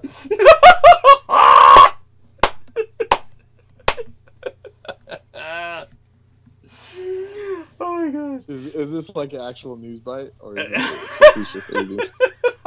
Because look, he's gone now. He ran. Cut out. He's never to be seen again. He didn't answer the question. What does this have to do with Unterland? Can you hear me now? Yeah. Yes. What's this got to do with Oh, Unterland? okay, cool. You can hear me? Oh. Yeah. Well, that is Unterland. That is it, right? I would hope not. I mean, that is it. If they're saying that we're getting all this land underneath the ocean, I mean, I can see it like being a basement, but I mean, from the description of it, it sounds like Unterland. Well, the surface of the ocean floor is not Unterland. Unterland is caverns that are within the crust of the earth. Comparatively. That's what these are. No. what It's the these ocean are. floor. It's just ocean floor surveying. All they're doing is surveying. No. They're talking about it's under. Okay, check this out. You ready for this? It says, "What's this all about?" Well, imagine the ocean as a multi-story building, with each country owning specific floors extending out from their shoreline. So, like, we know how the Denver International Airport, they claim that is 7 cities stacked on top of each other, but underground, like a reverse skyscraper, but it's 7 city sizes underneath Denver. So I'm thinking like the whatever. But who would be living down under there? Who would live down under there? Denver. Who would live under Denver? Well, if you watch the Underdwellers, that's what goes on down there. Whoa, wait a second. You got all glitched up. Is there something? Did you say Underdwellers? Is that a movie? Hello? Yeah, what's happening? I can't understand him. Yeah. Jesus Christ. It's the drugs, dude. No, He's in like the can you hear me basement now? of a deceased guy. Yeah. Jesus Christ. That's the basement. You're in the basement of this dead guy that you killed. And what kind of rental property just lets you move in without clearing his stuff out? This sounds fishy. That was sketch. Can you hear me now? Yeah.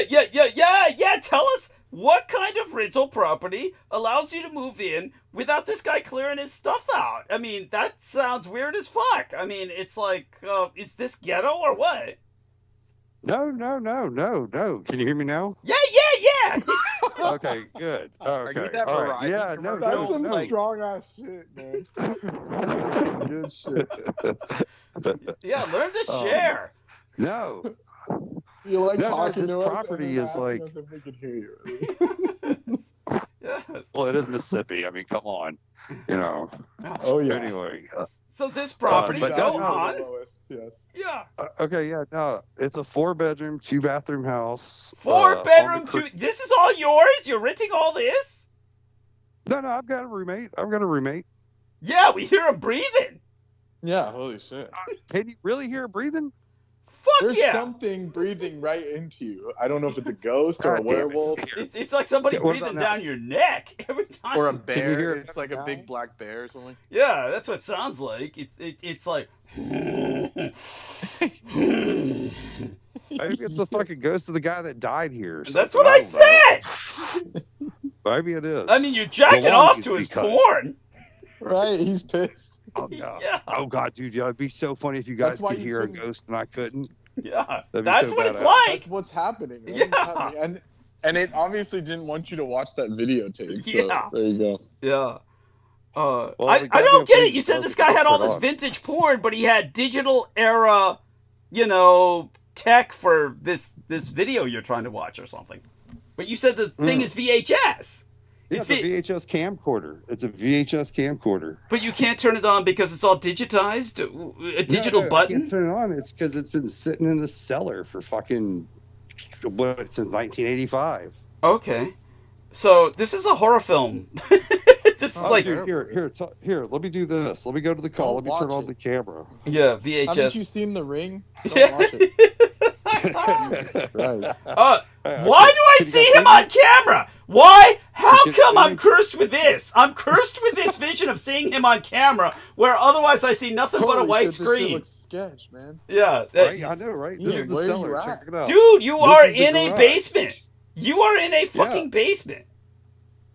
Here, I'm trying to get to the. I'm trying to. We let don't me want to flip see the the camera tape. around. Don't. The funny thing, You guys have seen The Ring, right? yeah, when I make There it, you go. We're not gonna watch it. yeah, whenever I try to make it larger, all I see is white screen. But when it's smaller, in this small little, compartmentalized panel, I see him. And This looks like Blair Witch. yeah, Looks this like is Blair Witch shit. What I'm looking at is Look the at this Blair shit. Witch basement. I There's see a candle. There's a fucking candle. What are you Yeah, doing, it's dude? children's handprints. Bro, There's children's handprints Shit, hold on. everywhere. that's a skull. There's a skull. Hold on, and a let me grab the candle. light. What the fuck are you doing? Did dude? you see it? You saw it? You could see it? Yeah! Dude, A there's this skull and a candle. Hold on. Why are Yeah. you doing that? Yeah, children's No, I'm trying to find my handprints goddamn headlamp. everywhere in the basement. And what was it they wrote in Blair Witch? Stand back to back. They can stand back to back. That's how he killed Yeah. them and shit. Yo, Let me what put is it that? underneath What the are you face. doing? Check it out.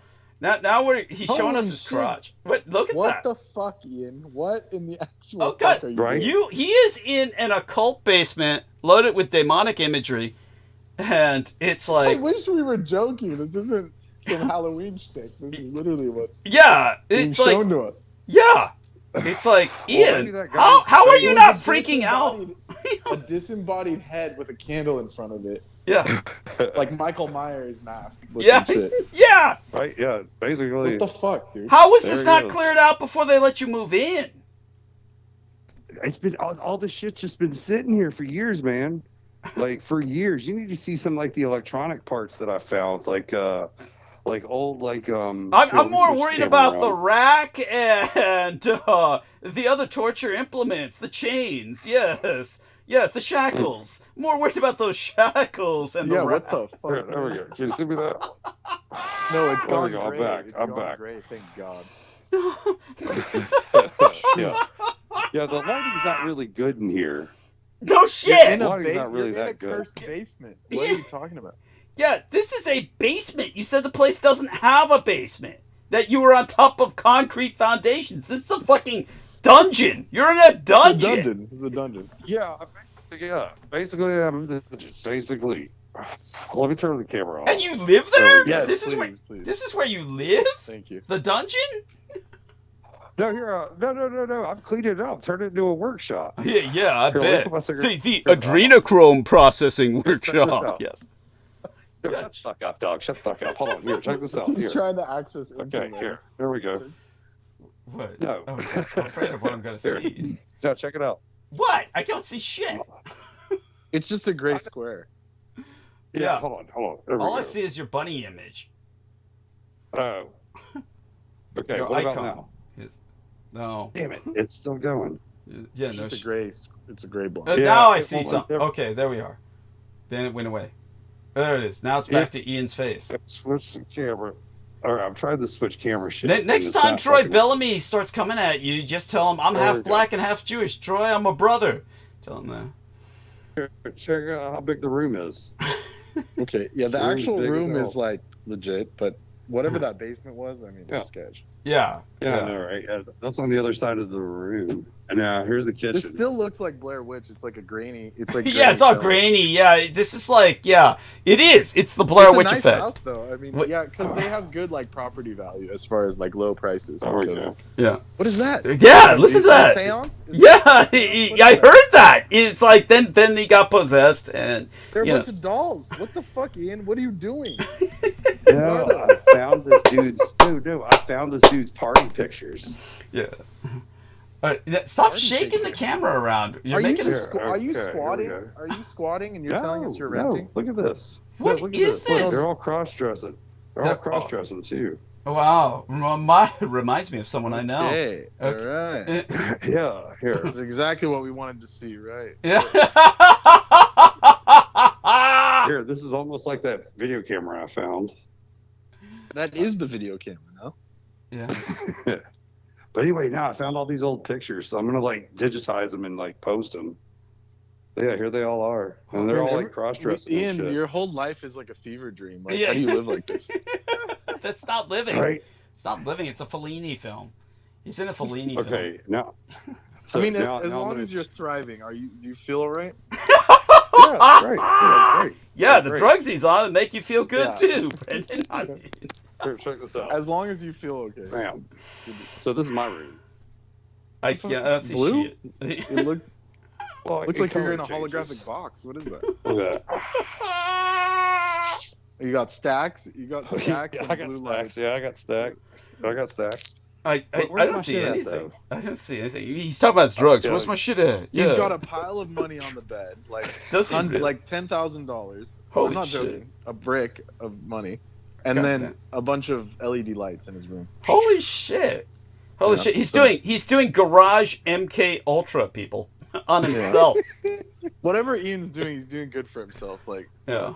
you know, Right. you maybe have to dial back the sampling your own product. you know, Yeah. just a Yeah, little. yeah, yeah.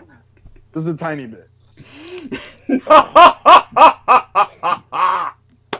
But he's sharing with all those supernatural entities that we keep hearing in the background. Right? Yeah, you might have just heard that ghost breathing down my neck or something. You know? We do. That's on record. Because I wish a it was fan. a joke. Yeah, I really wish it was a joke. Now he's walking around, Blair Witch effect again. He's walking around with that going back camera shaking. Yeah, the camera's on. Don't take anything off. I'm back in the haunted dungeon. Yes. No, wait, he's taking us back into the dungeon. I can still I'm hear back in the dungeon now. Like, Ian, you're the only person that could go into a Scooby-Doo ass house like that and be like, you're like, oh, I feel at home. It's like, you know, happy room. Happy about what he finds. Yeah, there's like imprints on the bed of someone sitting there, and you're like, I feel great. You know, like it's fucking like the monsters in there and shit. Yeah, the crawling hand and shit. Yeah, there's like Thing, or whatever that thing is called. Yeah, Thing. It's called Thing. Yeah. I forgot what the hand was called. I thought it was called Thing. Uncle Thing. Oh, Thing. It is the one with the hair, right? Thing was the hair. It's the hair. Yeah, Thing was the hair. It was the hand. Yeah. Yeah. All right, turn the camera off. There we go. Why are you turning the camera off? You brought us down to the basement to show us something, I thought. Well, I mean, the lighting sucks in here. Thank you, Brandon. Thank you. I appreciate that. What did he say? I missed it. I said, I've seen enough. I don't know about you. But yeah, the head is fucking creepy as shit, dude. Yeah, no kidding. The head is like super creepy. Yeah, well, that goes without saying. I'm glad that you feel the same things we feel when we see such things. You know. Maybe the old guy that died here, his spirit's in the head or something. I don't know. Yeah, I probably should throw the head away. Yeah, well, probably should. Why are you burning a candle in front of it? Yeah. What's that about? Oh, because the lighting sucks in here. The lighting really fucking sucks. What is that candle gonna do? It's a tiny ass candle. You're conjuring. You're fucking conjuring. Yeah, you're Yes. I did incense too. Oh, come on! Don't pull a moon rock. Yeah. This pile of candles and voodoo bones. It's just it's just ambiance. Yes. Yeah. I know nothing trying about to go that. for that authentic Mississippi feel, Yeah. Anyway. Yeah. Mississippi burning. Yeah. You found like the perfect medium. Yes. Holy shit! I saw that rug. And there those stains. was black mold all over the noose on the back of the tree. Yeah, that's pretty funny. That sounds so specific that it's probably there. Yeah, it's probably true. That's right. It is very specific. But here, I can't show it to you right now. I have to show it to you in the daytime. But due to the backyard, there's a fucking retractable a retractable truss antenna tower. Like it's on a track system, so you can raise and lower the truss for the antennas. But that's sitting in the backyard here too. Okay. Well, maybe you'll attract. Yeah, there you go. You're gonna attract David Lewis Anderson. Oh, Pete will be jealous. It sounds like you can restart your radio station, Ian. Yeah. There you go. It's almost like this place was like made exactly for Ian. It's kind of weird. It's some weird spooky shit like that. Yeah. Did you wish upon a crossroad? It even comes with a boat. Did you meet someone on a crossroad somewhere? There you go. His deal. Walking from Florida. Yeah, his deal with the devil. Well, yeah, that was my deal with the devil. I figured, I had it inverted, Brandon. Okay. Mm-hmm. So the real crossroads in Mississippi is on the northwest tip of Mississippi. I'm exactly on the southwest tip of Mississippi, so I'm like opposite sides of the crossroads. But I did make a joke about that. Like, since I was using AI to write music, like I sold my soul to AI to be able to write all these great songs and shit. So that was just kind of funny that you said that, but. Yeah. Nothing. Are you famous? Debo's here. Hey, Debo. Watch out, a chainsaw's gonna start up. Cool. Yeah. Cool. Exactly. So Aristides brought Nemo on, correct? Nemo, were you brought on that one? Okay. Cool. Yeah. Good. Well, there you go. Well, welcome aboard, Nemo. We're glad to have you. And it's what was that? Oh God, he fell down. There you go. No. Sorry. The poltergeist got him. This is the scene from Planet of the Apes, where the ape goes down into the basement, and it's like boom, boom, boom, boom, boom, boom. I'm all right. Yeah, that's exactly. Yeah, there you go. Except there's a disembodied head with a candle in front of it. Thank you. I really hope the candle's just to heat up your pipe. I really hope so. Yeah, that's all it's for. Yeah. Are you renting that place privately? Yeah. Well, no, I've got a roommate. But like I said, who is this roommate? Who is this roommate? He was an old bartender at some tequila bar down on Bourbon Street. And Katrina wiped his business out, so he's just been doing construction ever since. But he's got stories about he like stole this house. Shitty scene, like working. No. He just he rents it from a dude. And you knows this is concerning. Yeah, how did you get to know this individual? But you ready for this? So when I got my job at the sit down, pop some popcorn. Yeah. No, when I got my job at the liquor store, fucking I was just dicking around on Facebook and I saw this ad and it was like, it's how Facebook Marketplace, it pops up with listings in your vicinity and shit. So this ad popped up and said room for rent, $650 a month, all utilities included, 4-bedroom, 2-bathroom house. And it had a picture. I was like, all right, that looks picturesque. I was like, this is too good to be true. So I start chatting with the dude on Facebook, and the dude and the guy I'm chatting with, I tell him where I work, and he's like, he just shows up at the store unannounced, and and he's like, bullshitting with me about rum and shit. He was buying a bottle of rum, and he goes, "What's your name?" And I was like, "Ian." He goes, "I know." He's like, "I'm the guy you've been talking to on Facebook," and I was like, "Oh shit." So after he met me and shit, I just moved in like 3 days later. This is all really traumatic to me because this is just a repeat of what Ian went through when he was like 6 years old, and the guy came in and said, "I'm the guy you've been talking to on Facebook," and then Ian moved in with him, and then it's like a repeat of that story, and I believe this is like, it's fun, man. Yeah, bet. Whatever floats your boat, man. I found some. Just know that you shouldn't fall asleep with your door unlocked.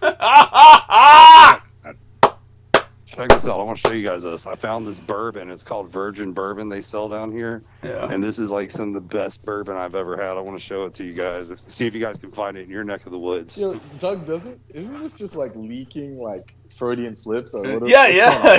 There you go. It's like crazy. reminds me of when Pete was on with Marina Sarin, and it was just this cringe fest of Freudian slips. It's like orgy. It even has the ghetto fire alarm. Yeah. Like you got everything. You got wall to wall. You got everything.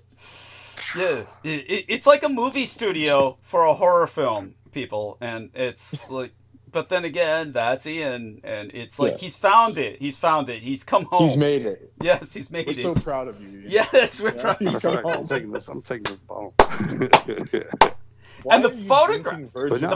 Do you know what the photographs are? They're what you see in the introduction to a film about a serial killer. They have to have the photographs on the wall because they need to show the state of mind of the stalker.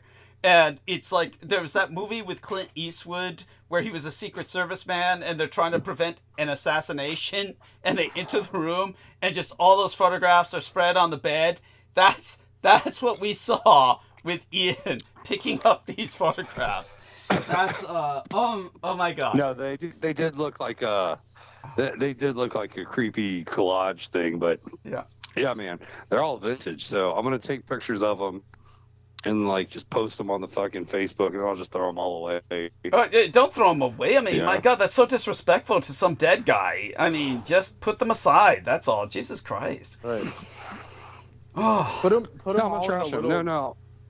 Make a little cardboard house as a spirit trap and put all that shit in there. Yeah, there you go. Leave I'm it gonna in the take a basement. picture of it. I'm just gonna take a few pictures of them all scattered out on the table, and then I'm gonna trash them. Don't trash them. It's like Brendan said. Just put them in that spirit trap.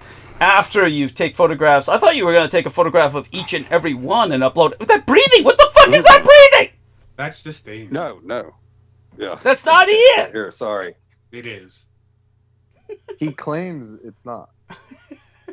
I can tell. I don't know. Okay. Yeah, Nemo knows. Okay, good. Well, I got some. Our voice chatted with enough chubby people. Yeah, he is a gamer. That's true. my god. Hey, Verified Brennan, source. do you have a point? Do you guys want to see some of the wax stack? Sure. Sure. If All they're right, here, let me get- vintage and still in. I don't know. You're plastic- breathing hard already. I Yeah. mean, Yeah, holy shit. Oh, If here, they don't want you to you know tag what? out. Oh, I'm smoking home. You're already in Hold on, severe check this out. Let me go. wait. He says he's smoking. I'm sorry. It sounds like you're sucking something. It's really obscene. Okay, here, I'm gonna lay these out. I bet you are. I bet you are. Okay. Let me get to. Okay, We don't turn on want the to see camera. anything. No skin. No skin. Yeah, no, they're Jesus, still in the what was that? plastic. Dude, come on, man. Oh my god. No, I'm back in the kitchen. Hold on. Are you walking around naked? All right, here they are. Shut the fuck up. It's a pity I can't make the screen any larger. You know? Okay, let's see what you got here. Yeah. It's so grainy, I can't see. Yeah, it's really grainy, but I do It's see like a blob. Yeah, Like a it looks like blob. an attractive blonde, but only barest outline, blobbed out. You know, sad. There we go. Yeah, keep all that because that might be worth money in the future. Yes, he's Yeah, right. Jenny, What did he say? Jenny Jenny McCarthy. McCarthy. Yeah, why don't you sell Yeah. those on eBay? What are you doing? Why are you Yeah. fondling them? Okay. Here, and this one's for you, Doug. You'll like this one. Like I Okay. said, they're all still in the plastic. Okay, let's see. Which one? Yeah, that's nice. Yeah, that's nice. Yeah. One shit. Oh my god, yuck. Fuck you, Hefner. Fucking go. Okay, Yeah, this come one's on. not in the plastic, Oh. but I'm saving it though. There we are. Oh yes. Nice. Well, you should. That's nice. Yes. This Yeah. one's with the Matter The of stuff fact, I stuck just threw together. one of the Stuck protectors together. away. No, that's the only one not in the plastic. We're seeing the stove now. We're seeing the stove No, now. no. Then No, there's there's this some one. crystal Okay. residue. There we are. You don't have to touch the models; they're not real. Lingerie special. I was getting the shimmer out of the plastic. Like, out of Oh, the it light. was for the glare. And Just like, that's a weird shit. we keep going back to the photographs that are all spread out. Yeah. Yeah. Okay, hold on. These all have, these are all covered up. They're oh, here's the one that you can see. The I collage guess on this was like safe to mail. Okay. Okay, this one was safe to mail right here. Okay. Mhm. Let Oh, me see. shit. We see glare. We see glare. I know, I'm trying to get that off. It's So just really Brandon's- grainy, Yeah, like the there we go. quality. Okay, that's Yeah. interesting. I don't know who that is. But Just just a nice attractive girl, not showing too much, just general outline. But we appreciate that. We Anyway, appreciate you sharing that with us. Yeah, it was they're cool all to in see some plastic. vintage, but yeah. Yeah, and I do like the effect of the collage on the serial killer's wall spread out across your kitchen table or your bed or whatever that is, mattress or table, or it's kind of hard for me to tell because it's such a small panel I'm looking at. Yeah. I can't see its screen size because of I can't interface with my fucking Skype, but it's a miracle I can see what I do. It's really weird. They really fucked up my Skype. And but such being said, Ian, you need to so this individual that you spoke to, what does he physically look like? Your roommate? I mean, does he is he ever there? I mean, is he ever in the home or what? Yeah, he's here. Yeah, he's here right now. He's sleeping because he's got to work in the morning. But he looks like your average Creole bartender. He's like a big stocky guy, and he's cool as fuck. Okay. Fat guy with a beard, Oh. a backwards hat. Yeah. Is that what we're looking? No. Quite the opposite. Quite the opposite. He's very Southern Baptist. What does that mean? That doesn't. What have, does like, that a fucking look to mean? Are you trying to say he's black? it. Yeah, you see. No. joking. No, he's just. No, he was just, he was a bartender down on Bourbon Street, and when Katrina hit, he lost everything, Wow. like everybody else We did don't out know here. what that looks like. Yeah, we didn't know that had a certain look. Yeah. Yeah. Skinny white guy wearing camouflage. There's that breathing he's again, just- but that is Ian. I know that's Ian Oh, because. here. Yeah, here. Let me see if I can turn off the compressor. Or turn What's it on like the when you have compressor. sex, Hold on. Ian? I mean, is it like that where it's just What? he glitched on that one. You go to Pornhub and check it out. No. Yeah, let's get the. You settings. filmed it? You filmed yourself in the act? Yeah, I've got like 4 or 5 flicks on Pornhub. Where you're one of the participants. Yeah. Well, I mean, I'm holding the camera, but yeah, I'm there. Oh, you're holding the he's camera. getting cocked. Yeah, there we are. He's getting No. Oh my God, no, not like that. Oh my God. No, I'm trying to get Well, to then the what are you goddamn doing? audio settings. I mean, well, if You you're know- holding the Hey, camera bitch. on those porn films, do we get all the Yeah. breathing in the audio like we do when we're talking to you now? Probably. Oh yeah, you can hear me going, oh, that's Daddy's good little girl, like that to him, just little shit. Oh like God, that, that's so little sweet exciting. talk. I mean, that's so erotic. Horrible. It's like Horrible. nothing adds to the ambience more than Ian West's voiceover. That's holy crap. It's, You oh my just God. hear me saying "good girl" 45 minutes. I I hope Good you're girl. joking. holding out the drugs, right? Holding out the drugs. This is where. I am. This is I'm where you. joking, Wait. This is I'm joking. candy in the schoolyard. This is candy in the schoolyard. It's like, good girl, good girl. Oh God, it's. It's so concerning. It is. It's almost worse than Jambo the Reese Monkey, because he, at least they identify immediately. They identify him immediately. Yeah. I guess they would Ian too, but still. Anyway, Yeah. Thank you for sharing that, Ian. okay. Maybe this does. Maybe this will be my setting. What is he thing. mumbling? I'm trying to turn on the compressor. Compressor. Can you hear me? Barely. What's this compressor you're talking God about? damn it! Hold on. What is this? No, it's okay. We can hear you. Built into Skype. What? I can hear you. Built in Skype. Now we can't hear you. Can you Well, hear we me better hear now? you, but it's glitchy. I mean, Yeah, you're like delayed. Okay, there we go. Does it sound better now?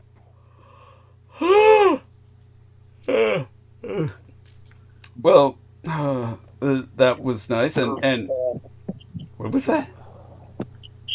Yeah, can you hear me now? Yeah, kind of. Now it's Holy muffled. shit. Yeah, now it's like muffled. No, Sounds like it's you're in an aquarium. yeah. It sounds like you buried your head in a pillow.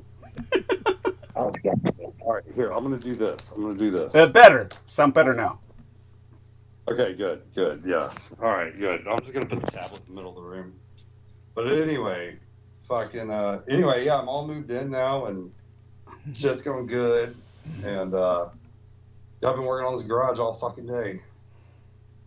All fucking day. Wait a second. What are you doing in a garage? I thought you were a night manager at a liquor store. What are you doing in a garage? What are you working on? Well, in Mississippi, it's illegal to sell liquor on Sunday. Okay. So that's why I'm at the house. What are you doing in the garage? Oh, I was cleaning it up, trying to turn it into another workshop. What do you mean by that? Workshop Why for do you need what? 2 workshops?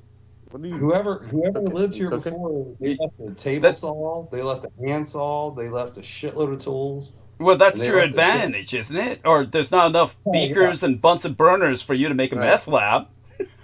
I know, but we're He's getting looking. there. We're getting Yeah, he's looking.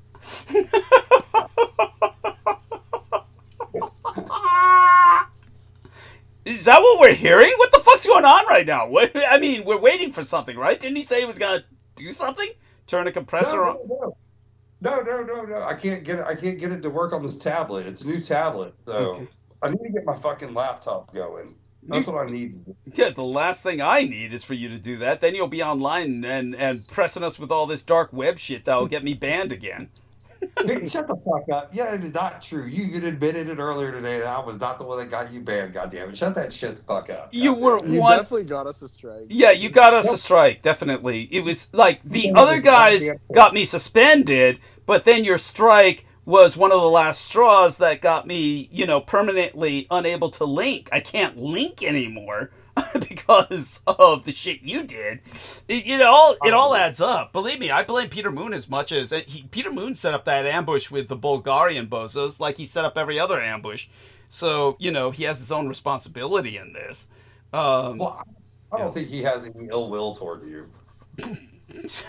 we'll leave that for debate. But such being what it is, he may not consciously recognize it, because of the blinky lights that we spoke of earlier. The blinkies. So George Knight, call George, Aristides. Call George and bring him on the call if you can, please. Is George? Hey, come on, George. So you missed that breathing, damn, that breathing's alarming. Have you thought of seeing a doctor? Oh my God. Seriously, that's not me. I've got the pad on speakerphone in the middle of the room, so there's no way in hell you can hear me breathing. Okay, so that's see Nemo. It's told a ghost. You have some ghosts. Yeah, Nemo, you weren't on earlier. If you had heard that breathing earlier, Nemo, the reason we know it's not him. It wasn't human. Yeah, he doesn't want you to know he's got a belt tied around his neck real tight. Autoerotic stimulation, yeah. But Nemo, if you had heard the breathing earlier, the breathing was going on simultaneous to his talking. So that's why we know it wasn't him. Brendan, help me out here. Was that not the case? I'm on. Yeah, no, 100%. All right. Yeah, is that it sounded like a werewolf was breathing on top You sure of it's just not air exiting other parts of his body?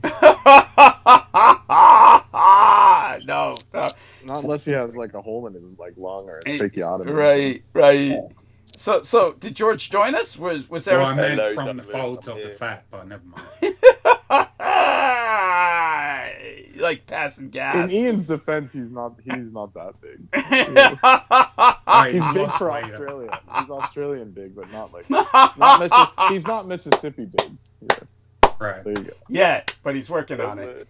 Yeah. Hey, George. Yeah. I'm on. Hello. Oh, there you are. Is that what you said? Jesus Christ. I couldn't even make it out at first. So George, do me a favor and shout at the top of your lungs because Thank you. Yeah, I don't know. Did you hear earlier? I don't know if you're aware of the situation, but I cannot interface with the Skype. So I did hear. Yes. Okay. Yes. Okay. Yes. Yes. Thank you. And so catch us up on what you feel is important, and what you think needs to be brought to our attention, and how long are we gifted with your presence? I think tonight, Douglas, only about half an hour. Okay. I'm hoping to be on a bit longer this coming Wednesday show. Okay. But then next week we will have much longer with each other. So looking forward to it. Okay. Excellent. A whole episode next week? Yeah, I'll give you the dates, Douglas. Okay. Thank you. Okay, look forward to that. Yes, thank you. Yes. Yes. Now, I just sent you. Did you get my email? I just sent you an email. It's just a bunch of images, and I'll put them into context later if you have any questions. But of course, Douglas. Yeah. Thank you. I'll just open them up now and just make sure I've got the email. Okay. And in the interim, I do want you to know how important it is that when we do speak on the next episode. Oh yes, did you have a chance to review that link I gave you on the Schwarzenegger episode from the streets of San Francisco? The one where it kills the lady, the young lady. Yes. Did you see that? I have not watched it yet, but I have. Yes, thank you. I do. I'm aware of the context. Yes. The sense of it. Yeah, but thank you. I will. Thank you. Yes. And whatever insight you can give us into the death of this bodybuilder in White Russia, Belarusian, the reason I said what I said was he obviously pushed his body to the absolute limit. It's like. Yes. And they just don't have the medical science to deal with the repercussions of that over there. But tell us your own opinion on this. Yeah, tell us your own opinion. Yes.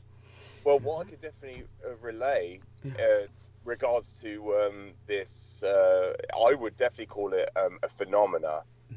It's definitely a epidemic in bodybuilding, where these bodybuilders nowadays, particularly nowadays, it's exacerbated so much over recent years is because there have been abusing the performance enhancing drugs to the absolute limit that the body can toll, and so or can tolerate, and the repercussions of abusing your body with performance enhancing drugs is ultimate death.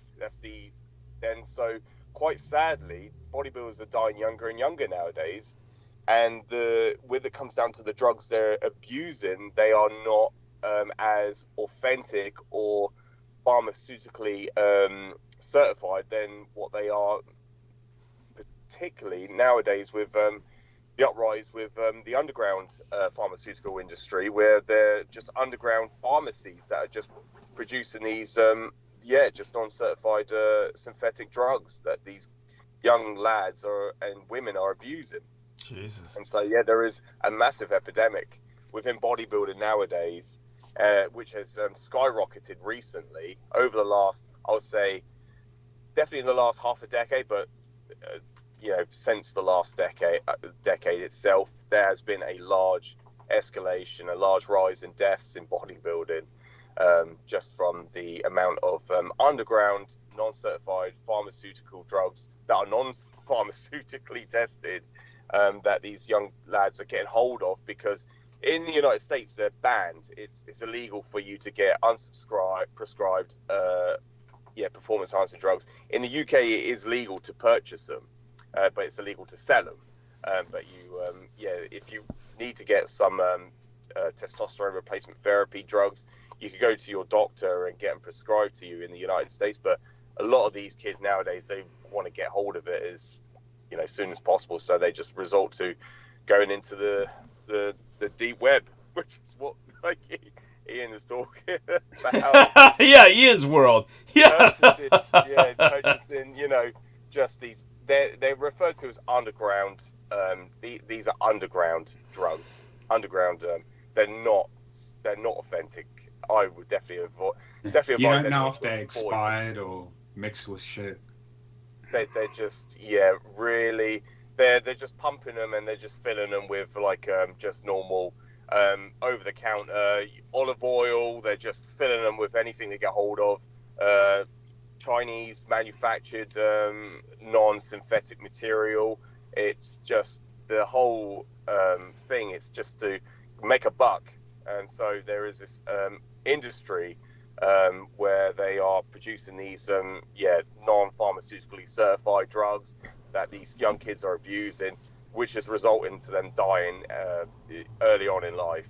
And so it's basically, if people want to just relaying what I know from years of experience myself and through research, what I've conducted when I was pursuing that lifestyle, the generations ago, decades ago, they were not abusing the drugs. They were just taking them on and off, which is what you're supposed to do. Like with any other drug, if you abuse it too much, there are significant and detrimental repercussions of abusing drugs. So with anything, there always is. But with when it comes down to steroids or performance-enhancing drugs, because you're changing the biochemistry of your own body, and with the drug itself, a steroid it's a receptor to enlarge your muscle tissue and body organs. People can have enlarged hearts, heart palpitations. They can have all sorts of serious health issues that go alongside of whilst taking steroids or inducing synthetic material into your body. Non-synthetic, it's not natural to do so. So yeah, this is the reason why this phenomenon, and I call it an epidemic. It's certainly an epidemic. In very recent years, much more of the bodybuilding scene are losing more and more young lads and young women due to the fact that they are taking these drugs.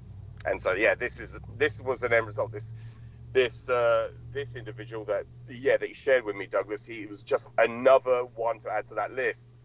So thank you for sharing that, because I wasn't aware of it, because I'm not really following that scene at the, not recently anyway. So thank you for sharing that. And I just looked at it, rolled my eyes back, and thought there's another one added to that list of a long list. Yeah. It's an endless list, of young lads dying, and they're pursuing this lifestyle, and they're topping the limits. They're abusing it, and they are trying to reach limits and exceed limits. And so this is the end result. It's not worth it. Thank you. I advise people never to pursue it in the first place. Thank you. But unfortunately, when you're doing that, you're under pressure to do it. And with my case, I was introduced by various people around me, by my surrounding environment. So when I did it, that was going back a decade ago, when I very first injected my very first steroid into myself. And that was because of myself being introduced to it. And most people, you cannot achieve this level of muscle mass without it. It's impossible.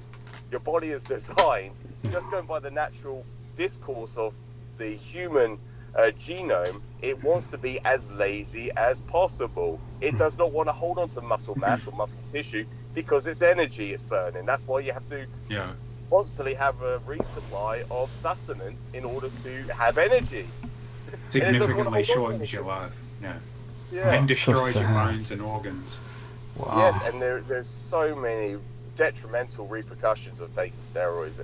It like I said, it changes your biochemistry of your body forever. There's no, you cannot ever. And the only people who should be taking like all those testosterone treatments are old people, obviously old men, because they're losing testosterone and they need it for strength, building their strength. Yes. So if anyone young cunt uses that, he's just digging in his own grave. That's so sad. You're definitely shortening your lifespan. You're showing it. Yeah, it's not worth even pursuing. Just for what? It's just for what you're gaining from it. There's nothing. Just even to compensate for having a small dick. Yeah. But the professional bodybuilders, all they're going to achieve is just a title and a trophy, and that's it. They're doing that for what? For a plastic trophy. It's not worth pursuing in the first place. It really isn't. Well, in the old days, there was at least potential for some level of stardom. That's exemplified by, of course, people like at the apex, Schwarzenegger and Lou Ferrigno, but also by the poor individual who was British who played Darth Vader, whose name I'm forgetting at the moment. But then again, he earned the ire of that asshole George Lucas, who then tried to scrub him from media completely. It was just so sad. And also he had a tragic car accident which deformed his face. It was just very sad. But at the same time, that deformation of his face added to the Darth Vader mystique. There was a reason he was wearing a mask. It made sense. But but at any rate, so such being all articulated, what else comes to your mind to bring to our attention? Any new developments that, in particular, personally or otherwise? Because otherwise, I'll go into it. Otherwise, thank you, Doug. Several things to bring up in this short time that we have with each other. One of the things I came across yesterday was another altercation that happened on set of The Predator. The film set when they produced the 1987, well, when it was released in '87, it was filmed, throughout, several months prior. But when on set of The Predator, you had Arnold Schwarzenegger had like almost a physical fight with, I don't know, the guys in the other white man, the other individual on set, where he had to be accompanied by bodyguards 24 hours whilst he was on the set with Arnold Schwarzenegger. So Arnold was, he was fighting everyone in this movie. Is that roid rage? Where does that come from? Most probably Douglas. But apparently this other guy was also, they never blamed it on Arnold, they blamed it on the other guy. Of course. Arnold never had to... Was it Jesse Ventura? It was not Jesse, no, the... Oh, God, we could go on. Good question. That's a good question. But go on. Because Jesse Ventura is the other person who strikes me as potentially having that level of temper. Right, what other white guy? I know they had, they did have a flex off with who's got the bigger guns, who's got the bigger, biceps. I know they had that in the closet. I think it was Ventura. Okay. But the fight was the guy that died whilst he was fighting the Predator with the sword, with the not the katana, but the blade. He had in the film set in the scene. It was that individual. He had machete. It was more like a machete, I would presume. It was, yes. Thank you, Douglas. Yes, machete. Thank you for Thank you for that. Yes, it was a machete.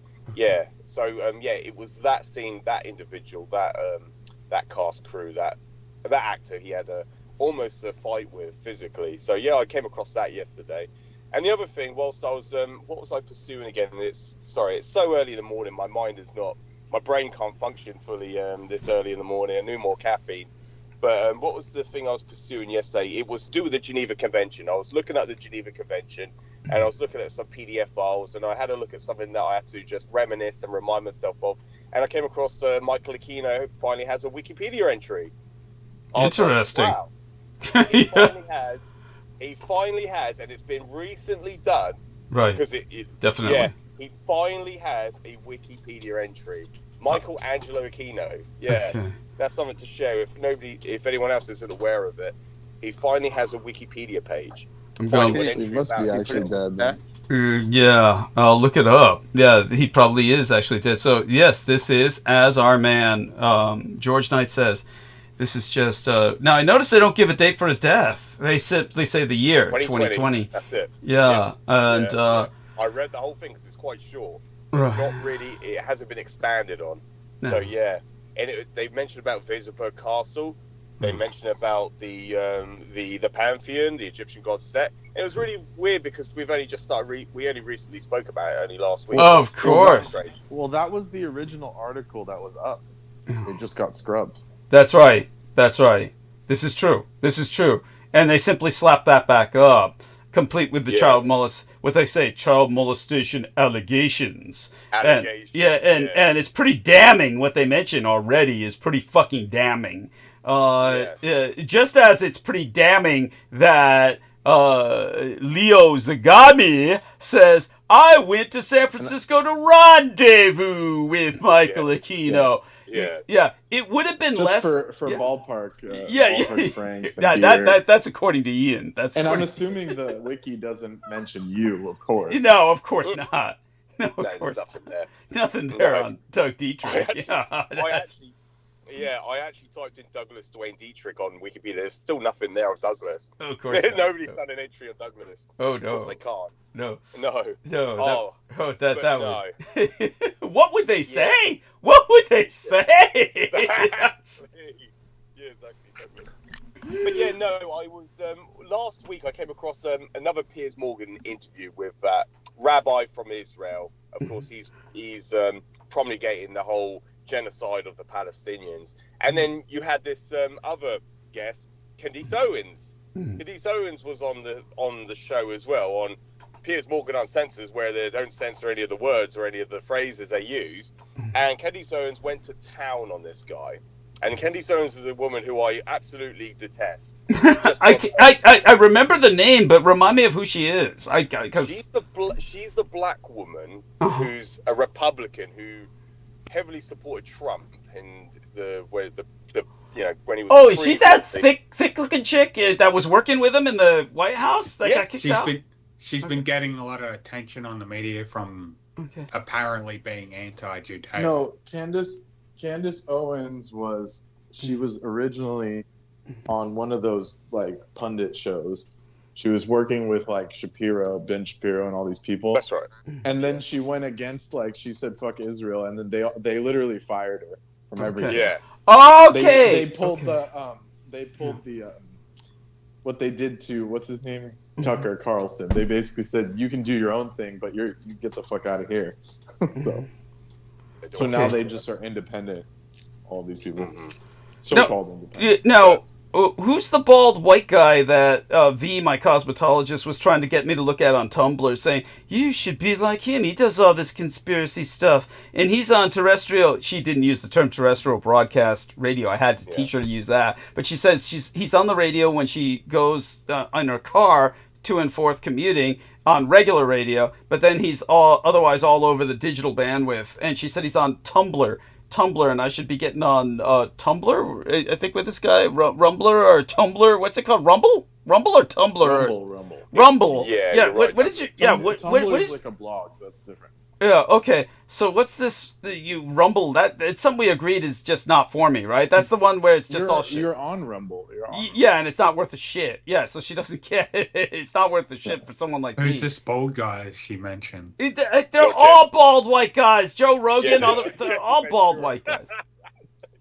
But if she gave me the name of this guy, I'll have to ask her again because I forgot it as soon as, she called. I totally forgot. But anyhow, not to interrupt what George is saying, to get back to Candice Owens. Okay, now I know who she is.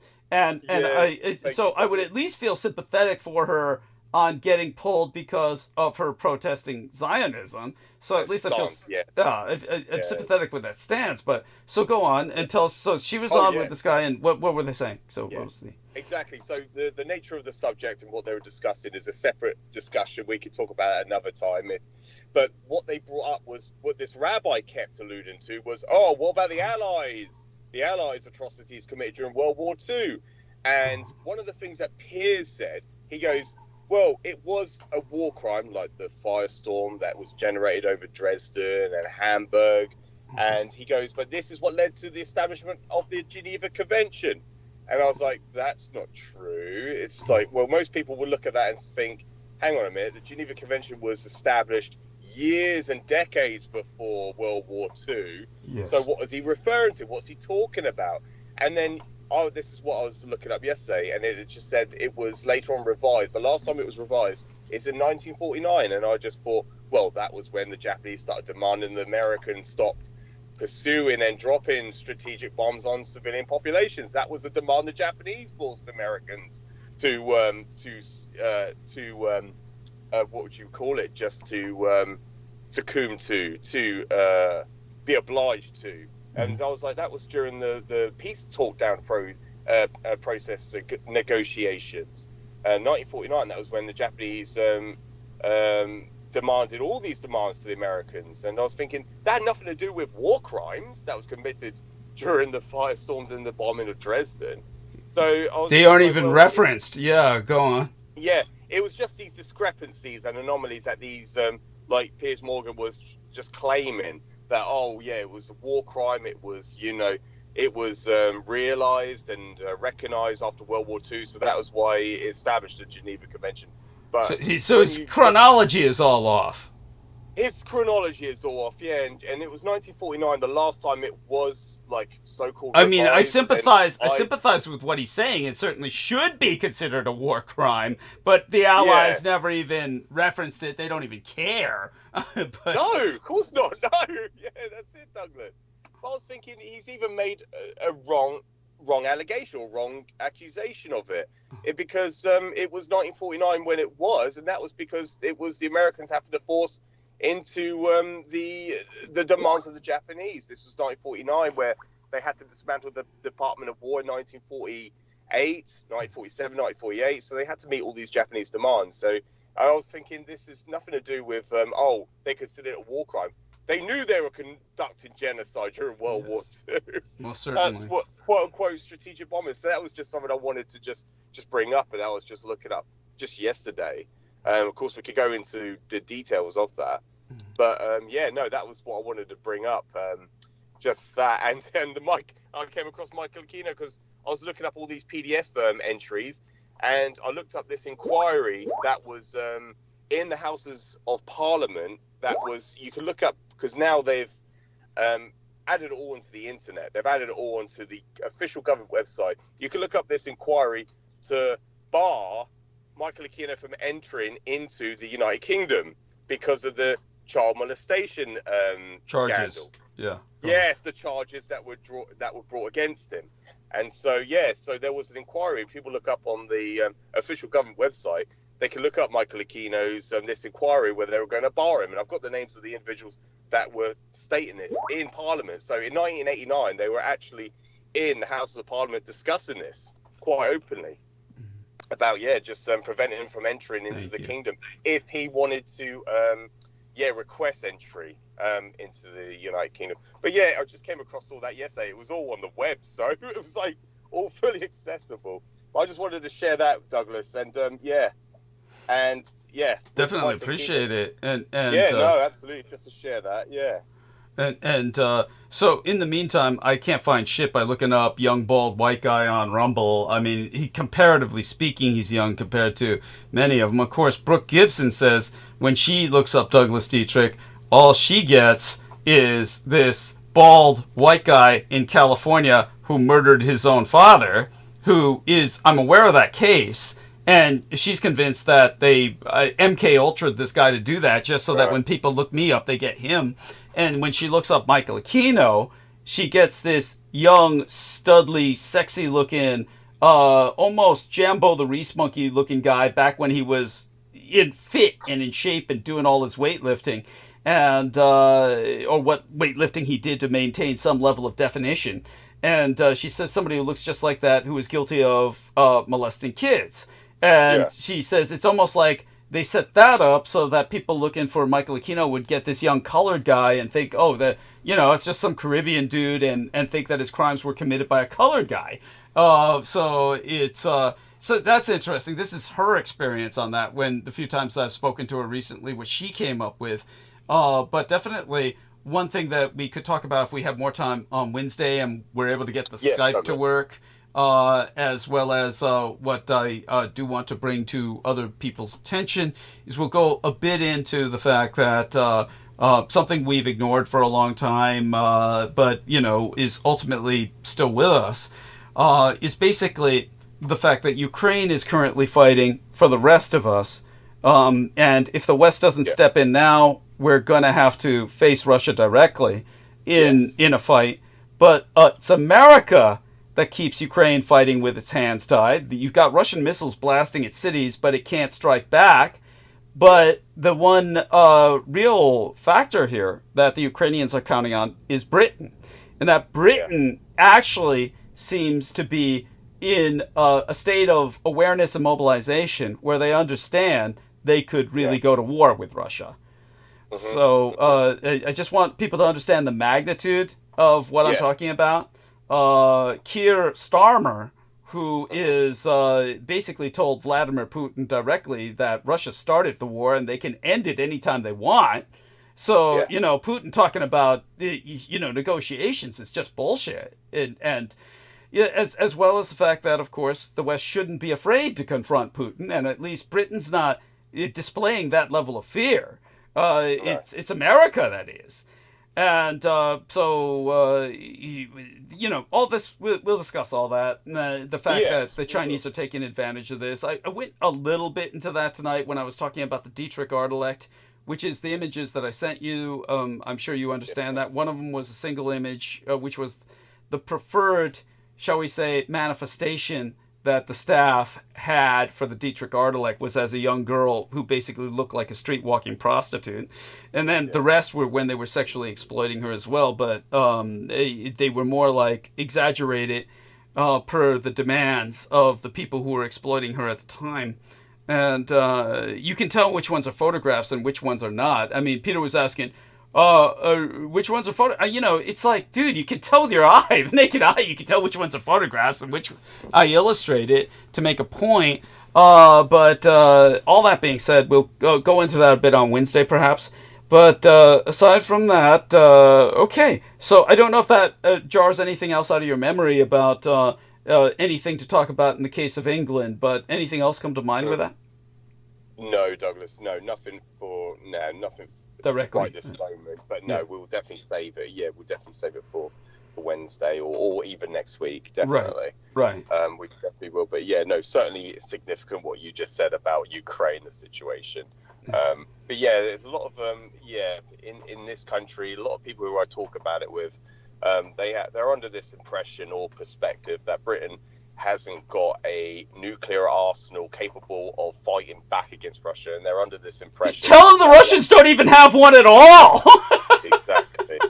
Exactly. This is why Vladimir Putin bluffs day in, day out, and talks about it. People who really have that capability don't need to speak of it. Don't even need to use that rhetoric of threat. They have the tsunami.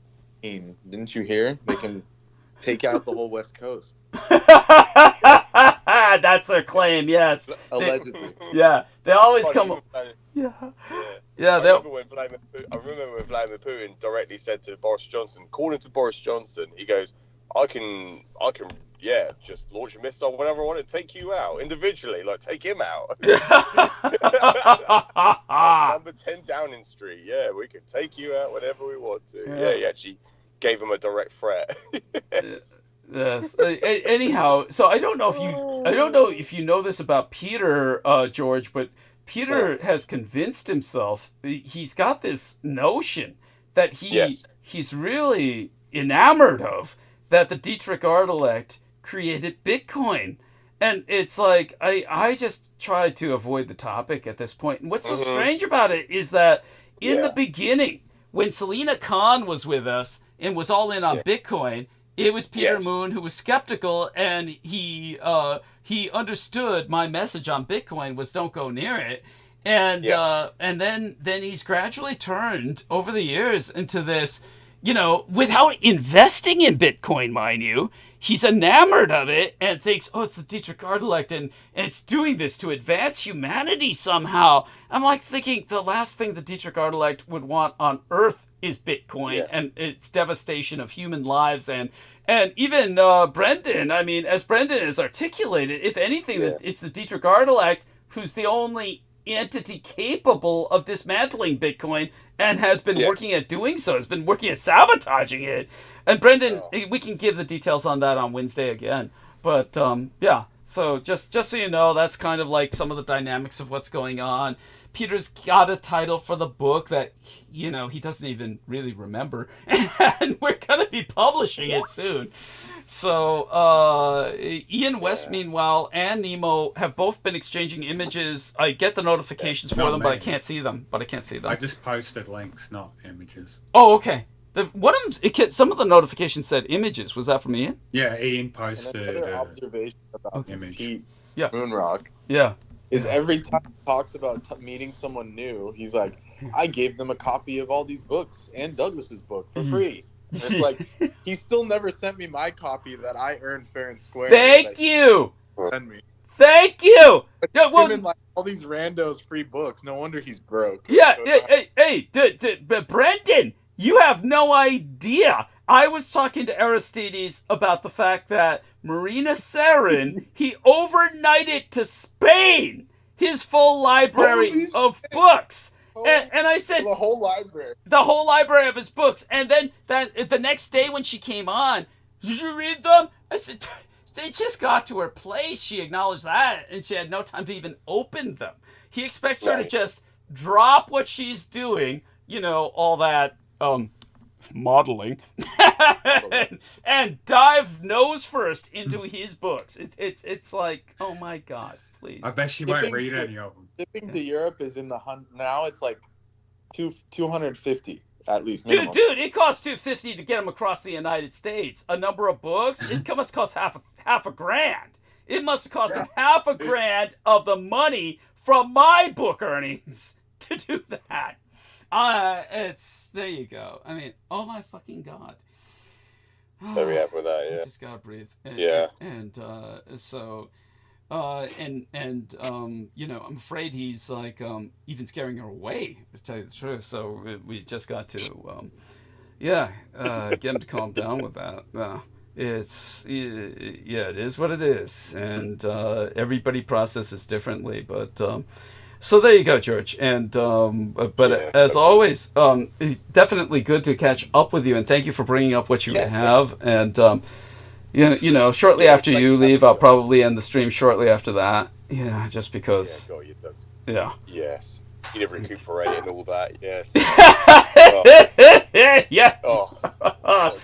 It's not even so much that I'm just kind of not able to interface with the Skype, and but you know, what was that? Sorry, Ian. Yeah, I did tune in when what's his name, Peter Moon was departing, and I did hear the relief. I did hear the relief. Oh yes, yeah, there is that. There is that, and yeah, I mean, we're processing in such different worlds, and it can be frustrating. So it wasn't as bad as the other day. Now, Now, tell me, George, you've heard me talk in the past about being a San Francisco cop, right? Yes. He said he never heard that before. Did you hear that episode where he was like, "I never heard that before," and then when I was telling him about it, he was all skeptical and shit. And it was like, dude, it's like, and it's not even like I'm saying something that is, you know, like, hey, do you know I was an astronaut or a cowboy or something like that's even outrageous. Oh my God. I mean, you were trained in criminal forensic photography, so thank you. And the same teacher that taught Anton LaVey. He was that's quite true. He was very old, so. Yeah, no, that's what I could just relay off the top of my head. Yes. Sorry, it's so early in the morning. No worries. Yeah, just what George and I is talking about for any new listeners is that the man who was training, City College of San Francisco was one of the few places in San Francisco that had criminology courses. Yeah, and it was famous for that. And what the man who was teaching one element of it, the forensic photography, had one of his, I think, if not his first class, one of the students in his first class that he ever taught was the Magus Anton Szandor LaVey. And I was in the last class he taught just before he retired. So that's how long this guy had been teaching. So I was one of the students in the last class he was teaching, and yeah, exactly. So there you go with that. Because that was how how Anton Szandor LaVey dodged the draft for the Vietnam conflict. Yeah, was by joining the San Francisco Police Department. That's quite true. Yes. Yeah, and at the same time, that's where I learned how to take some of the photographs that I took to steal materials from the Presidio military base. Yes. Yeah, and so there we go with that. And okay. Oh, another important point. Just remembered, Douglas. Yeah, that we brought up. Obviously last week. I forgot his first name, but the guy that they automatically, as soon as he was killed by the Secret Service, they incinerated him. The would-be assassin of Donald Trump. Yes, and then he's just tried to be assassinated again, just after we've just been speaking about it, supposedly. But there's no foot. I've not seen any footage of it. Yeah, it's like. And then, did you guys hear it when I said to Peter? Peter brought up, they just tried to take down Donald Trump again, and I said, well, maybe Donald Trump arranged for that just to gain more sympathy. And Peter said, that's too cynical. That's too cynical. Oh my God.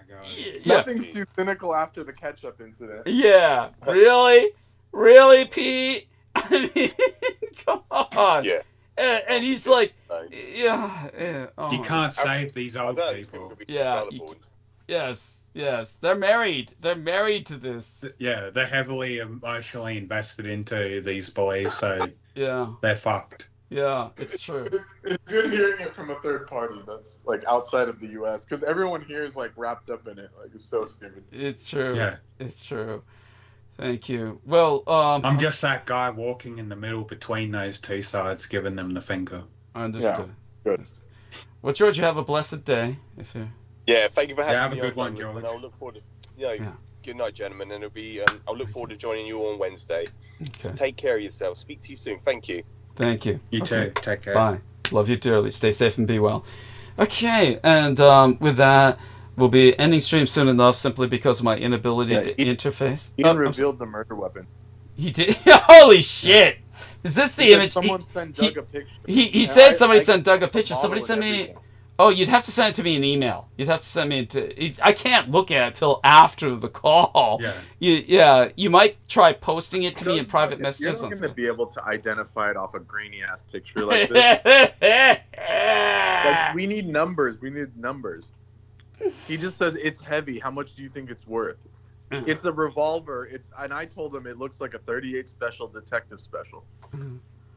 Oh, that's funny. This is a standard revolver that a poor white guy would have in Mississippi. I mean. There, you got it. Yeah, no, that makes sense. And it looks like it's in good condition. Okay. Well, Should I keep it? Go on. Should I keep it? Oh! Definitely don't because it's gonna get traced back to you. Yeah.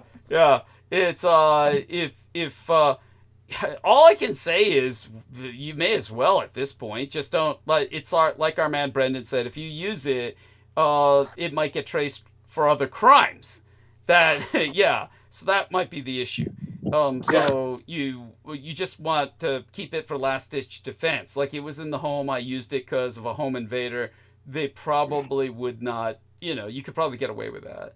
But, about an eye. Yeah. I can't believe I just found that though. Seriously. I am not surprised, dude. Right. You are. Your life is as improbable as it comes. It's like your life is as improbable as Brandon Young's in except what Brandon Young of course is reprehensible, truly reprehensible. You seem to be more like just truly an agent of, I don't know, neutral chaos. What is it? Chaotic neutral or Chaotic.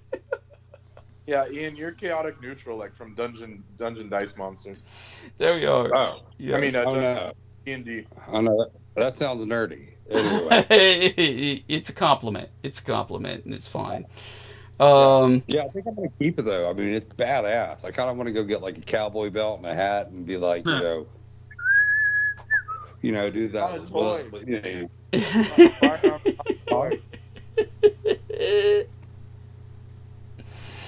Oh my god. So that's. By the way, I like how they mention how Aquino went to Wewelsburg Castle without mentioning why he went there. They said to perform a satanic ritual there. They don't talk about the Douglas Dietrich involvement, but and they talk about him. He was the leader of a group called Monarch, so they got that down. Holy shit, But at any rate, we'll go into that later. We'll bring that up when George is back on Wednesday. So everyone, love you all. Stay safe and be well. I'll be, I feel so helpless without the ability to interface with this shit. So probably go to sleep tonight. As soon as you restart it, it'll start working, I bet. Possibly, but it didn't last time. You see, last time I'll call you. I'll call you after the transmission. Why? I mean, nothing against you, personally. Okay, all right. Talk about the gun. Oh, okay. He's. Do you remember what? Remember what that? It's a revolver. It's okay. Yeah. I was about to say it's like a hammer. You can. Yeah, it's not gonna break on you. It's a. What was it that Trappist Nicholson said? They're trying to implicate me. They're trying to implicate me in a murder. Oh yeah, him and Brooke Gibson. Doug Dietrich and Brooke Gibson are trying to implicate me in a murder. Oh, have you talked to Brooke? Is she doing okay? The last time I spoke to her, things seemed okay. There was this dude who I met while I was waiting for surgery, who was going in for heart surgery.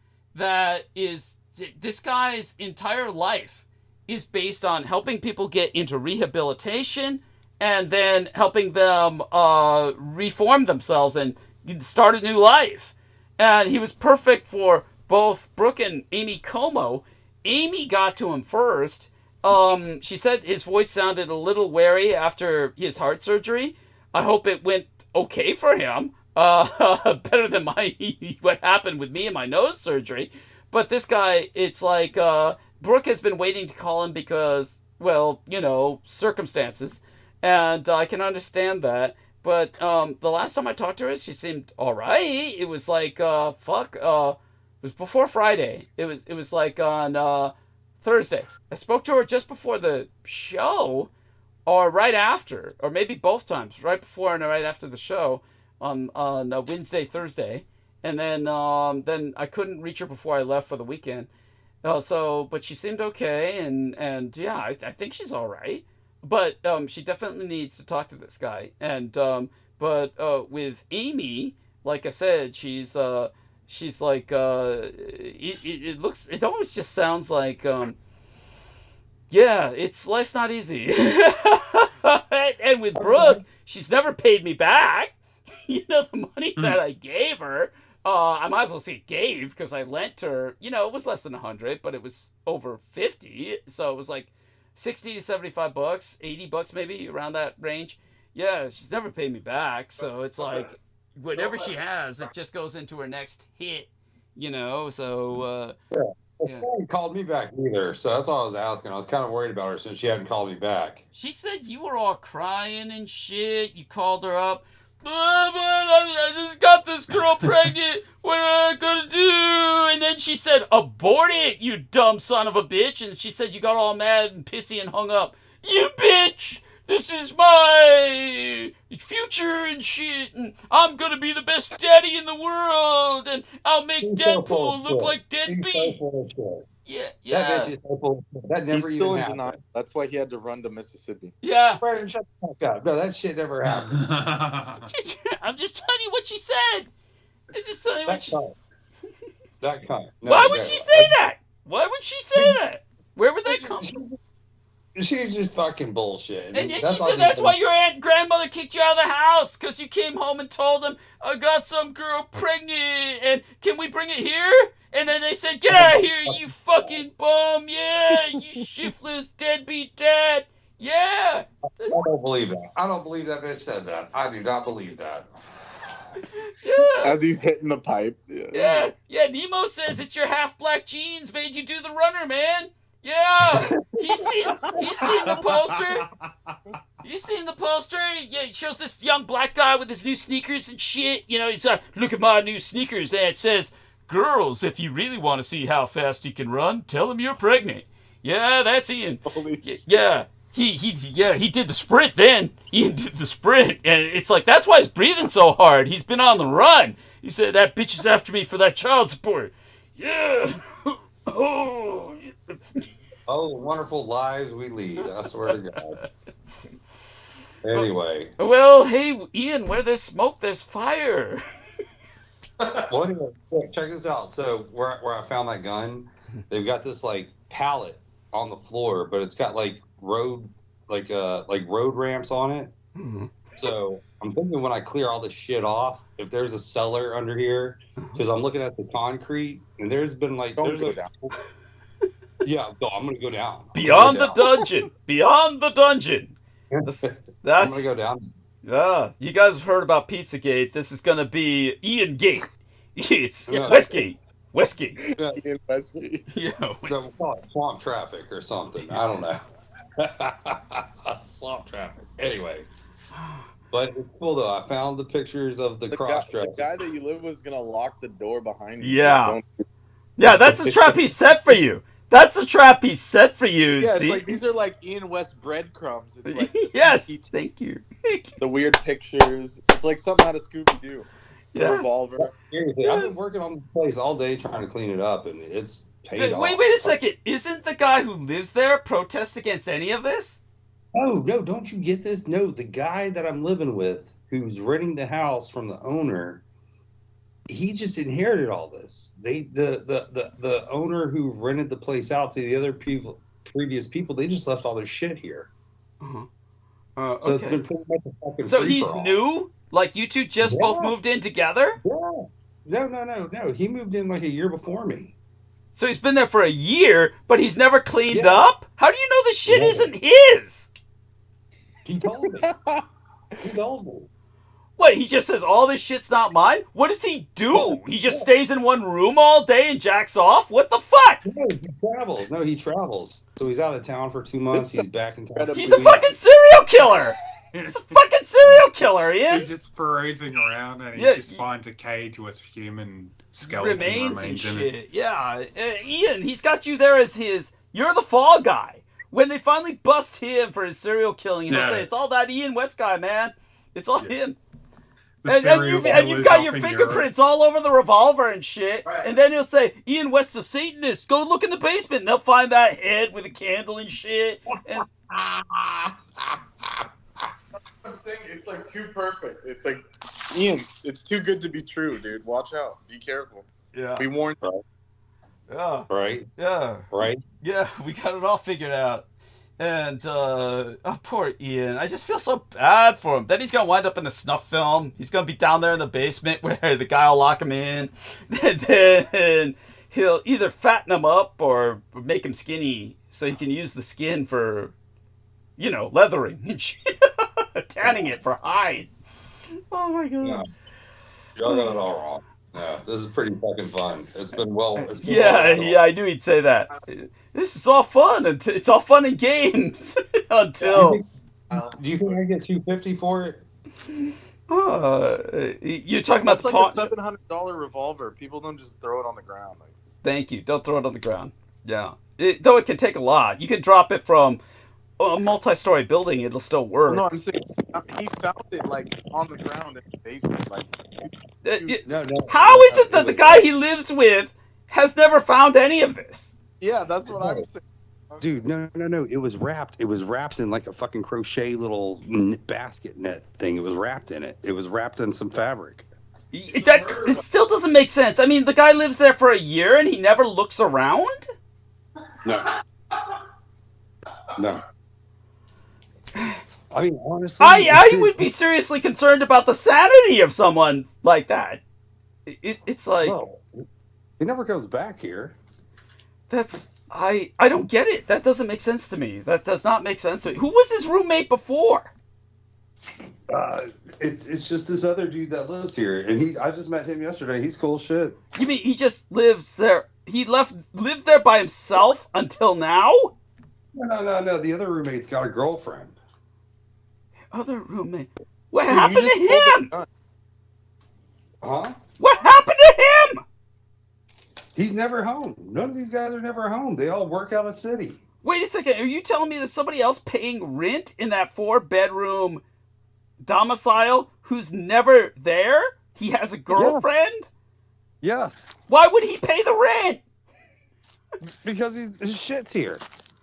And here's what Nemo said. Nemo said, your half-black genes are driving you to steal his shit. What the fuck, Nemo? It's a valid point. Yeah. How do you know it's not his shit you're finding? Man, there's rust all over that thing, and fucking, it hadn't been sitting Just there a avoiding while, the man. question. No, you should see what I did to the mailbox today. It looks even better. I pimped the mailbox out. But anyway. Damn, you must be really bored. He's doing Pimp My Ride now. What was that, Brendan? He was... More of his genes came down. Yeah, there we go. Wait till his other half kicks. Yeah, you're right. Yeah, more of his black genes came out. He's now he's talking about pimping. Now he's talking about pimping. The moment we brought that up, yeah, I'm pimping. Yeah, that's. Oh, are you there, Ian? Jeez, Yeah. Wait till you guys see the boat in the backyard they left. Yeah, boat. Are you near a river? Yeah. I'm next to a creek, but the boat's for the bay. Okay. See, the place that I'm living on, it's in this like richy neighborhood down the street from the local yacht pub or the yacht club. And it's like, I mean, these are like, pimp fucking, it's a pimp neighborhood, like seriously. So. Yeah. And This is literally unbelievable. Yeah. And then, so Morgan Grace Films in chat asks, can you touch on the fact that the guy who just went after Trump has 3 first names? Thank you, honey. I appreciate that profoundly. Let me give her kisses. And while I'm tending to that, everybody, jump on that. Tell us about this. This is what, of course, Coming from a guy with 2 first names. Flag of any kind of assassin. They always have 3 names. Yeah. And beyond that, but she's talking about the fact that I brought before that pedophiles and child molesters always have 3 first names, so they can just switch them around. So when the kid tries to identify them and says, I was tickled by John, John Joe, Bob. Yeah. Then the police say that you were raped by 3 people. What are you trying to say? And then they use all this as evidence against the child victim and throw it out of court. By saying he doesn't know what he's talking about. First he says it's 3. He gives us 3 first names instead of 1 real name. And then this is why all child molesters have 3 first names. But beyond that, they also switch them around. So the guy who was best friends with who was the guy at Feet to the Fire again? James Arthur Yanchik, who himself has 3 first names. Anyhow, was David Allen Sterling, I believe. David Allen Sterling. And he would switch those names around. And, and this is one of the things that, when I busted that idiot for that, he got all pissy and, and scrubbed me totally from the internet because I began, well, basically, it's like I said, after a while, you just have to ask, tell me, James, why are all the pedophiles moving into your neighborhood? Because the thing I remember is that his girlfriend, Lucinda, basically complained that someone who had moved into the neighborhood was harassing her, threatening her, stalking her, and then she looked the guy up on the CLETS, CLETS, which is an acronym for Criminal Law Enforcement Tracking System, and she looked him up on NCIC, which is the National Criminal Inventory Catalog, or something like that. And he was on both of them as a pedophile, not just a child molester, which, for those of you who don't know, you can graduate to a new level of trivia here. A pedophile is someone who goes after kids who are 9 years of age or younger whereas a child molester is someone who goes after people who are 9 to 10 years of age and older. And, you know, they divide it, 18 divided it in half. So legal age is 18, so you divide it in half. And when you divide it in half, what is 18 divided in half? That would be the dividing line between pedophiles and child molesters. I only found that, yeah, what is it? What's the number there for that? 9. 9, it's 9. Yeah, so at any rate, so it's anybody who goes after 9 and under is a pedophile. Anyone who goes after 9 up to 18 is child molester. And so when it came to how I found that out was through Bill Brockbrader, who confessed to being a child molester in order to avoid being prosecuted as a pedophile. And and he had 2 girls that were just all his cultists, his groupies, and were trying to, one of them in Australia, and they were trying to get me to like take his side and advocate for him. I said, "Are you fucking crazy? Why would I?" Yeah, anyhow, that's like, but you know, that's how people are. But when it came to James Arthur Yanchik, his trip was when Lucinda told him about this guy harassing her and the fact that he was a pedophile. He told her, "Oh, well, it's all your fault, and you shouldn't be tempting him. And what are you dressing like, a schoolgirl to tempt him?" And all this shit. And then when she brought up the fact that she was being harassed by Michael Aquino, and the fact that Aquino had assaulted her as a child, he told her, "Well, Aquino's a great man. He's like a hero, and you're just a bitch, and you're just this horrible nobody, and how dare you speak out against Michael Aquino." It all turned out James Arthur Yanchik was an Aquino cultist who got her as a drop-off, one of his chick drop-off, and he was like, let's see, what is this? Suspect in custody in Marin County. Was that the Doug Dietrich who killed his dad? I can't see the link. All I can see is the notification for the link, but I can't access the link while the Skype call's on. But when it came to... I think that was a Trump assassination attempt thing. Oh, okay. All right. And, so... Yeah, question about his name. So, Martin County. His name's not out there too much yet, but one link I've got says his name was Ryan Wesley Ruth, Routh. So, not quite 3 first names, but always 3 names. Yeah. Yeah. Always a middle name. Yes. Like, you know, most of the people in my life, I don't know their middle name. Why I gotta know this? Why I have to know this guy's? Yeah, that brings me back on track to my thoughts about that with David Allen Sterling and all that. Lucinda, for those of you who don't know, James Arthur Yanchik's girlfriend Lucinda lived in California originally. And this is where she was assaulted by Michael Aquino, and yet somehow wound up in fucking Michigan, where James Arthur Yanchik was, under his quote-unquote supervision. He became her handler. And I always wondered, how'd you wind up with Lucinda? How'd she wind up with you? And he would just, you know, "Oh, I was assigned as her handler and shit. You know, I gotta handle her because, you know, she's not right and she needs to be handled because, you know, she does things like accuse Michael Aquino of abuses and shit." And, you know, so this guy who was interviewing me, if anybody's got feedback, feel free to repeat it. I thought somebody might have said something. But at any rate, the whole thing was this guy was in... What's that? That was the chick that got her skin scrubbed off. That's right. That's right. Been crazy. That's correct. That's correct. That's correct. And I'll tell people that whole story maybe on Wednesday or you know, happily if anyone wants to hear it. But what happened was with James Arthur Yanchik, he kept having this guy on his show. He would break every show. Every show would have a break, a mandatory break for what he called his 15 minutes of free energy, in which he'd bring on David Allen Sterling, who would talk about the latest developments in free energy. Now, it turned out this guy was sabotaging everybody working on free energy by pumping loads of child porn into their computers.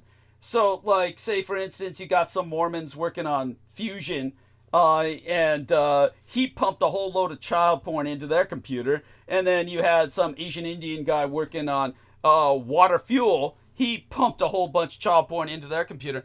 Now, when that Justice Scalia died, what they found on his dead body, literally clutched to his chest, was a laptop that was loaded with child porn, and it was David Alan Sterling's laptop. So they tried to say, oh, the only reason Judge Scalia had it was because he was so shocked to find what was on David Alan Sterling's laptop that he died of shock, clutching that laptop to his chest. That's what they said. Maybe because he was jacking off and he's an old man and he got all, oh, maybe it was something like that. But at any rate, what happened was that David Alan Sterling got busted because of that, because of the laptop they found on Justice Scalia's dead body. And then they ordered no autopsy be done. They wanted absolutely no autopsy on his body. And the sheriff ordered that, not his family. That was against the protests of his family. The sheriff ordered no autopsy on the body. And and the family was never able to overrule that. And but anyhow, so Justice Scalia got buried, incinerated, whatever. And then David Alan Sterling finally went to jail. But he would break, James Arthur Yanchik, he would break every interview so that he could have 15 minutes of this David Alan Sterling guy on so that everybody would be implicated with David Alan Sterling. He made certain everybody who was interviewed by himself would get implicated as being involved with David Alan Sterling because they all were on interviews that had David Alan Sterling break them in the middle with his 15 minutes of quote-unquote free energy. Nothing's free in this world. And so we're all paying the price of conducting interviews with James Arthur Yanchik, and then he somehow gets a child predator moving into his neighborhood. And we know this for a fact because he kept complaining about it. Oh, they had to block off the whole street because it was Halloween. I said, why do they have to block off the whole street because it's Halloween? He said, oh, they had to have a police car at either end so that they could warn the parents who were coming in our street to do trick-or-treating that there was a predator on our street, but that it was safe to trick-or-treat because they were at either end of the street. I said, why don't they just put the guy in jail for the night? And he said, oh, no, that would be violation of his rights. I said, what about the rights of the kids? He said, why are you like this, Douglas? Why are you trying to harm somebody who's done his time? And then I said, so what happens when the kids go trick-or-treating? He said, oh, they all, the guy would come onto the street and take poses and pictures and selfies with all of them. So this guy was allowed to go into the street, take selfies with all these kids he's giving candies to, and that's why the police were at either end of the street, just to make certain he didn't grope them.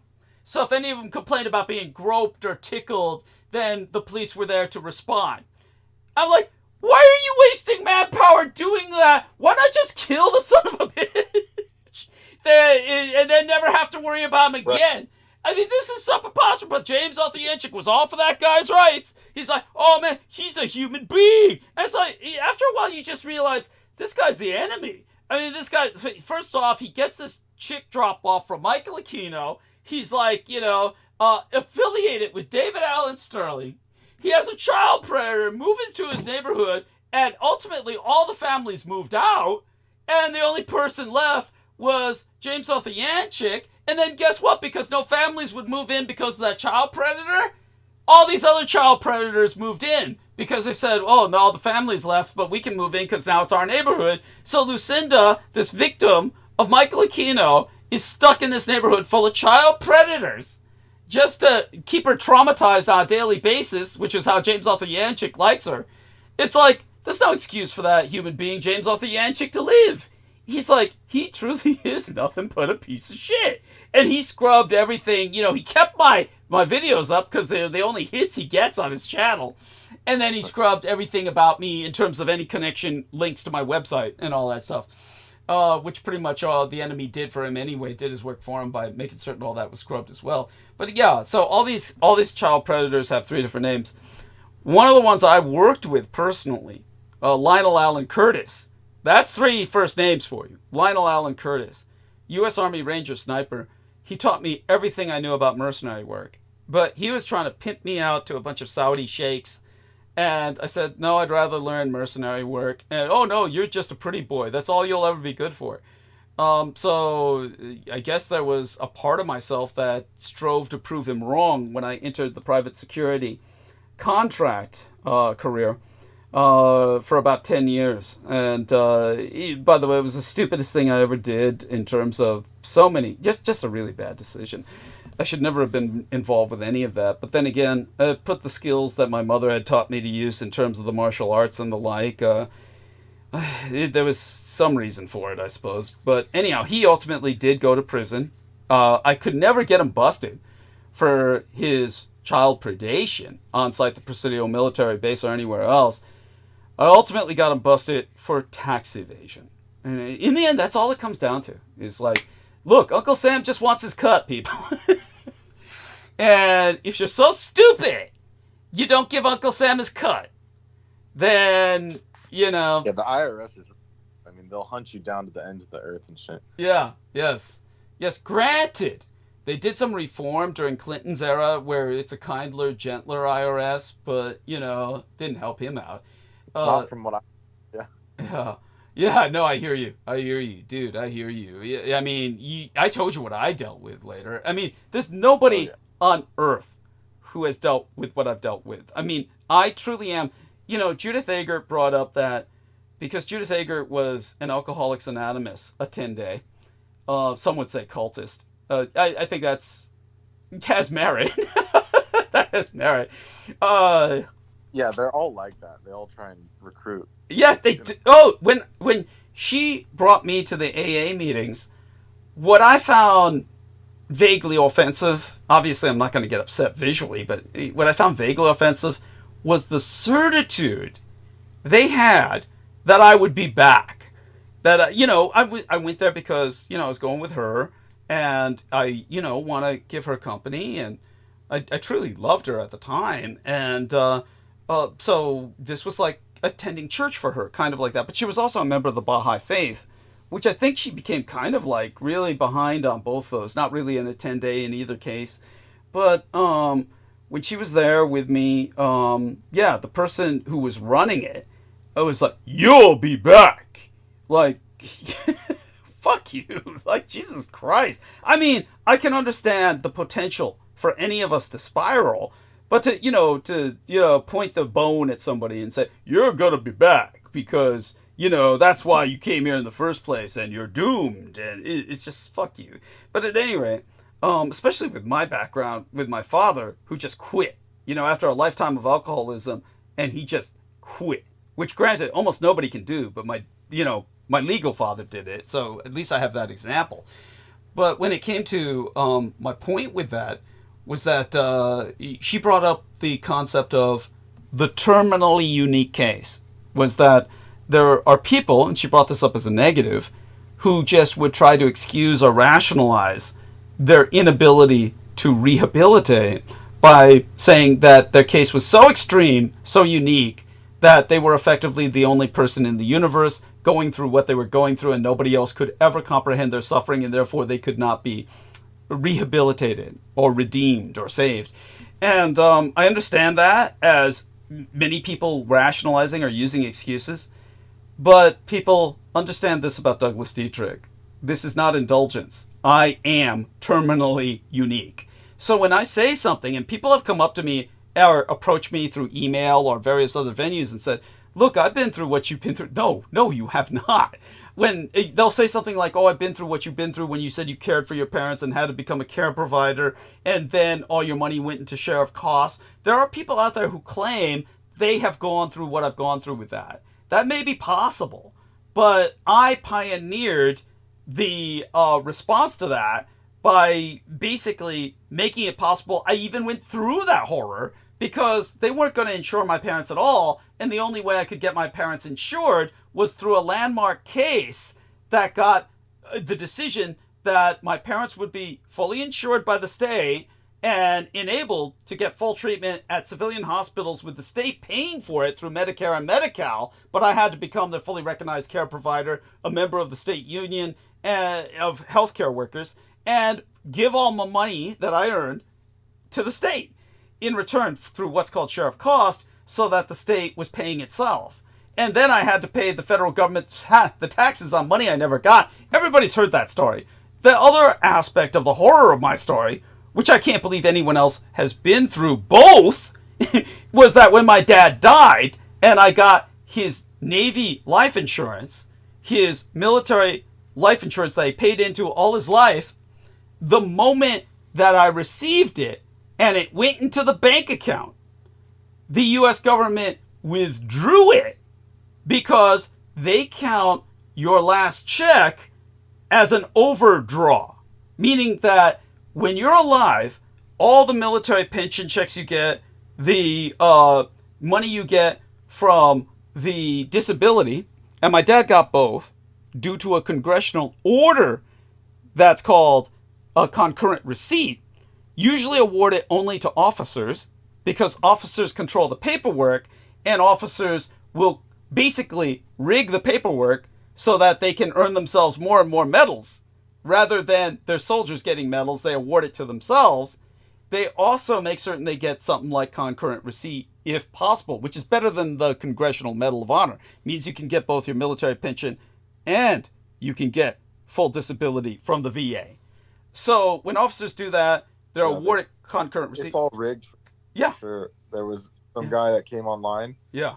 And they were asking him, how much do you make in the Marine Corps? And he's like, 10,000 a month at 04 pay rate. Yeah. And then everyone in the comments was like, that's like never gonna happen. Thank like, you. This guy totally scammed the system. Like he made it to the top of the ranks and he wasn't even 30. It's like there's no way unless he scammed. Well, it's just like, remember Derek Talley's black? And he was Asian. He was Asian too. There you go. So the guy's just, whatever he's doing. It's remember Derek Talley's father was just a case that's unbelievable, literally unbelievable, where the guy said, well, I was a black enlisted man, but then I became an officer. And it's like, how? And in Cheyenne Mountain, no less. Yeah, Cheyenne Mountain. Which it might be a lie. They might have just had him as a custodian. Because when I was bringing that shit up about, various elements of... he kept going back to War Games, the movie. I kept saying, dude, I'm not talking about War Games, the fucking movie, dude. I'm talking about the goddamn, defense systems of, how it used to be that I remember. And he couldn't, remember, he couldn't answer any of my questions. No, he didn't know anything about it. He was talking about like some Ford Mustang or something. Yeah, and then bizarre. Yeah, and then he finally excused himself when he realized, shit, this guy knows what he's talking about. I got to get out of here. Yeah, he did. Yeah.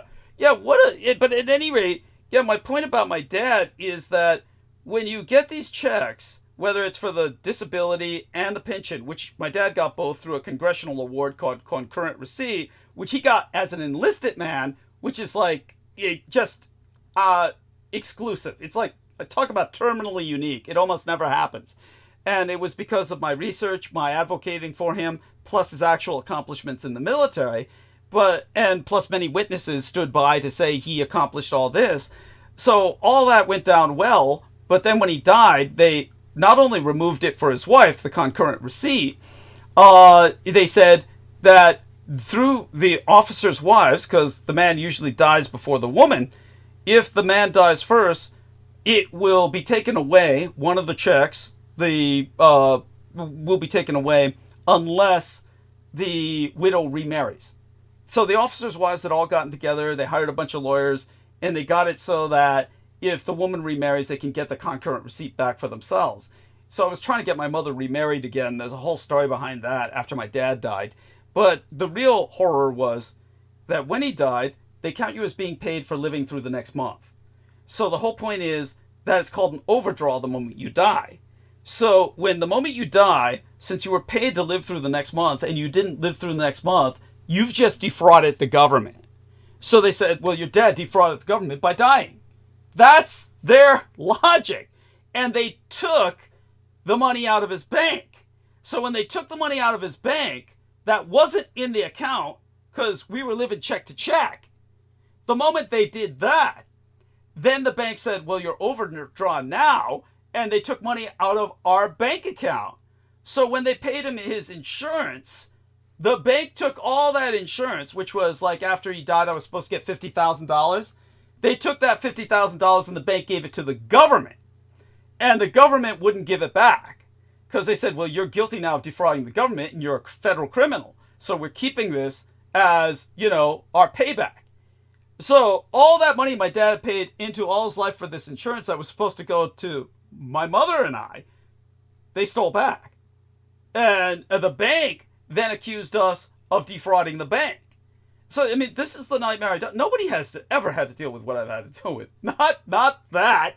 Not the, being at the same time going to court to get my parents recognized for civilian insurance and then getting charged all that money I never got, taxes on it, federal taxes on it, and I was facing federal prison for that. So I had to hire a Jewish tax attorney to keep me out of federal prison by agreeing to what was called a offer in compromise, where I wound up paying $30,000 to the feds anyway. I mean, I'm paying money to the government for money I never received, and I'm paying money to the government that was supposed to go to me on my dad's death. It's like the whole thing is just a lie. There's no point in serving the government. There's no point.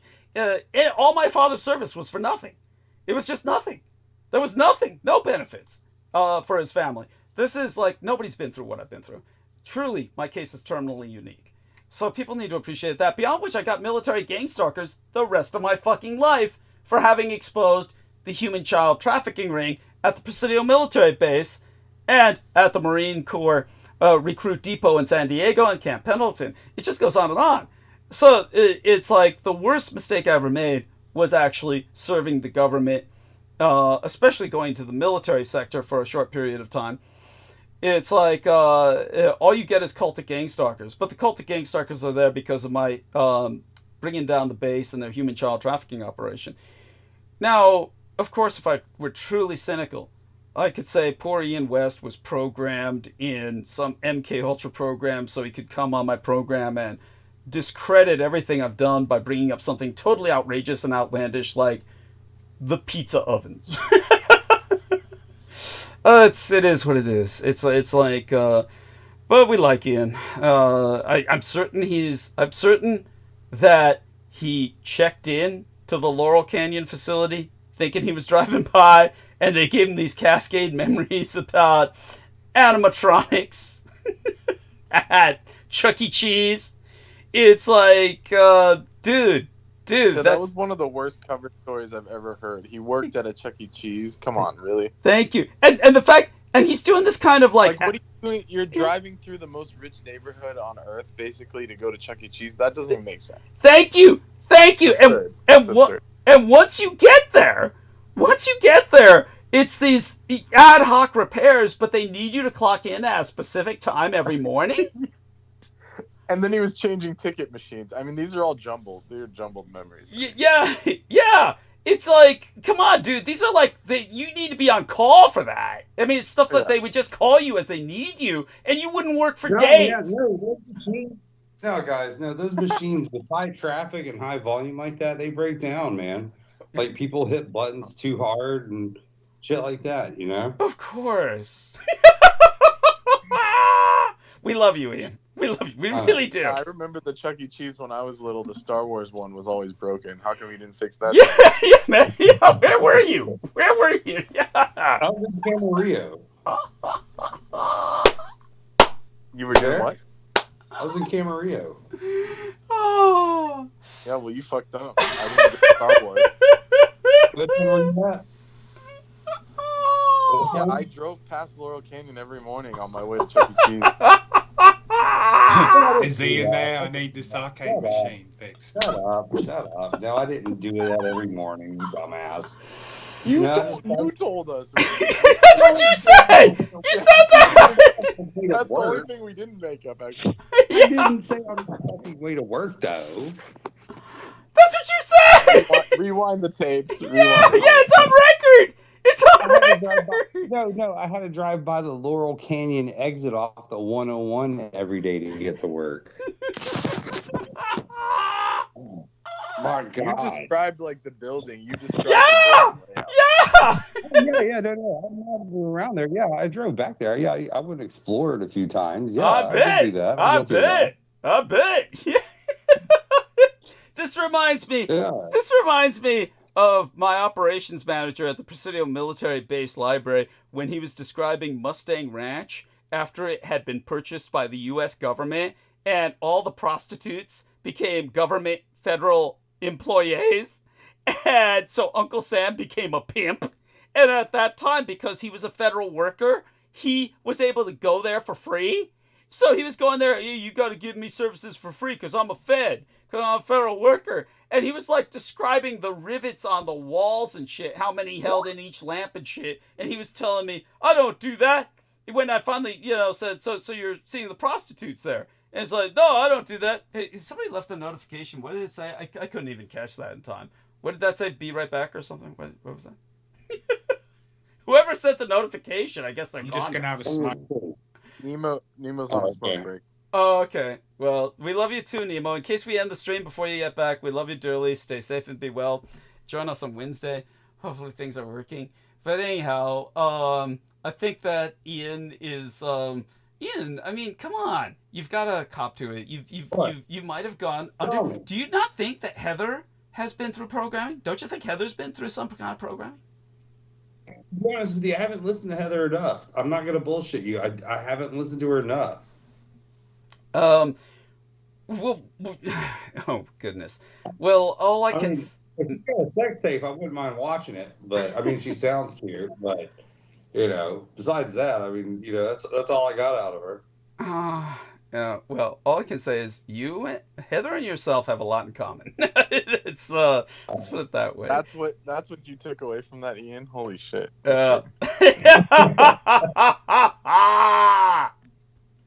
I don't think you want to touch someone that has a bunch of like Morgellons coming out of their face.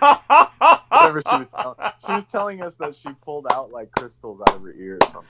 Yo, God, dude, she like sheds. She says she sheds microchips and shit. She said I'm shedding microchips and shit. But worse than her is Noreen Halpan. I can attest because I actually tried to have sex with Noreen Halpan, and she has open running sores all over her body. And it's it's all I can say is I guess because of my own nanoplasma and shit I didn't catch something. But honestly, it's a miracle I didn't. She was like yeah, and she claims it's because of the Morgellon syndrome and shit. It's anyhow. I don't even want to think about it. But so there we go. That, and it is what it is. It's amazing. There was that other kid who used to be on my show during Revolution Radio days. He was the guy who lived in New England, Rhode Island. He lived in Rhode Island, and I can't remember his name, but he was this young guy who sounded like Mickey Rourke. He actually looked like a young Mickey Rourke before the plastic surgery. And he had sex with Noreen, so it's amazing that she can get it even though she has open running sores all over her body. she gets it. I was guilted into it because of the Jewish American princess who Cynthia Siegel, who had set up my ability to speak at all. She sacrificed her job for me. She was like the hostess of the UFO Connection on like Channel 32, a local station in Sacramento, which was like I used to watch them. Yeah, and she sacrificed her job as the hostess of that show to let me speak at MUFON, the Mutual UFO Network, where I spoke did my Roswell and the Rising Sun DVD, which I think is uploaded on my channel, this very channel people are listening to now. And Cynthia Siegel guilted me into having sex with Noreen because she said, she's a fangirl and she'll die if you just, she came all the way up here for you from Los Angeles. And, anyhow, what a mistake that was. It's one of the few cases, I think the only case in my living memory, my conscious memory, unless I was totally fucking blitzed out. And I seem to be I remember when I took my mother to UCSF, this one British woman who maybe was a New Zealander, she had a Commonwealth accent, and they can tell each other apart, but I really can't sometimes. I think she was British though, but she just was all over me and was saying, "God, don't you remember?" I said, "Remember what?" I'm like feeling really panicky, and she's like, "The beach." I said, yeah, what? Right. What beach? And she's like, Africa. And I was like, Africa. And I said, you were there?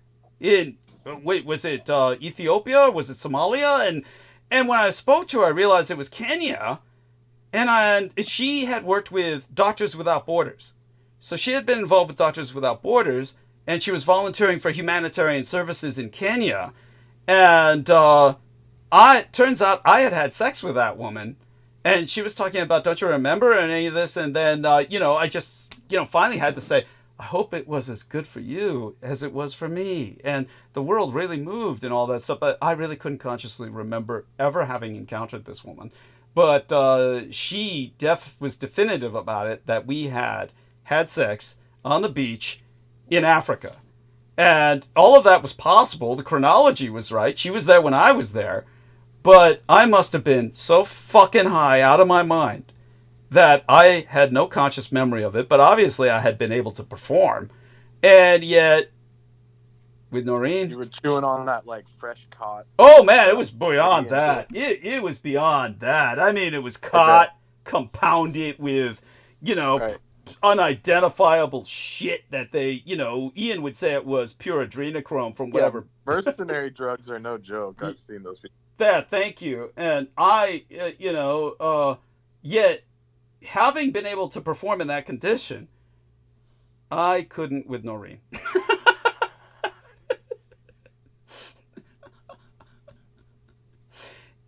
It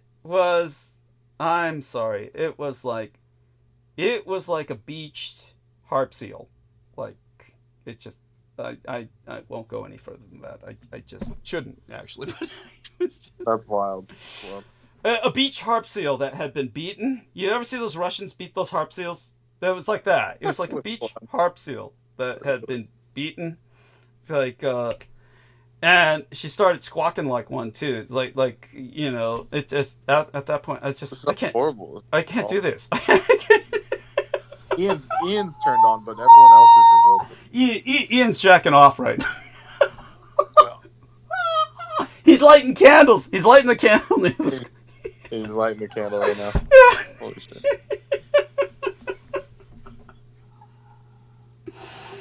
Oh my god. At any rate, okay, now that I've managed to re-traumatize myself, I'm going to probably end the stream at this point. You there, Ian?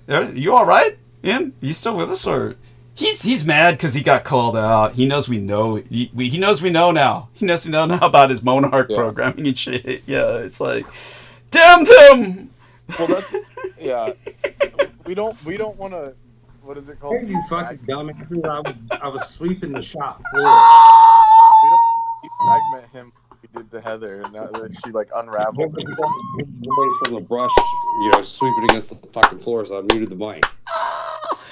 Oh. It's okay, Ian. We know you can hold it together. You won't unravel like some other people. Yeah, you know how Heather unraveled so badly? She quit sex, quit her antidepressants, and her vodka. All at once. Everything in the same day. Yeah, and then she we all need our medicine. Yeah, and then she came on our show and said, I want to die.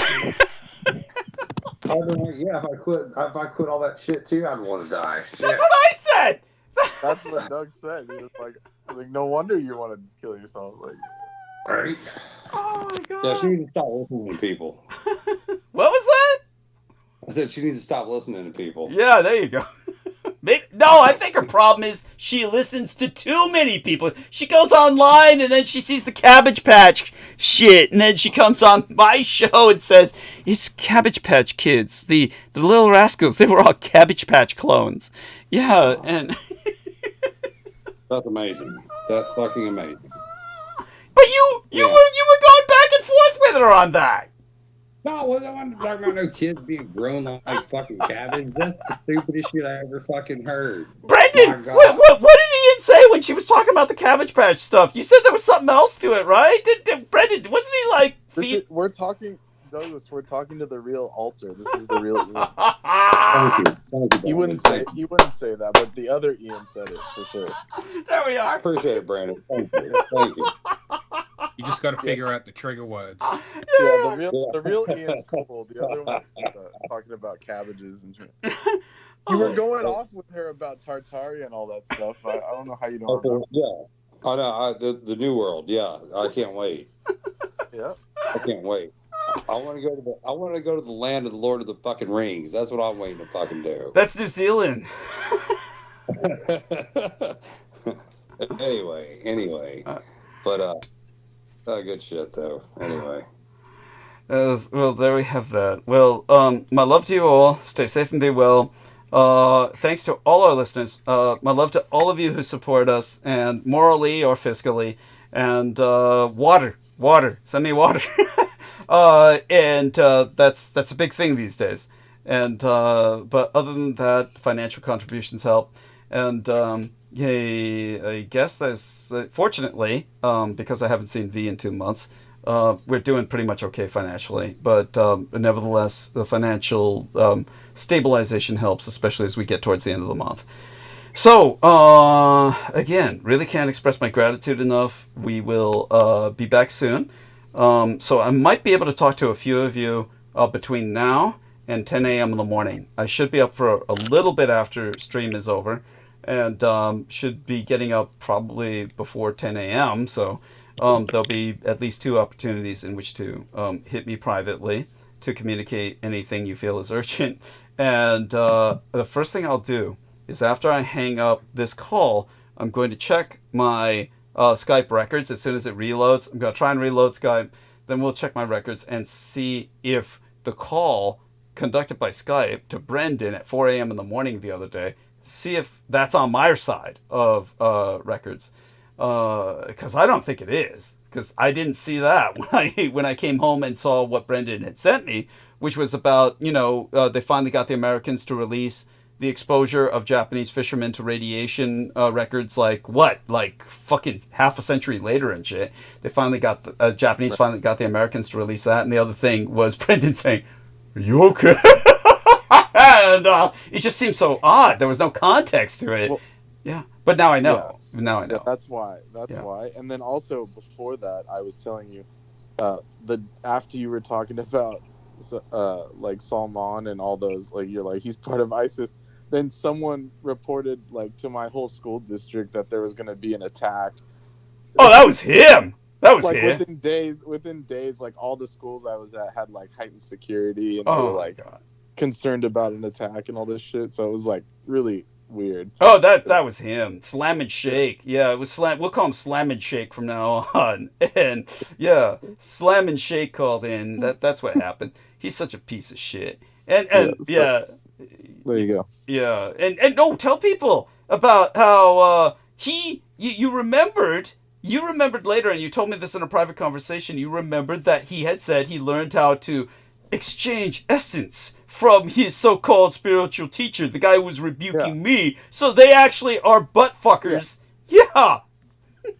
Yeah. So he said he has this Sufi master, and then within the same like pretty much a couple months later, when he gets pissed off at you, he brings that guy on to cast like countermeasures against you.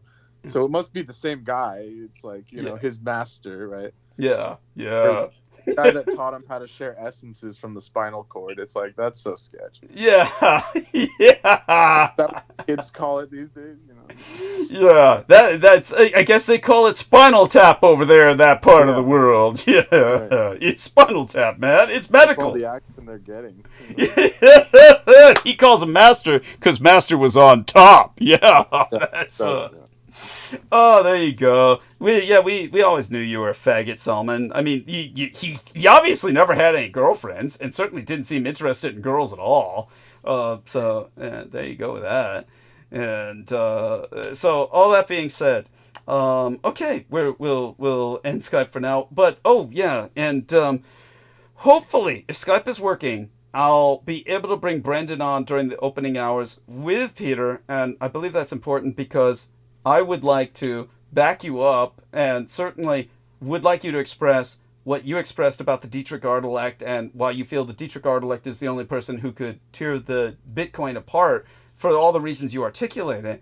And then I'll point out my own intuitive understanding of that. And, I'd like to share that with Peter because we can repeat it to the listeners, but he doesn't know what an encryption is, maybe. I don't think. We'd have to probably explain it to him. We can explain it. Yeah, and I would, I could help a little bit with that.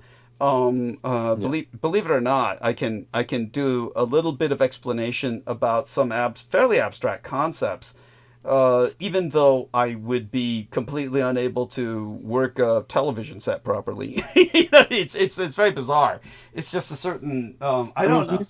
He's from the era where like there were like punch cards and shit. Dude, he's from the computers were different. Yeah, it's like I don't think he even copped onto the data cards. I mean, the punch cards, magnetic tape. I think he's like in a almost like non-technological. It's like Flintstones. He's like Here's an example from Reddit. Help! My Bitcoin disappeared from my ledger and I didn't do anything.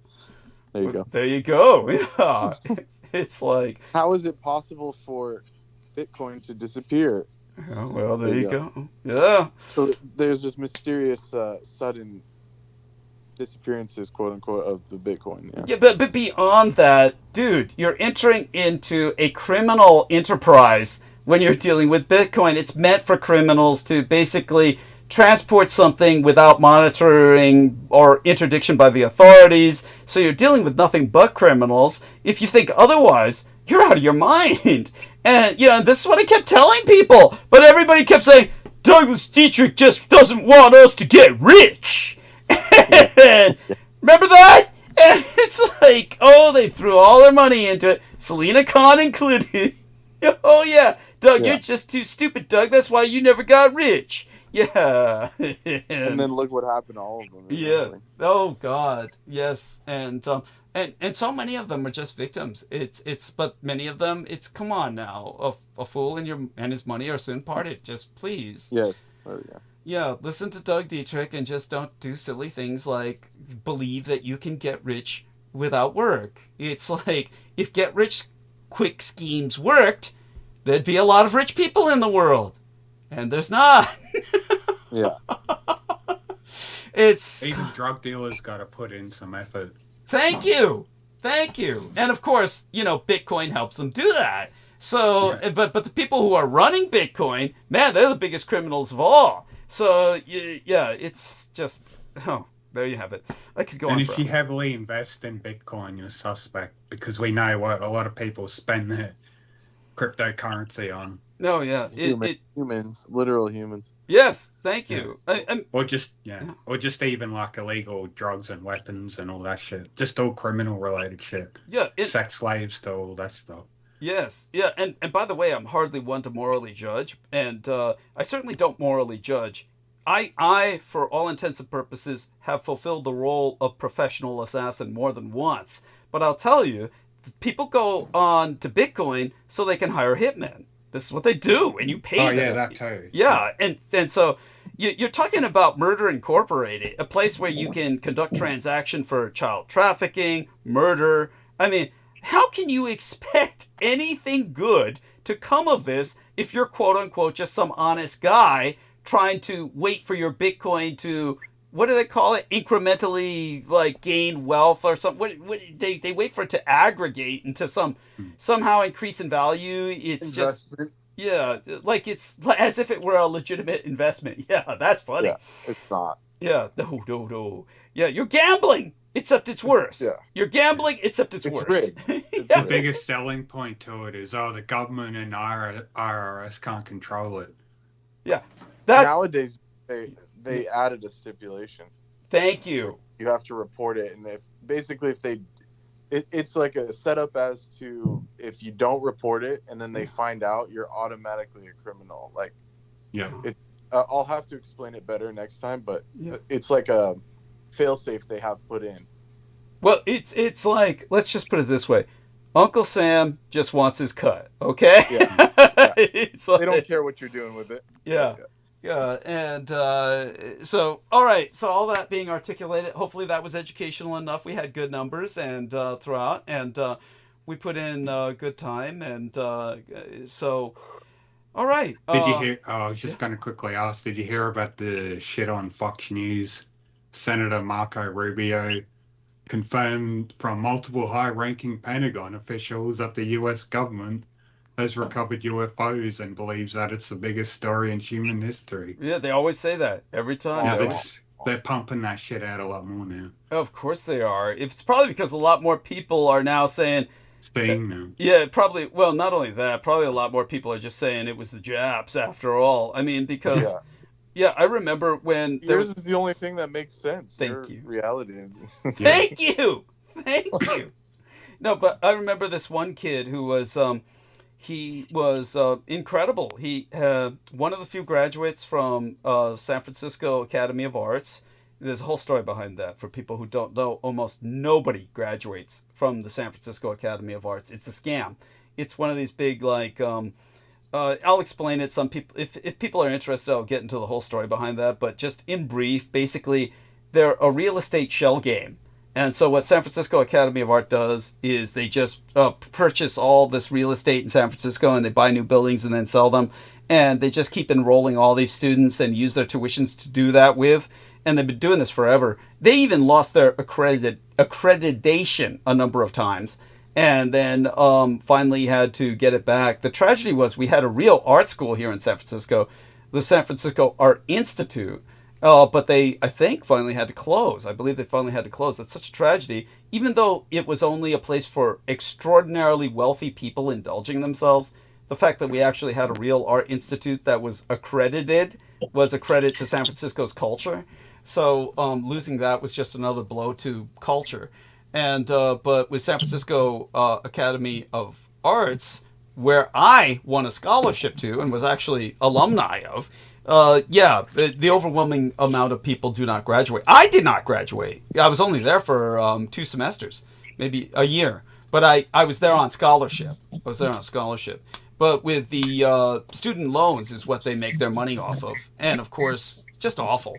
But at any rate, without going into the details, which I can happily go into another time, such a what a shame that humans do that to each other.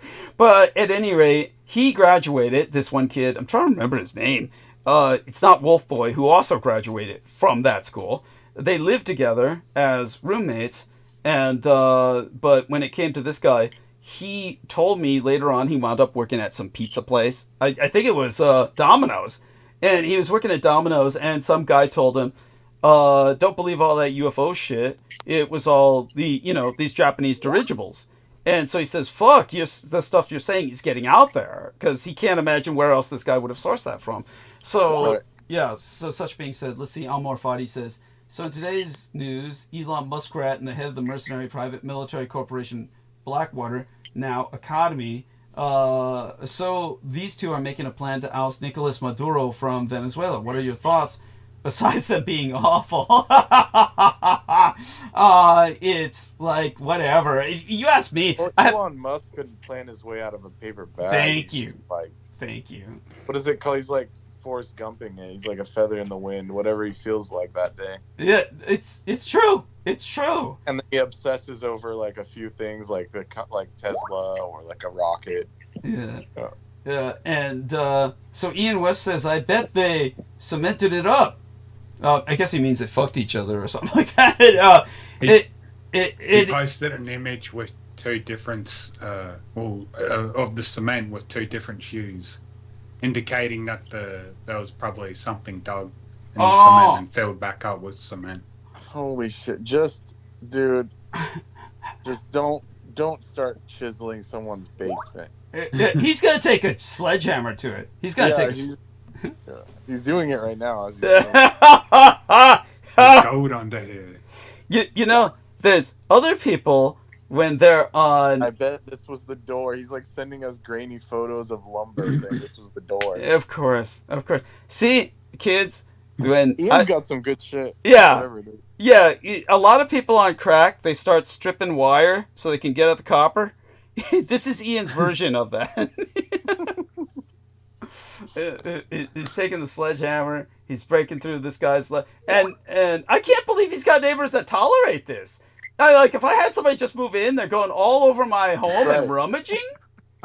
Yeah, seriously. Describes you a revolver. Yeah, I'm gonna play with finds guns and shit. Not only that, digging through photographs and shit, I would say, goddamn, this guy's just this side of a home invader. Right. It's it's like having a squatter. It's like having a squatter in your home. I'm convinced that's what it is. I can't. There's no way someone rented that. Yeah. Weird shit. How big is the place? It's Mississippi. It's a huge Mississippi, house. y'all. 4 Huge bedrooms. Mississippi house. Yeah. Yeah. It's like on the bayou and shit. Yeah. Yeah. So Alright. Ian, how big is the place? Ian, I think it's like 2,400 square feet. are you all right? Yeah. Your voice sounds a little okay. tired. I'm You're just still weary with the night, or? He found the Yeah, entrance no, to the no. underground. Yeah, no, I've been cleaning this place up all day, man. I've been cleaning it up all fucking day. I started. Why? Is it the meth? What the fuck? Why are you like? Well, I need a shop. I need a shop. If I'm gonna make any money while I'm out here, I need to get my. You mean my- you need to set up your meth lab? Yeah, I get it. No. I need to get my welders and shit, and start a welding shop. A welding That's the only shop. way I'm gonna make some quick cash and get out of here. You know what I'm saying? Wait, welding shop to weld what?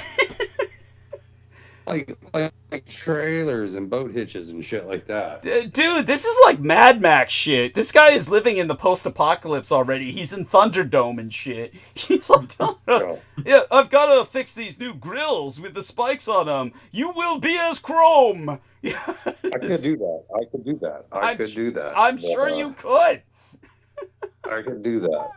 I do have a riveter. So, but anyway, yeah, man, I've been working on the shop all day and I got a lot done, man. I'll send you pictures in the daytime of the house and shit. Mm-hmm. But I'm finding all these like new trespassing signs and private property signs and shit. So this is definitely high.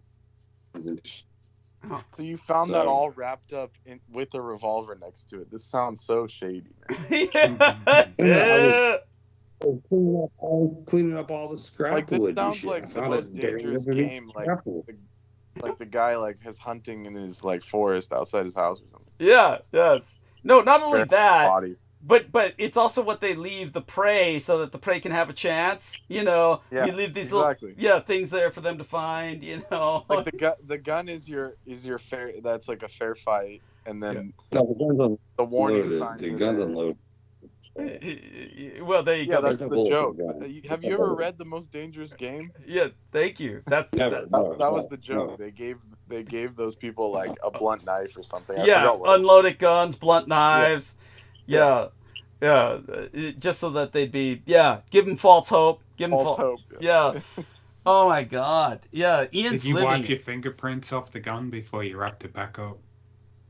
No. I grabbed a T-shirt that I didn't want. I just wrapped it in it. I found this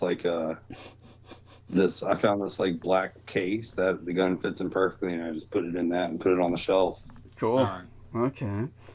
So it's sitting there. It's just How's it going to defend you in case of a home invasion? That way, I'm gonna go sell that motherfucker. Okay. I'm gonna go sell it. Shit. All right. Well, by the way, why not keep it to defend yourself in case you need to defend yourself from a home invasion? I mean, you've already had horrible experiences in life. I know. There's a hidden hand above me. That hidden hand watches and protects me all the time. That's how I made it this far in life without needing a gun. That's So, good drugs. It's called good drugs. I want those drugs. I want to have a hidden hand over me. I'd like that feeling that those drugs provide. God damn. Anyway. Yes. So, Yeah. Anyway. Yeah. well, we love you. Yeah, What? I love you guys too. I'll let you guys go. All right. Yes. Love you dearly. Stay safe. I'm and gonna be go look well. for the board. All right. Yeah, all he's right. going to look under the boards now. He's going to get that sledgehammer. Yeah, Ian, just don't go under the house. Yeah. We'll hear about it. You know it's coming. It's coming. It's coming. He's going under the house. We know that's inevitable. It's inevitable. It's just like Pixie Princess Star Fox all over again. It's like Just digs up some corpses infected with prions and Yeah. it spreads everywhere. yeah, that's right. He becomes the patient zero for the epicenter in Mississippi. Causes a zombie outbreak. Yes. Yeah. Well, at least it was nice to know him. Yeah, yeah, this definitely it stinks. He's got this is like these guys. It's so shady. I can't believe the guy shows up at his work. Hey man, I'm the guy you've been talking to online. Yeah, same thing the guy said to him back when he was 12 years old. Yeah. Yeah, holy shit. Yeah. Isn't that crazy? Yeah. Dude was stalking him online and then went and saw him in person. You know, this does. None of it sounded kosher. I mean, it was bad. Yeah. And then he says, "Sounds too good to be true." That's because it usually is, Ian. Yeah. I don't think we'll be hearing from him in a while. If ever. Poor son of a bitch. Oh. If he does find a corpse, I bet he'll immediately be on call. Oh, guys, check this out, and start streaming it. And not only that, but come on, you both heard him tonight. I mean, look, he's fun, but when Amy Como says, "Yeah, all the subscriptions, it's Ian," really? What drugs is she doing? What the fuck are they giving her? Yeah, this is. What do they do in her region? Yeah. Typically. Oh fuck! It's just everything. Well, everything. Yeah. They're on every drug imaginable. New England is like like northeast is like full of heroin or something. Oh god, they just seem to be on everything up there. A lot of alcohol, that's for sure. I mean, it's like they're definitely drinking. The alcohol is like that's just the water is secondary over there. It's like they're bathing in that shit. And then, it's just everything else you can imagine. You name it, they're doing it. It's just whatever's available, whatever they can find. What was that other chick that she was like on a bender? Lena, yeah, poor dear. Yeah, she like ended up in Vermont playing in a band and shit. Yeah. Like bored. And they would like give her a bass to play and then they'd like unplug it on stage. Yeah, so she'd just stand there gyrating, and people have something to look at. Yeah, so because that would distract them from how bad the men were playing. Yes, exactly. Oh God, and they had something like 18 people in a bar up there. I mean, everybody's so dispersed. You can't really have large gatherings because everybody's so fucking dispersed. They're all like living in houses they inherited. Like generations ago, and the houses are just they can't afford the upkeep, so the houses are all dilapidated. So everything is just like, I don't know, give me a good example of a gaming haunted house. Everything's just one of those gaming haunted house affairs. Like Resident Evil and shit. Yeah, there you go. That's it. Who had Raccoon City again? Who had the Raccoon City? That's Resident Evil, yeah. Yeah, no, but I mean, wasn't that a real geographic area in the Appalachian Mountains or something? It's in the Appalachians, yeah. Oh my fucking god. Yes, there we go. It's I weep. Okay, yeah, and so what was it, Amy and Lena? They're both like right near Canada. I mean, Canada's right across the border, so they can bolt. I guess any chance that they get, they'll bolt. Wouldn't they be better off living up there? Well, no shit. I mean, not in Canada. In some ways, I mean, Canada is quote unquote heaven in the sense that if you're in the system, everything is socialized. So. But they're like the Brits. They won't give you citizenship unless you're naturalized or married. Or something. Yeah. Tough. They make it tough. Yeah, it takes hard work. It takes hard work to get into the system. To get into the system is hard work. Harder than it is to get into American citizenship.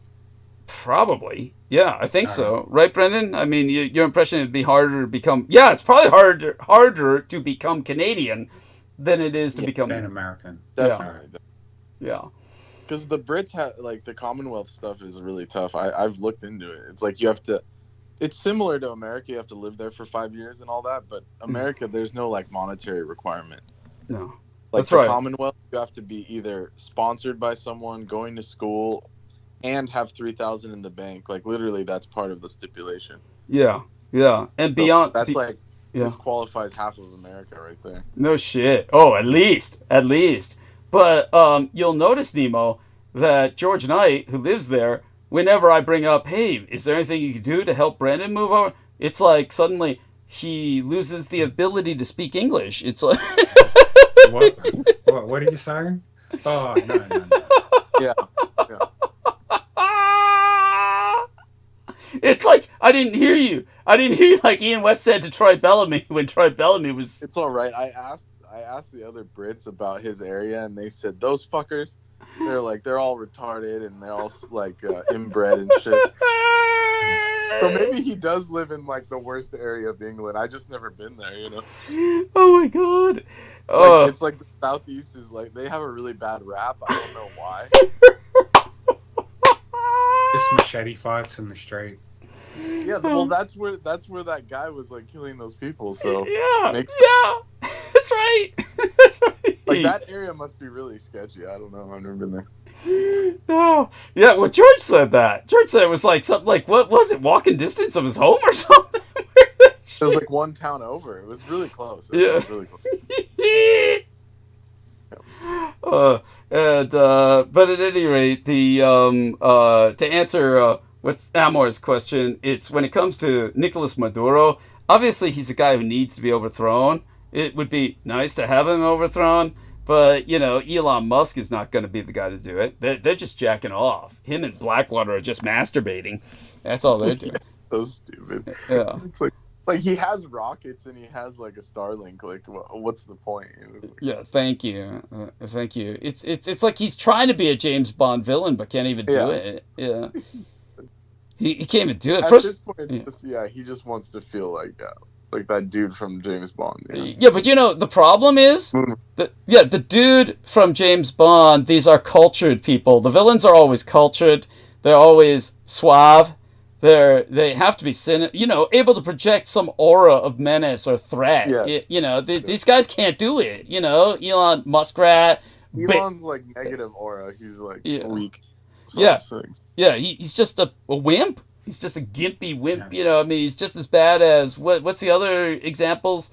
Bill Gates. And all these people. Yeah, who's Zuckerberg? You know, Fuckerberg. You know, and these guys are just lame. They're just lame. Yeah, you know, nothing threatening about them. I don't even think he's human. Yeah, he's just a dork. He's just a Jewish dork. Yeah, he's just awkward. And then there was like, Nemo, I'm sure you saw it, where they gave him like this like secret society jacket, and then he like showed it on TV. Like, I saw that. And then he was like, "I wasn't supposed to show that." It's like, yeah, you fucking retard. And those two people who are hosting that presentation, I think they're affiliated with Mossad or IDF, like affiliated with Israel Defense or Intelligence. That lady and the old dude, they're both Khazars. Yeah, they've been promoting those RFID chips years ago and all that shit. Oh, this will be good. This will benefit human race. Everyone being implanted with chips. That's the type of shit they push. They're the enemy.